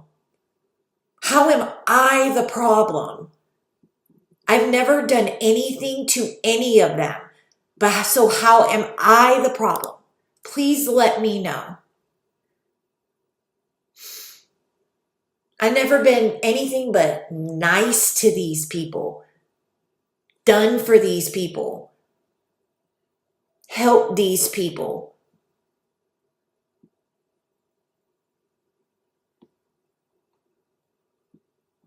When my mom let me stay at her house constantly, yes, I was there for about 4.5 years, almost 5 years. When I was there during that time, because I lost my house and my car. This is when I quit dancing. I lost everything and I gave my life to the Lord. During that time, that's what the beginning there, it was 7 of us there. It was me and my son and Brian and my mom and Brian's 2 kids, right? And then my daughter came along, but then one of his kids left. I was cooking dinner for 7 people every single night. There wasn't a night that we didn't cook dinner unless they went out to eat. It was usually on the weekends, okay? I cleaned that huge 2-story house all the time, almost every day for them, took out their dogs. I did everything, okay? It's not like I just lived there with some lazy slob, okay? It's like, and I didn't even have to do that, but I did. After everything that they put me through. It's like the least you could do is open up your home to me.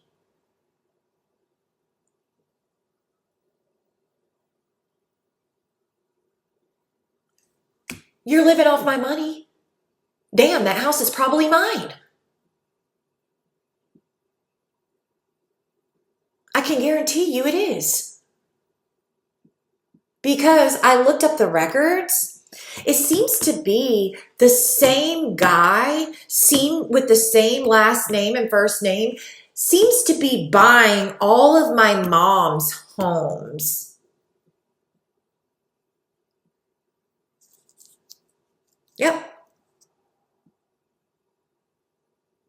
I wonder why that is. All the homes that she builds and sells, the same guy keeps buying them and the land that it's on. Wonder how that's working out. He must got a lot of money.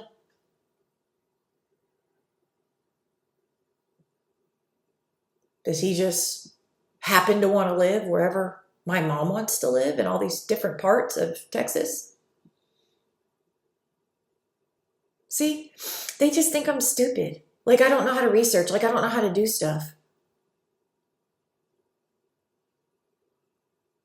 When they put the for sale sign up in League City off that big house that they built, big 2-story house, it was like John Rockefeller. It was like this old Rockefeller real estate agent. Hello, we all know. Was it Rockefeller or we all know who they are. Seriously? It's like, could it be even more blunt?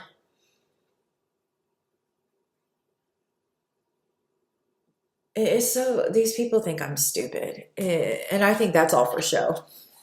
They weren't even selling it. They just wanted me to think I was selling it because I happened to be living with them at the time. Because the same guy keeps on selling. I don't even think they're selling it. I think they're renting it out. And making money off of my properties and my homes.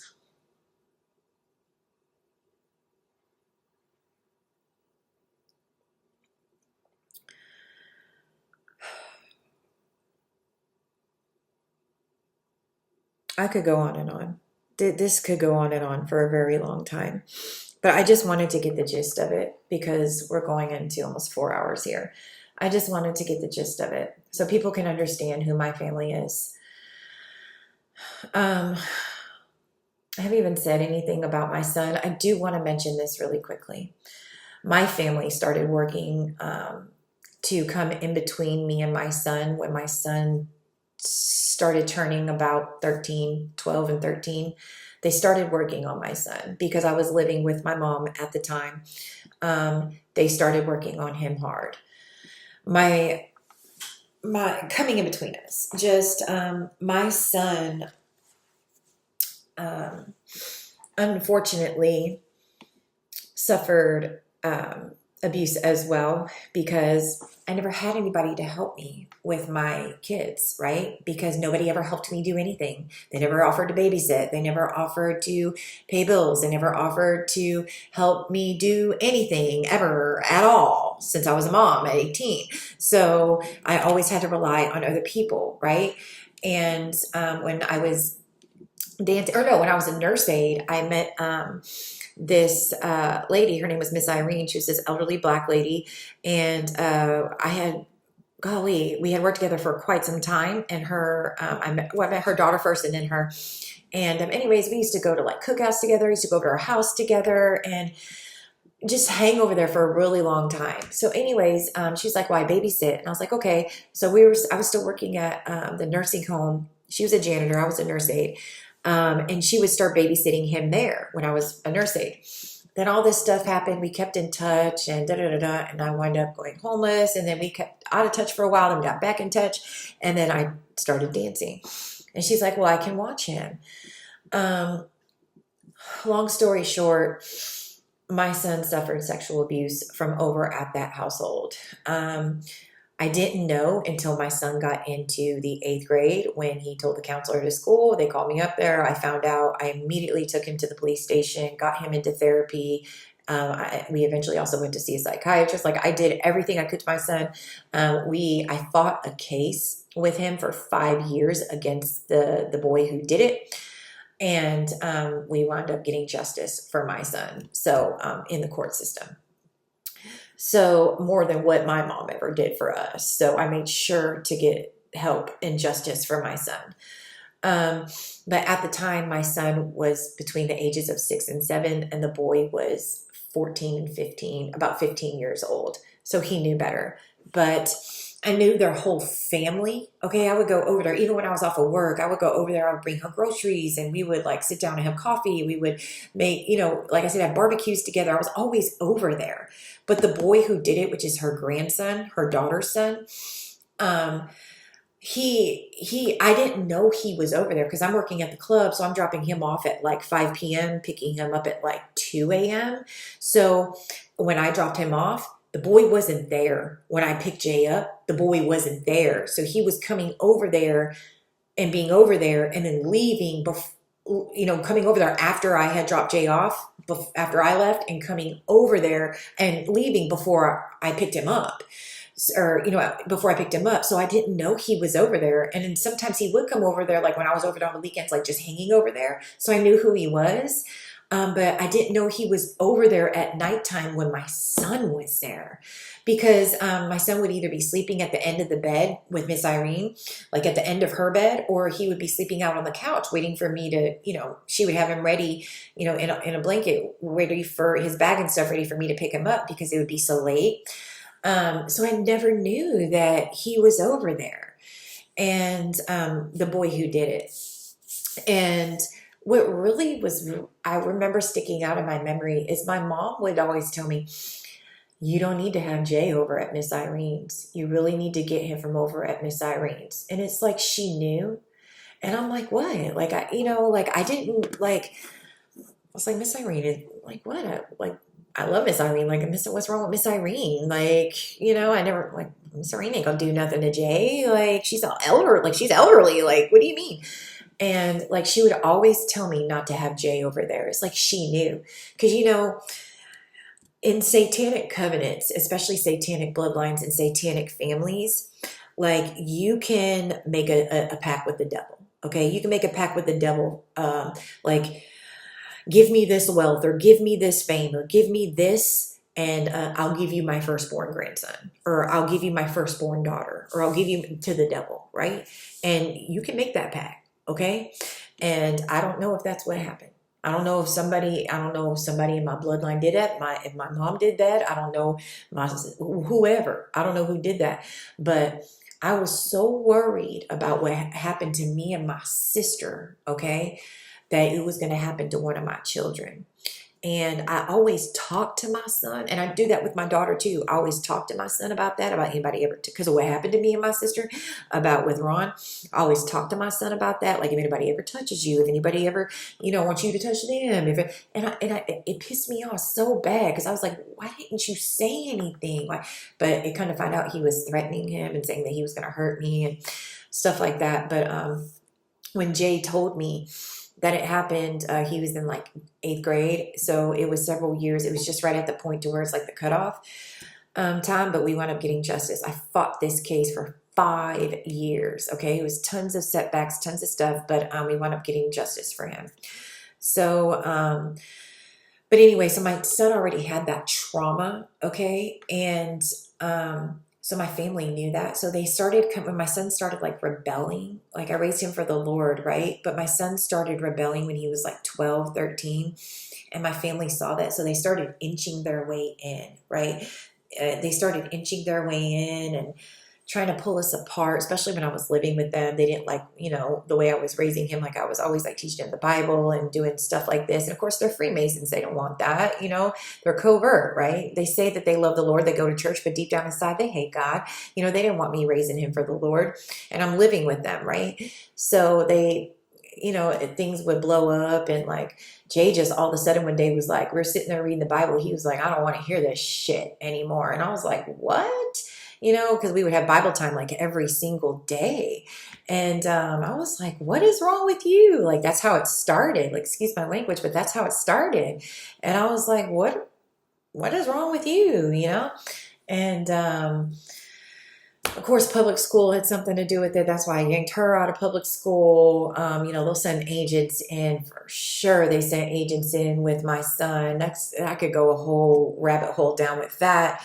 But they sent this girl, and I have text messages. I saved it on my phone. She had a mouth on her. She was trash beyond trash. And they sent her in, and my son actually got accepted into a specialized school to where it's like a specialized high school, not like you go to regular high school, but it's like you get your associate's degree while you're getting your high school diploma. So when you graduate high school, you already have your associate's degree, because he was like so smart.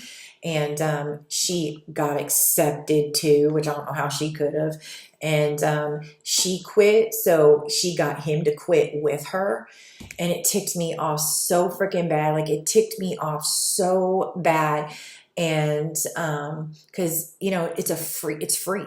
Like, it's free. Okay. And so it's like you already graduate with your associate's degree. So only 2 more years and you have your bachelor's after that, getting out of high school. And it's just like she was sent in. And anyway, so after that, once he got in high school, it was over with for him. Like, the people they sent in with him, they got him smoking weed, and it was over with between me and him. Like, it was just done. And then it was just done. Like, they initiated him into the Freemasons. They had him dye his hair blonde. When you dye your hair blonde, it means mkultra. I got the pictures with that. He went all the way. My son went all the way with him. And he chose to come against me because, of course, my family lied. I tried to tell my son about the abuse that I went through as a child. He doesn't believe me. My mom has lied to my son. My sister has lied to my son. He doesn't believe me. They have put, my son thinks that he can trust my family, and he is around people that hate him. Because my son is chosen just like I am, and his sister is, right? And he will be saved and pulled out from underneath them. God has given me that promise. But my son literally thinks that he can trust my family. And they hate him just as much as they hate me and my daughter. Because they can sniff out somebody who is chosen by God like a vulture can sniff out a dead carcass. They know who he is, just like they knew who I am and my daughter are. And when I tell you that they're going to try, if they can't get to me, or they're going to get to my kids. Like, if they can't take me out, especially with this testimony coming out, God already told me, but he's protected. If they can't get to me, they will try to get to my son. They will. They probably already tried, but he is protected. I pray for him all the time. But my son is very deceived. He thinks that he can trust my family. He thinks that he's around people who love him and that he can trust and that he's protected. And he is so deceived. He's so deceived. But I was deceived too. So that's why I pray all the time for God to open up his eyes spiritually and physically, because he needs to see the deception that he is around. He is around major deception. Um, yeah. But yeah, he's deep in with the gang stalking. My son started gang stalking me as well when he was in high school, or right when it started before I left Texas. He started in with the family. I had to kick him out when he was in high school. He was calling me bitches and hoes and all kinds of stuff. When he was in high school, I had to kick him out. I had to, because I had Josiel. He was very disrespectful. I mean, it was beyond. It was, we actually got into a fight one time, physical fight. I had to tell him several times, and then I let him come back, and then he'd do it again, and then I let him come back, and I mean, a couple times I kicked him out, but it was horrible. It was horrible. I've been through a lot with my son. And I still love my son. He's lost. He's hurting. He's had trauma. Okay. But he doesn't believe me on the things that I told him that I've experienced with my family, because they're lying to him. Okay. They don't want him. And especially, he attacked me for the money, and I know he feels bad about that, and that's okay. And I forgive him, because he's been lied to. But, he attacked me for the money, right? For my dad's money and, all this stuff. But it's okay, because I don't hold my son as responsible as I do my family, because my son was still a child. He was still growing mentally, okay, as a child. Right? Because you're not fully formed until like 19 or 20 or something like that, they say, like mentally. So, and he suffered trauma. Okay.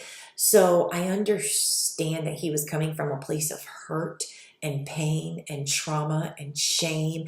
And he also had the family working on him to pull us apart. And he's got like the devil over here. And like, you know what I'm saying? It's a lot going on for a kid, for a teenager. And you're a teenager trying to figure, like, I understand. So I don't hold my son as accountable, as nearly as accountable as I do my family. Nowhere near. Because my mom and my sister and Brian and all of them, they know better. They were complete adults when all this was going on, and they were purposely trying to pull me and my son apart. Now, I do believe that they'll also try to use my son as bait, right? To try to wiggle their way back into my life. So I also got to watch out for that as well. So it's just a lot. It's a lot. It's just a lot. But I definitely don't hold him as responsible. I forgive my son. I forgive my family, but I would never want a relationship with any of them ever again, other than my son, because the Bible promises me that reconciliation with my children, because they took advantage of his trauma and his pain, and they pulled us apart at a very young age. When he was like 12 or 13, they started working on him. So that's not fair to him or to me. You know what I'm saying? So I understand. And I hope he can forgive himself, and because I forgive him. And he's just been lied to so much by the family. And I just hope he understands, if he ever hears this, that he cannot trust them at all. Everything he's been ever told by them is a lie. And it hurts to know that everything that you know is a lie. But you just gotta say, okay, it's a lie, and I just gotta move on from here. And from here on out, I want to know the truth. What is the truth? I'm gonna search out the truth from here on out, right? That's all you can do. So, but I pray for my son. I pray for my family, but I pray very intensely for my son, because he didn't deserve that. And my son's very intelligent. So, too intelligent sometimes. Very conniving. But, so I just wanted to mention that. I'm trying to get done here. I'm tired. I'm really tired. What else, Lord? Holy Spirit. Anything else that I need to mention?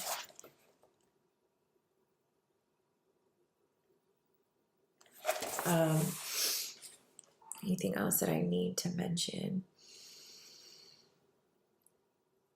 I think that is it, just about the money, people being sent in. God has given me dreams about what is going to happen in the future. And I hold on to that hope. And what's weird about this, and I was telling my daughter, is that he was showing me these dreams and I had no idea what they meant while I was living with my mom and Brian. Because during that time, I was very on fire for the Lord. I was praying like over 2 hours a day.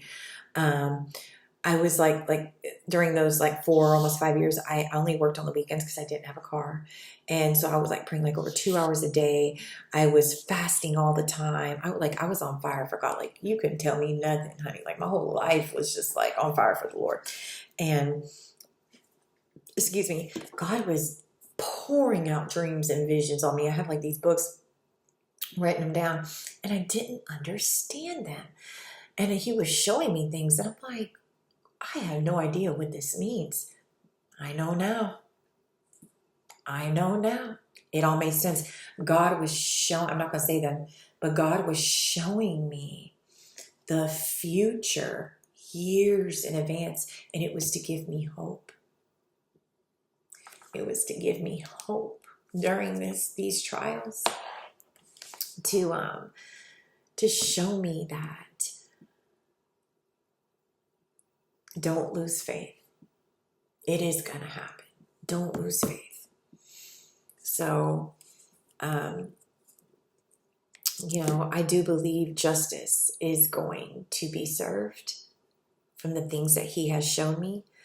I do believe the reason why I'm also making this testimony video is I do hope and pray that the right people see this.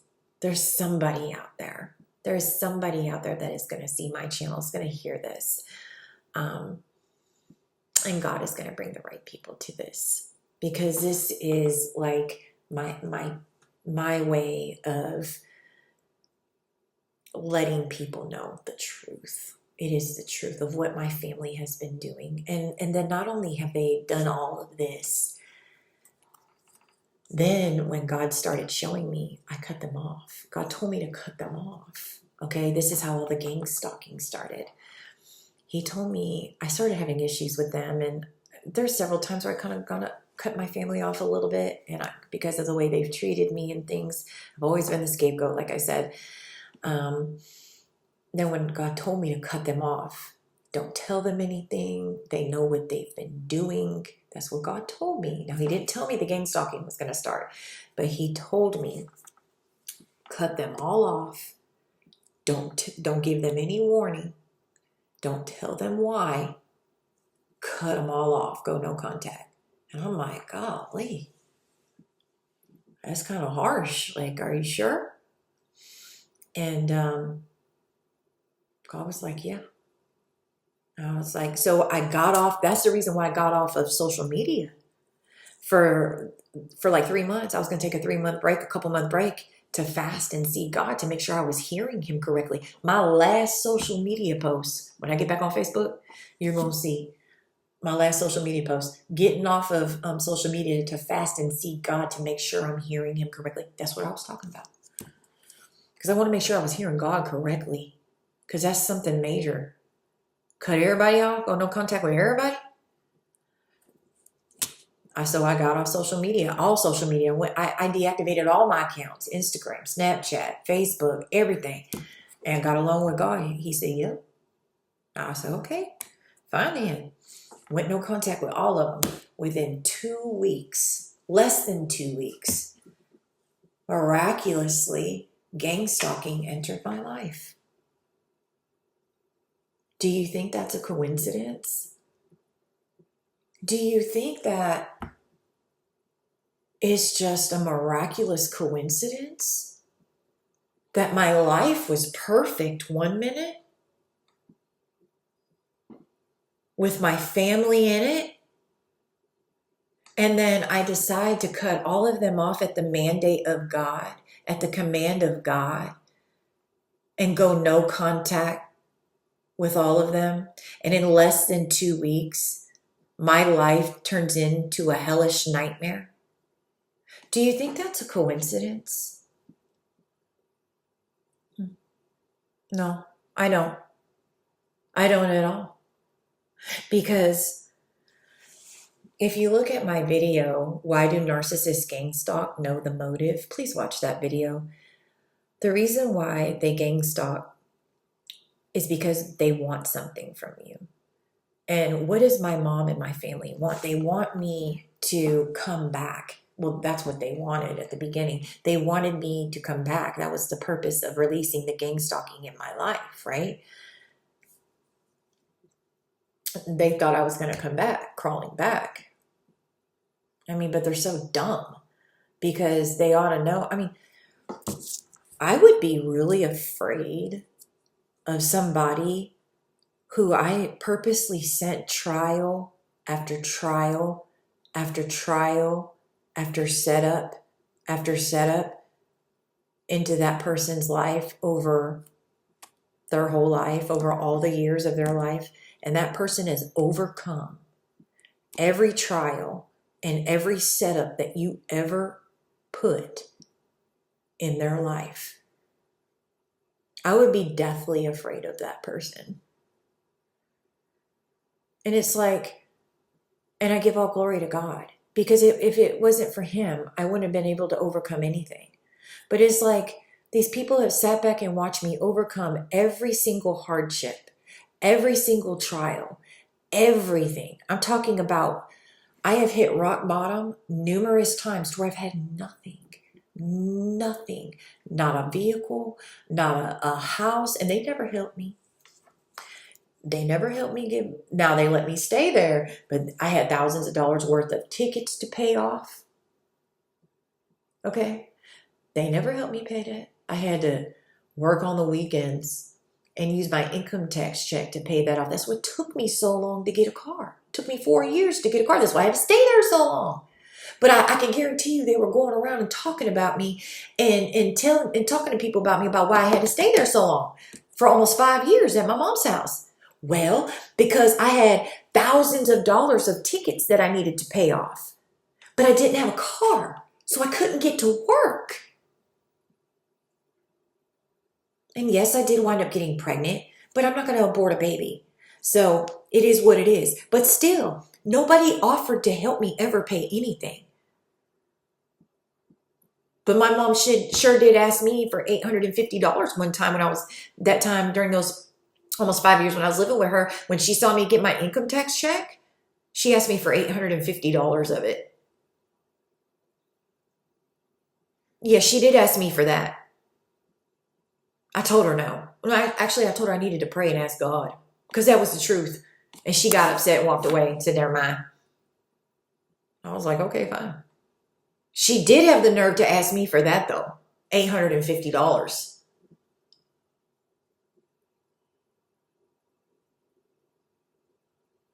When she knew I got my income tax check. But I can guarantee you they were talking about me the whole time. I know for a fact they were talking about me, because that's why God told me they never ever, all of my Facebook, Instagram, all that, especially on Facebook, my family, they all like each other's stuff. Always liking each other posts, comment on each other posts. I noticed they never comment on my stuff. They never like my stuff. And God was like, yeah, it's because they've been talking about you behind your back so bad that they can't publicly support you. They've been smearing your name so bad behind closed doors to everybody that they cannot publicly support you in public. That's why they never like your things. Because if they go around liking your posts and commenting on your posts and supporting you publicly, it's going to make them look like a liar to all the people they smeared your name to. Right?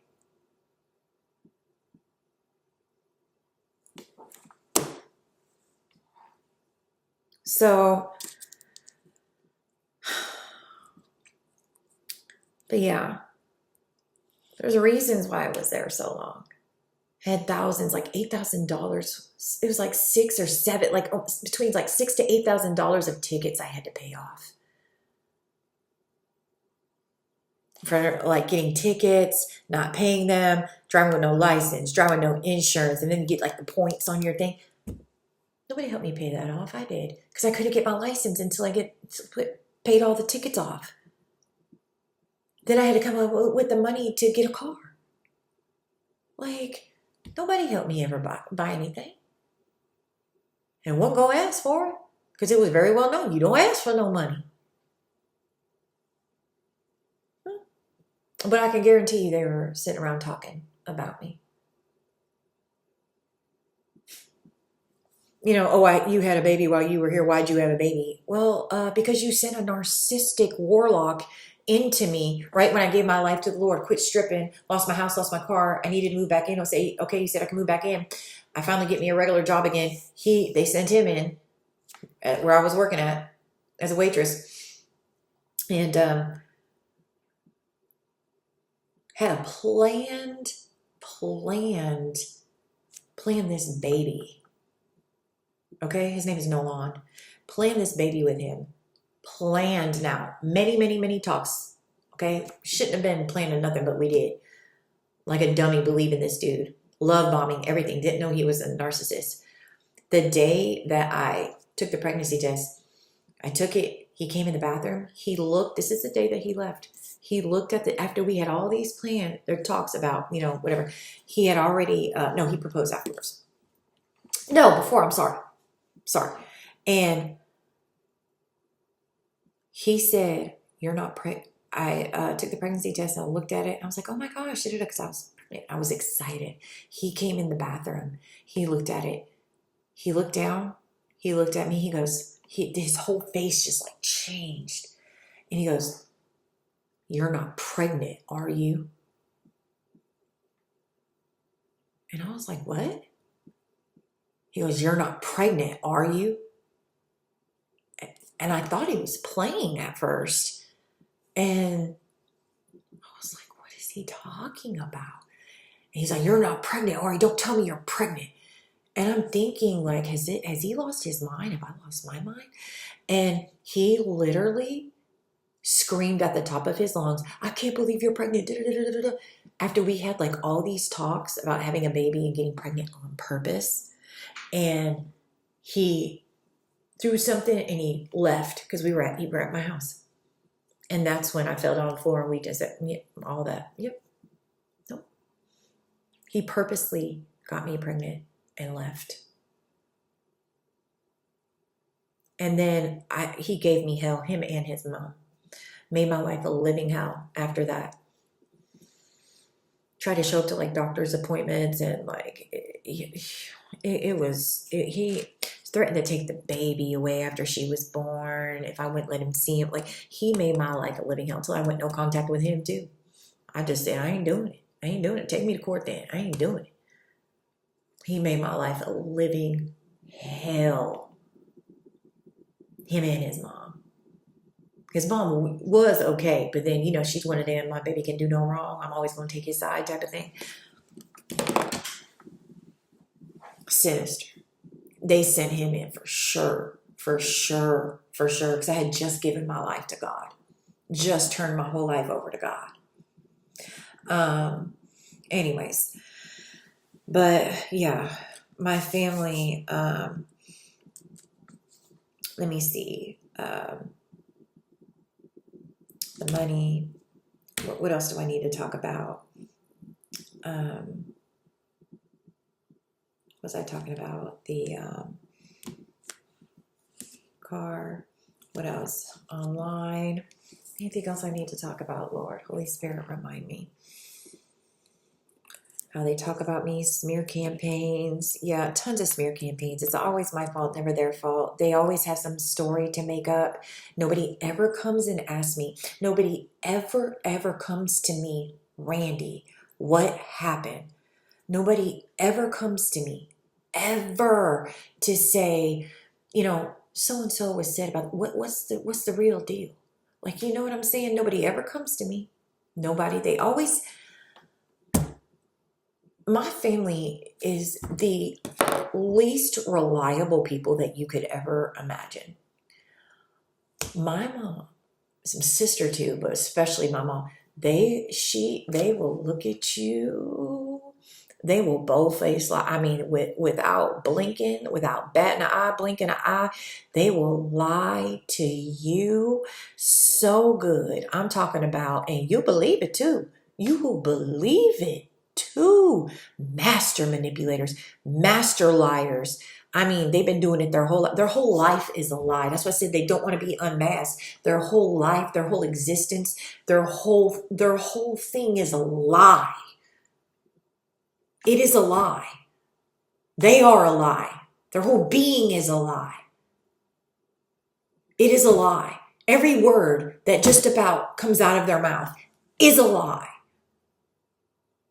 It is. Nothing that they say can be trusted. Nothing. Nothing. Hook me up to a lie detector test. Please do. And hook them up to one. I can guarantee you they cannot tell the truth about nothing. Everything that they get asked will come out a lie. Everything. And I mean that. There is not a truthful bone inside their body. There is not. They have told so many lies, they don't even know how to keep up with them anymore. They know it too.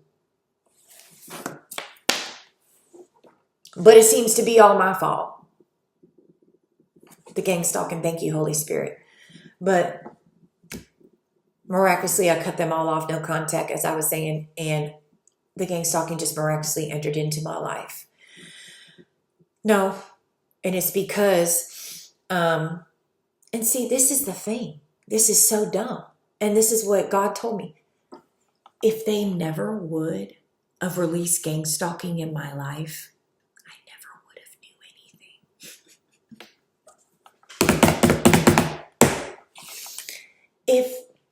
This is the thing. If they would have just left me alone.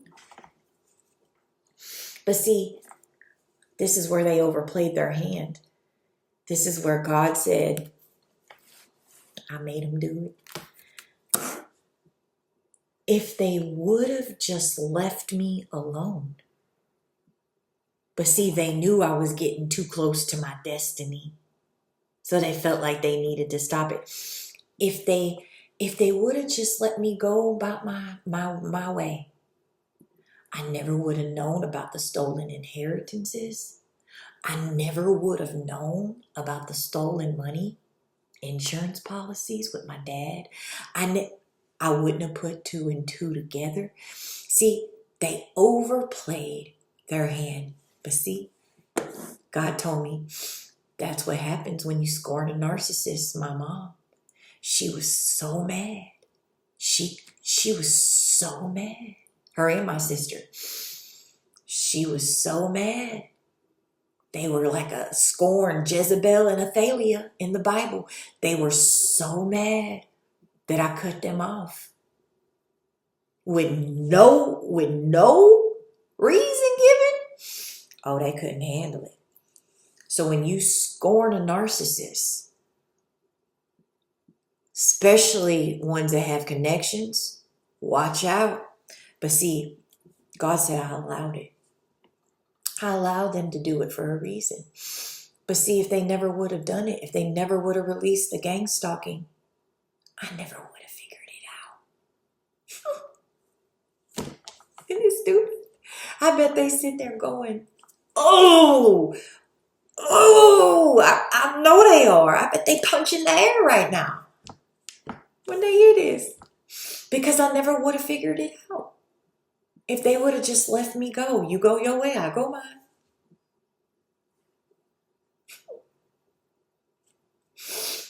The stories would have never got out.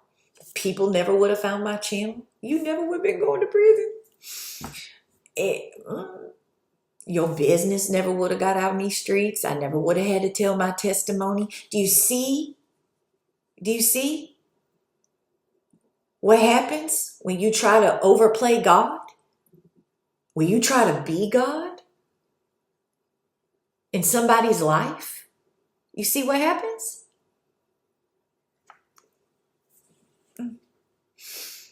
But see, you got to pay the piper somewhere down the line.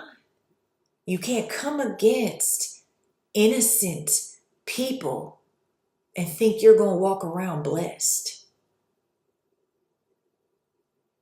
Especially when you're doing all that black magic towards innocent people and children. You got life twisted, saith the Lord.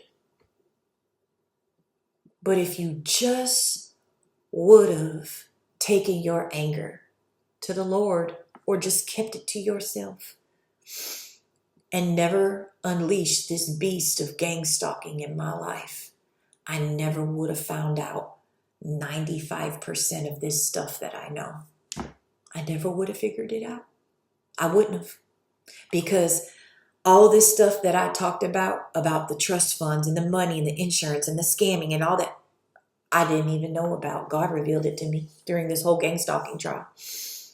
Like I knew something was wrong because of my grandpa died and something with the Uncle Bud money. Like I figured something was up. Like I knew stuff was left to me. Like I knew something was wrong with that. But I didn't know how big it was. I didn't know land and property and homes and trust funds and insurance. You in trouble. For real. So, you overplayed your hand majorly. All y'all did.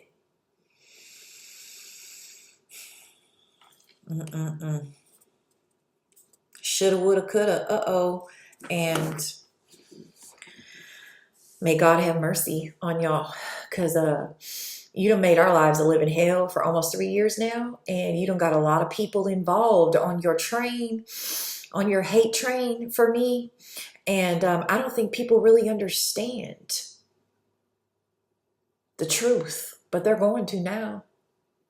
So hopefully some people will now turn and look at you, y'all, and wonder why. Why you been out here lying and telling stories, pointing the finger at me when I've never done anything to any of you. I have never done anything to my family, nothing to deserve what they have done to me. I've never done anything to them. I put my hand on this Bible. I'll tell y'all the whole truth, the truth, and nothing but the truth. I've never done anything to my family, ever, nothing. I've never been nothing but kind to them, help them. You know, when I had my food stamps, I'd be the one, they would call me for Thanksgiving, every Thanksgiving. You getting all the stuff for Thanksgiving with your food stamp, turkey, all that? Yeah, they call me for that. Me! Even though they got money. They want me to get all the stuff. Thanksgiving, Christmas, all that. Me, with my food stamps. Yeah, every year. Me. Even though they living off of my money, my trust funds, my abundance. Single mom, 2 kids, but they calling me about my food stamps. Yeah.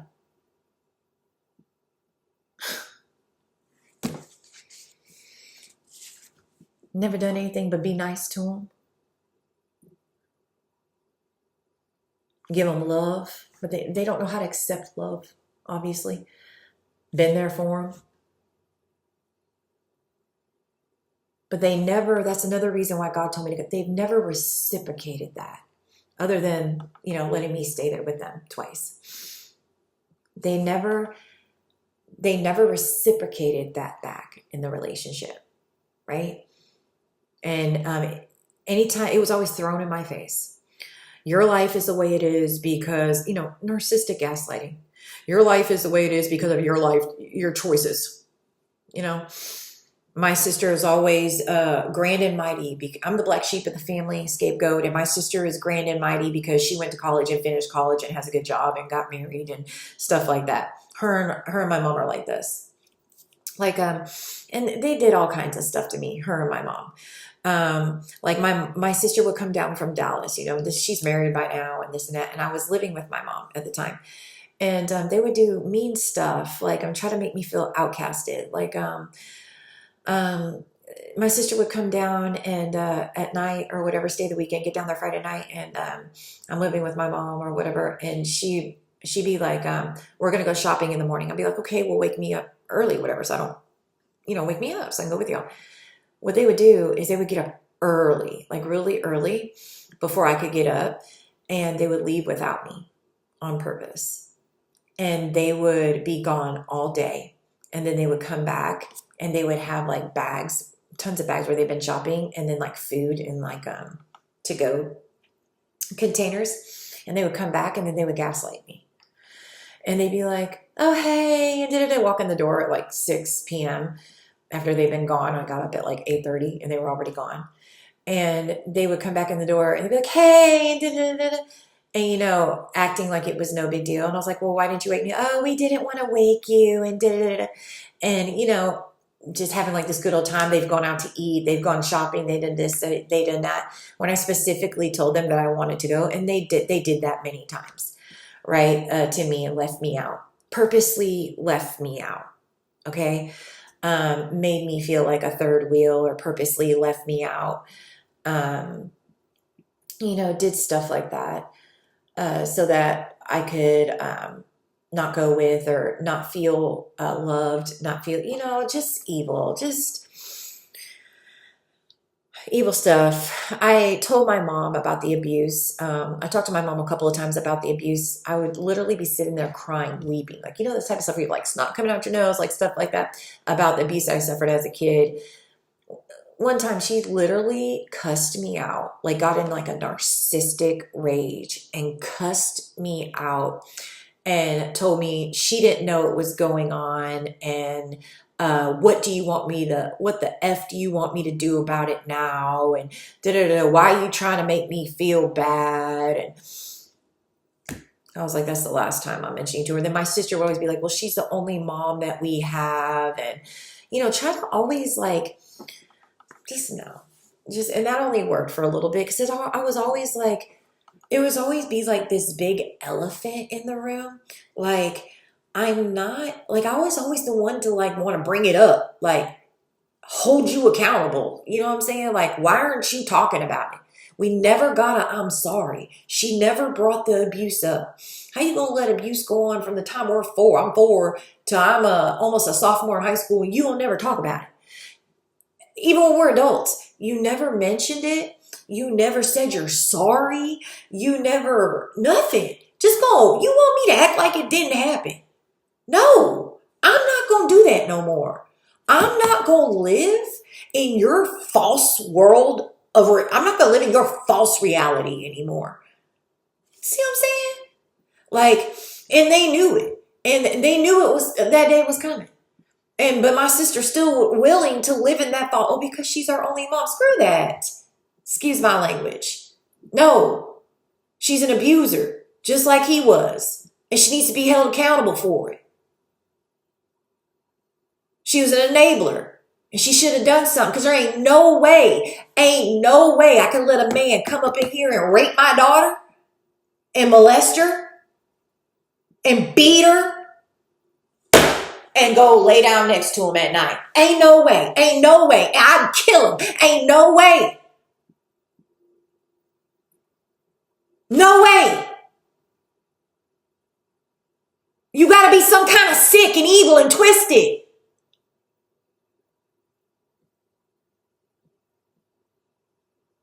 And then you want me to grow up and act like it didn't happen. To not hurt your narcissistic, fragile ego mindset. Your false reality that you're living. No. We're not going to do that.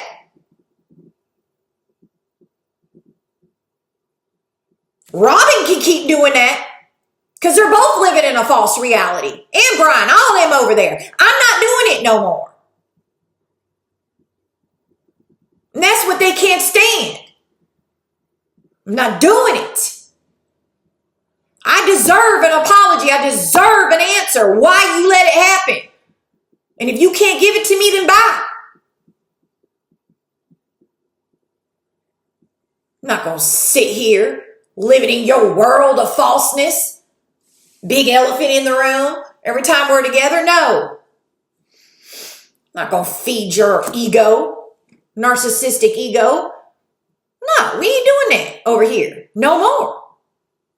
I don't care if you're family or you're not family.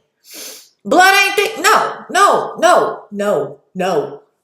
And people need to understand that. An abuser is an abuser. I don't care if they your mama, your daddy, your sister, your brother, your auntie, your uncle, your granny, your grandma, your friend. I don't care who it is. An abuser is an abuser. An enabler is an enabler. It is what it is, and you need to call a thing, a spade a spade. Quit letting these people slide on by next to you like the snakes that they are. Chop their head off.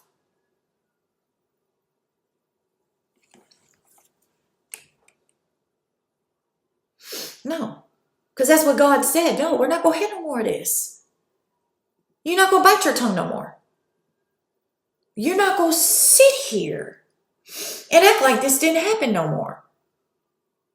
It's either you or it's them. It's either your healing and your happiness and you and your children, or it's them and their false reality. What are you going to choose? And me. That's what God said. Which one are you doing? Well, I chose God.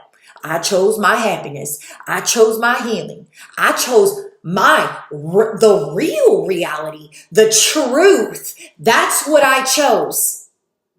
Not their false reality that they put out to the world. Their mask, their narcissistic, mask, that mask that they wear every single day. That false reality that they live in. I didn't choose that anymore. I'm not going to be a part of that circus anymore. And they know it. That's what the gangstalking is about too. This is what they're afraid of. This video right here.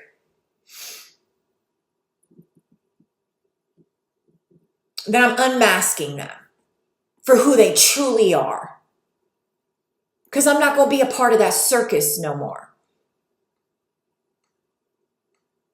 People need to be accountable for what they've done.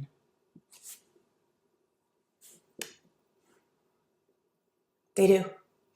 And if they can't do that, especially when it's as wicked and evil as child abuse, satanic ritual abuse, sexual abuse, especially when it has to do with children, you got problems.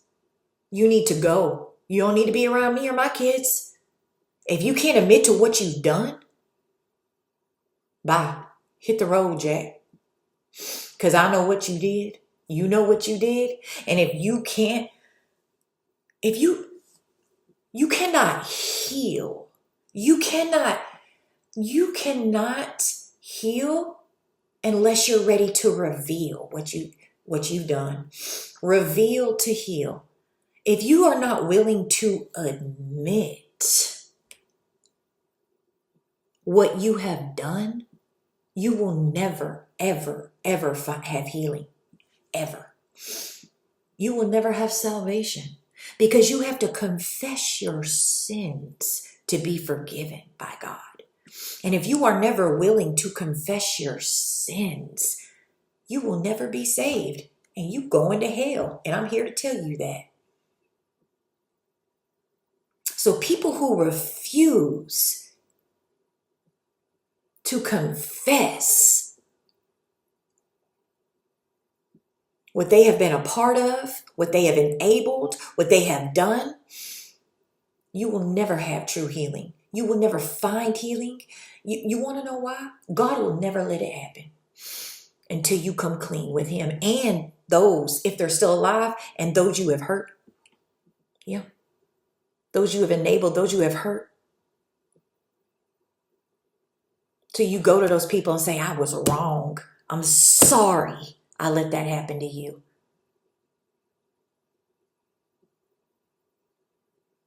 I'm sorry I stood by and let that happen to you. Because that person needs healing as well. And you're the key to that healing. So when you sit up there and you act like it ain't never happened, do you know how much that hurts that person that it was done to? While you're worried and sitting here worried about your fragile ego because you can't face it, because you can't face yourself, the truth. Do you know how much that hurts that person even more? The victim of the abuse? Get over yourself.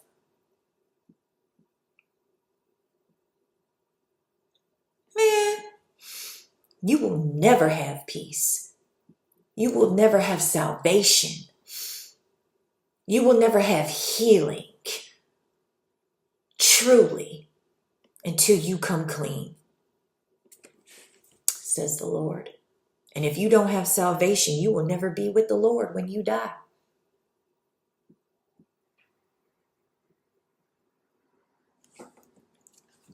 It's a lot. People really don't understand what they do. So I chose myself. I chose healing. I chose love. I chose not to be a part of their circus anymore, their lies. And of course, that makes me the bad person. That makes me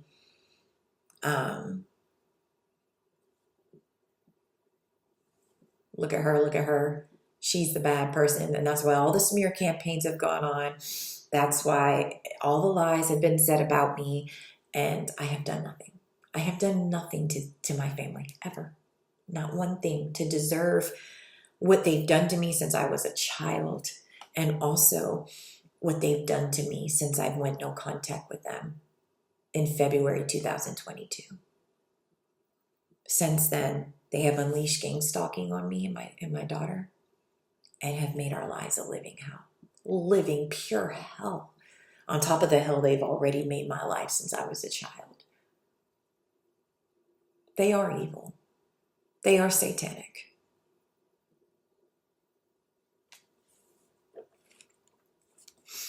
I'm going to stop here. I'm tired. It is 2:37 in the morning. My eyes are like red from being up so long. I hope that I could go on and go deep and there's things I'm not even getting to, but I wanted to give you the gist of it. It's 4.5 hours.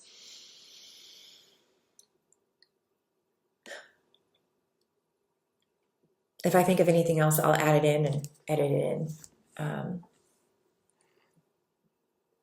I hope people can understand that just where I come from.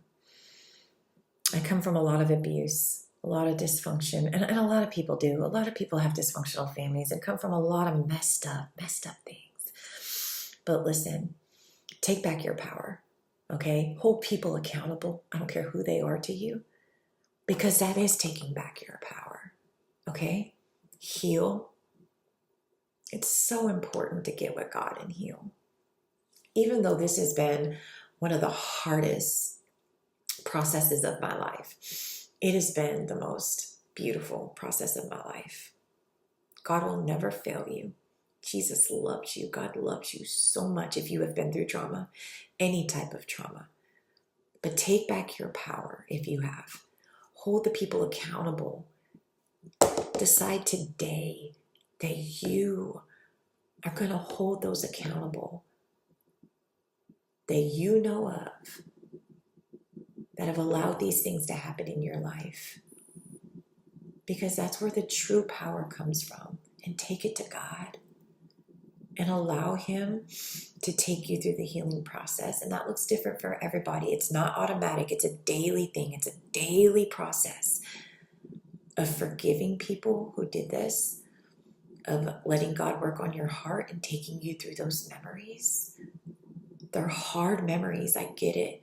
But taking you through those memories, letting him work those out of you, out of your body, out of your mind. Okay? But just know that you can go through really, really hard traumatic things, and you can use that to help other people. That's why I named my channel Painfully Purposed. For I have been purposed through much pain. I am painfully purposed. I'm using my pain to find my purpose. And somebody's going to hear my story, and they're going to know how to move through their pain into their purpose, right? God will take your pain. He will use what Satan meant to crush you for, and he will take it, and he will take those ashes, and he will give you beauty for those ashes, okay? But you just have to trust him, and you just can't go around taking it out on everybody else, hurting everybody else, because you never know what that person's been through. All these people out here attacking us, gangstalking us, bullying us, these police officers, these EMS, firemen, these, Colts, Covens, all these people, right? Even in these, they don't know what I've been through. They don't know the devastating childhood I've had and all the work I've had to do to really get through, the healing. They don't know, but they're out here bullying and taking it out on me. Like I'm the community scapegoat, right? Because that's basically what targeted individuals are. We're the community scapegoat. And you can't do that. You've got to heal. Whatever you've been through, no matter what it is, you got to heal. Do it for yourself. Do it for your children. Do it for your family. Do it for your bloodline. It stops with you. Because that's what I told myself. It stops with me. And I have not been perfect by any means. I yell at my kids. I've done things wrong. I ain't perfect. But the abuse stops with me. I'm the generational curse breaker. It stops with me. Okay? So you don't know. You're out here bullying people and gang stalking people. You don't know what that person's been through. Just like I don't know what you've been through. That's why I don't judge people. Show mercy. Show empathy and compassion for others.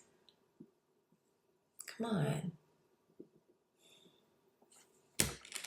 Anyways, if you made it to this point, you a real fan. You a real soldier, for real. For real. You are a real subscriber, and I appreciate you. Share this testimony if you feel like it'll really help somebody, because I feel like it will, especially those who have suffered a lot. So I'm going to end this. So I thank you for watching. I really, really do. I know that everybody's been waiting on this video, and I needed that break. Anyways, 3 weeks. But, I got another video. That's going to be 2 videos. That's going to be rolling out right after this. I'm going to get right back into my videos. So about the voodoo attack they sent me, oh my gosh, I have video proof of that. So I'm getting right back into my videos after this one. So anyways, 4.5 hours. Yikes. But anyways, God bless you. Okay. And thank you so much for watching. Till next time. Shalom, shalom.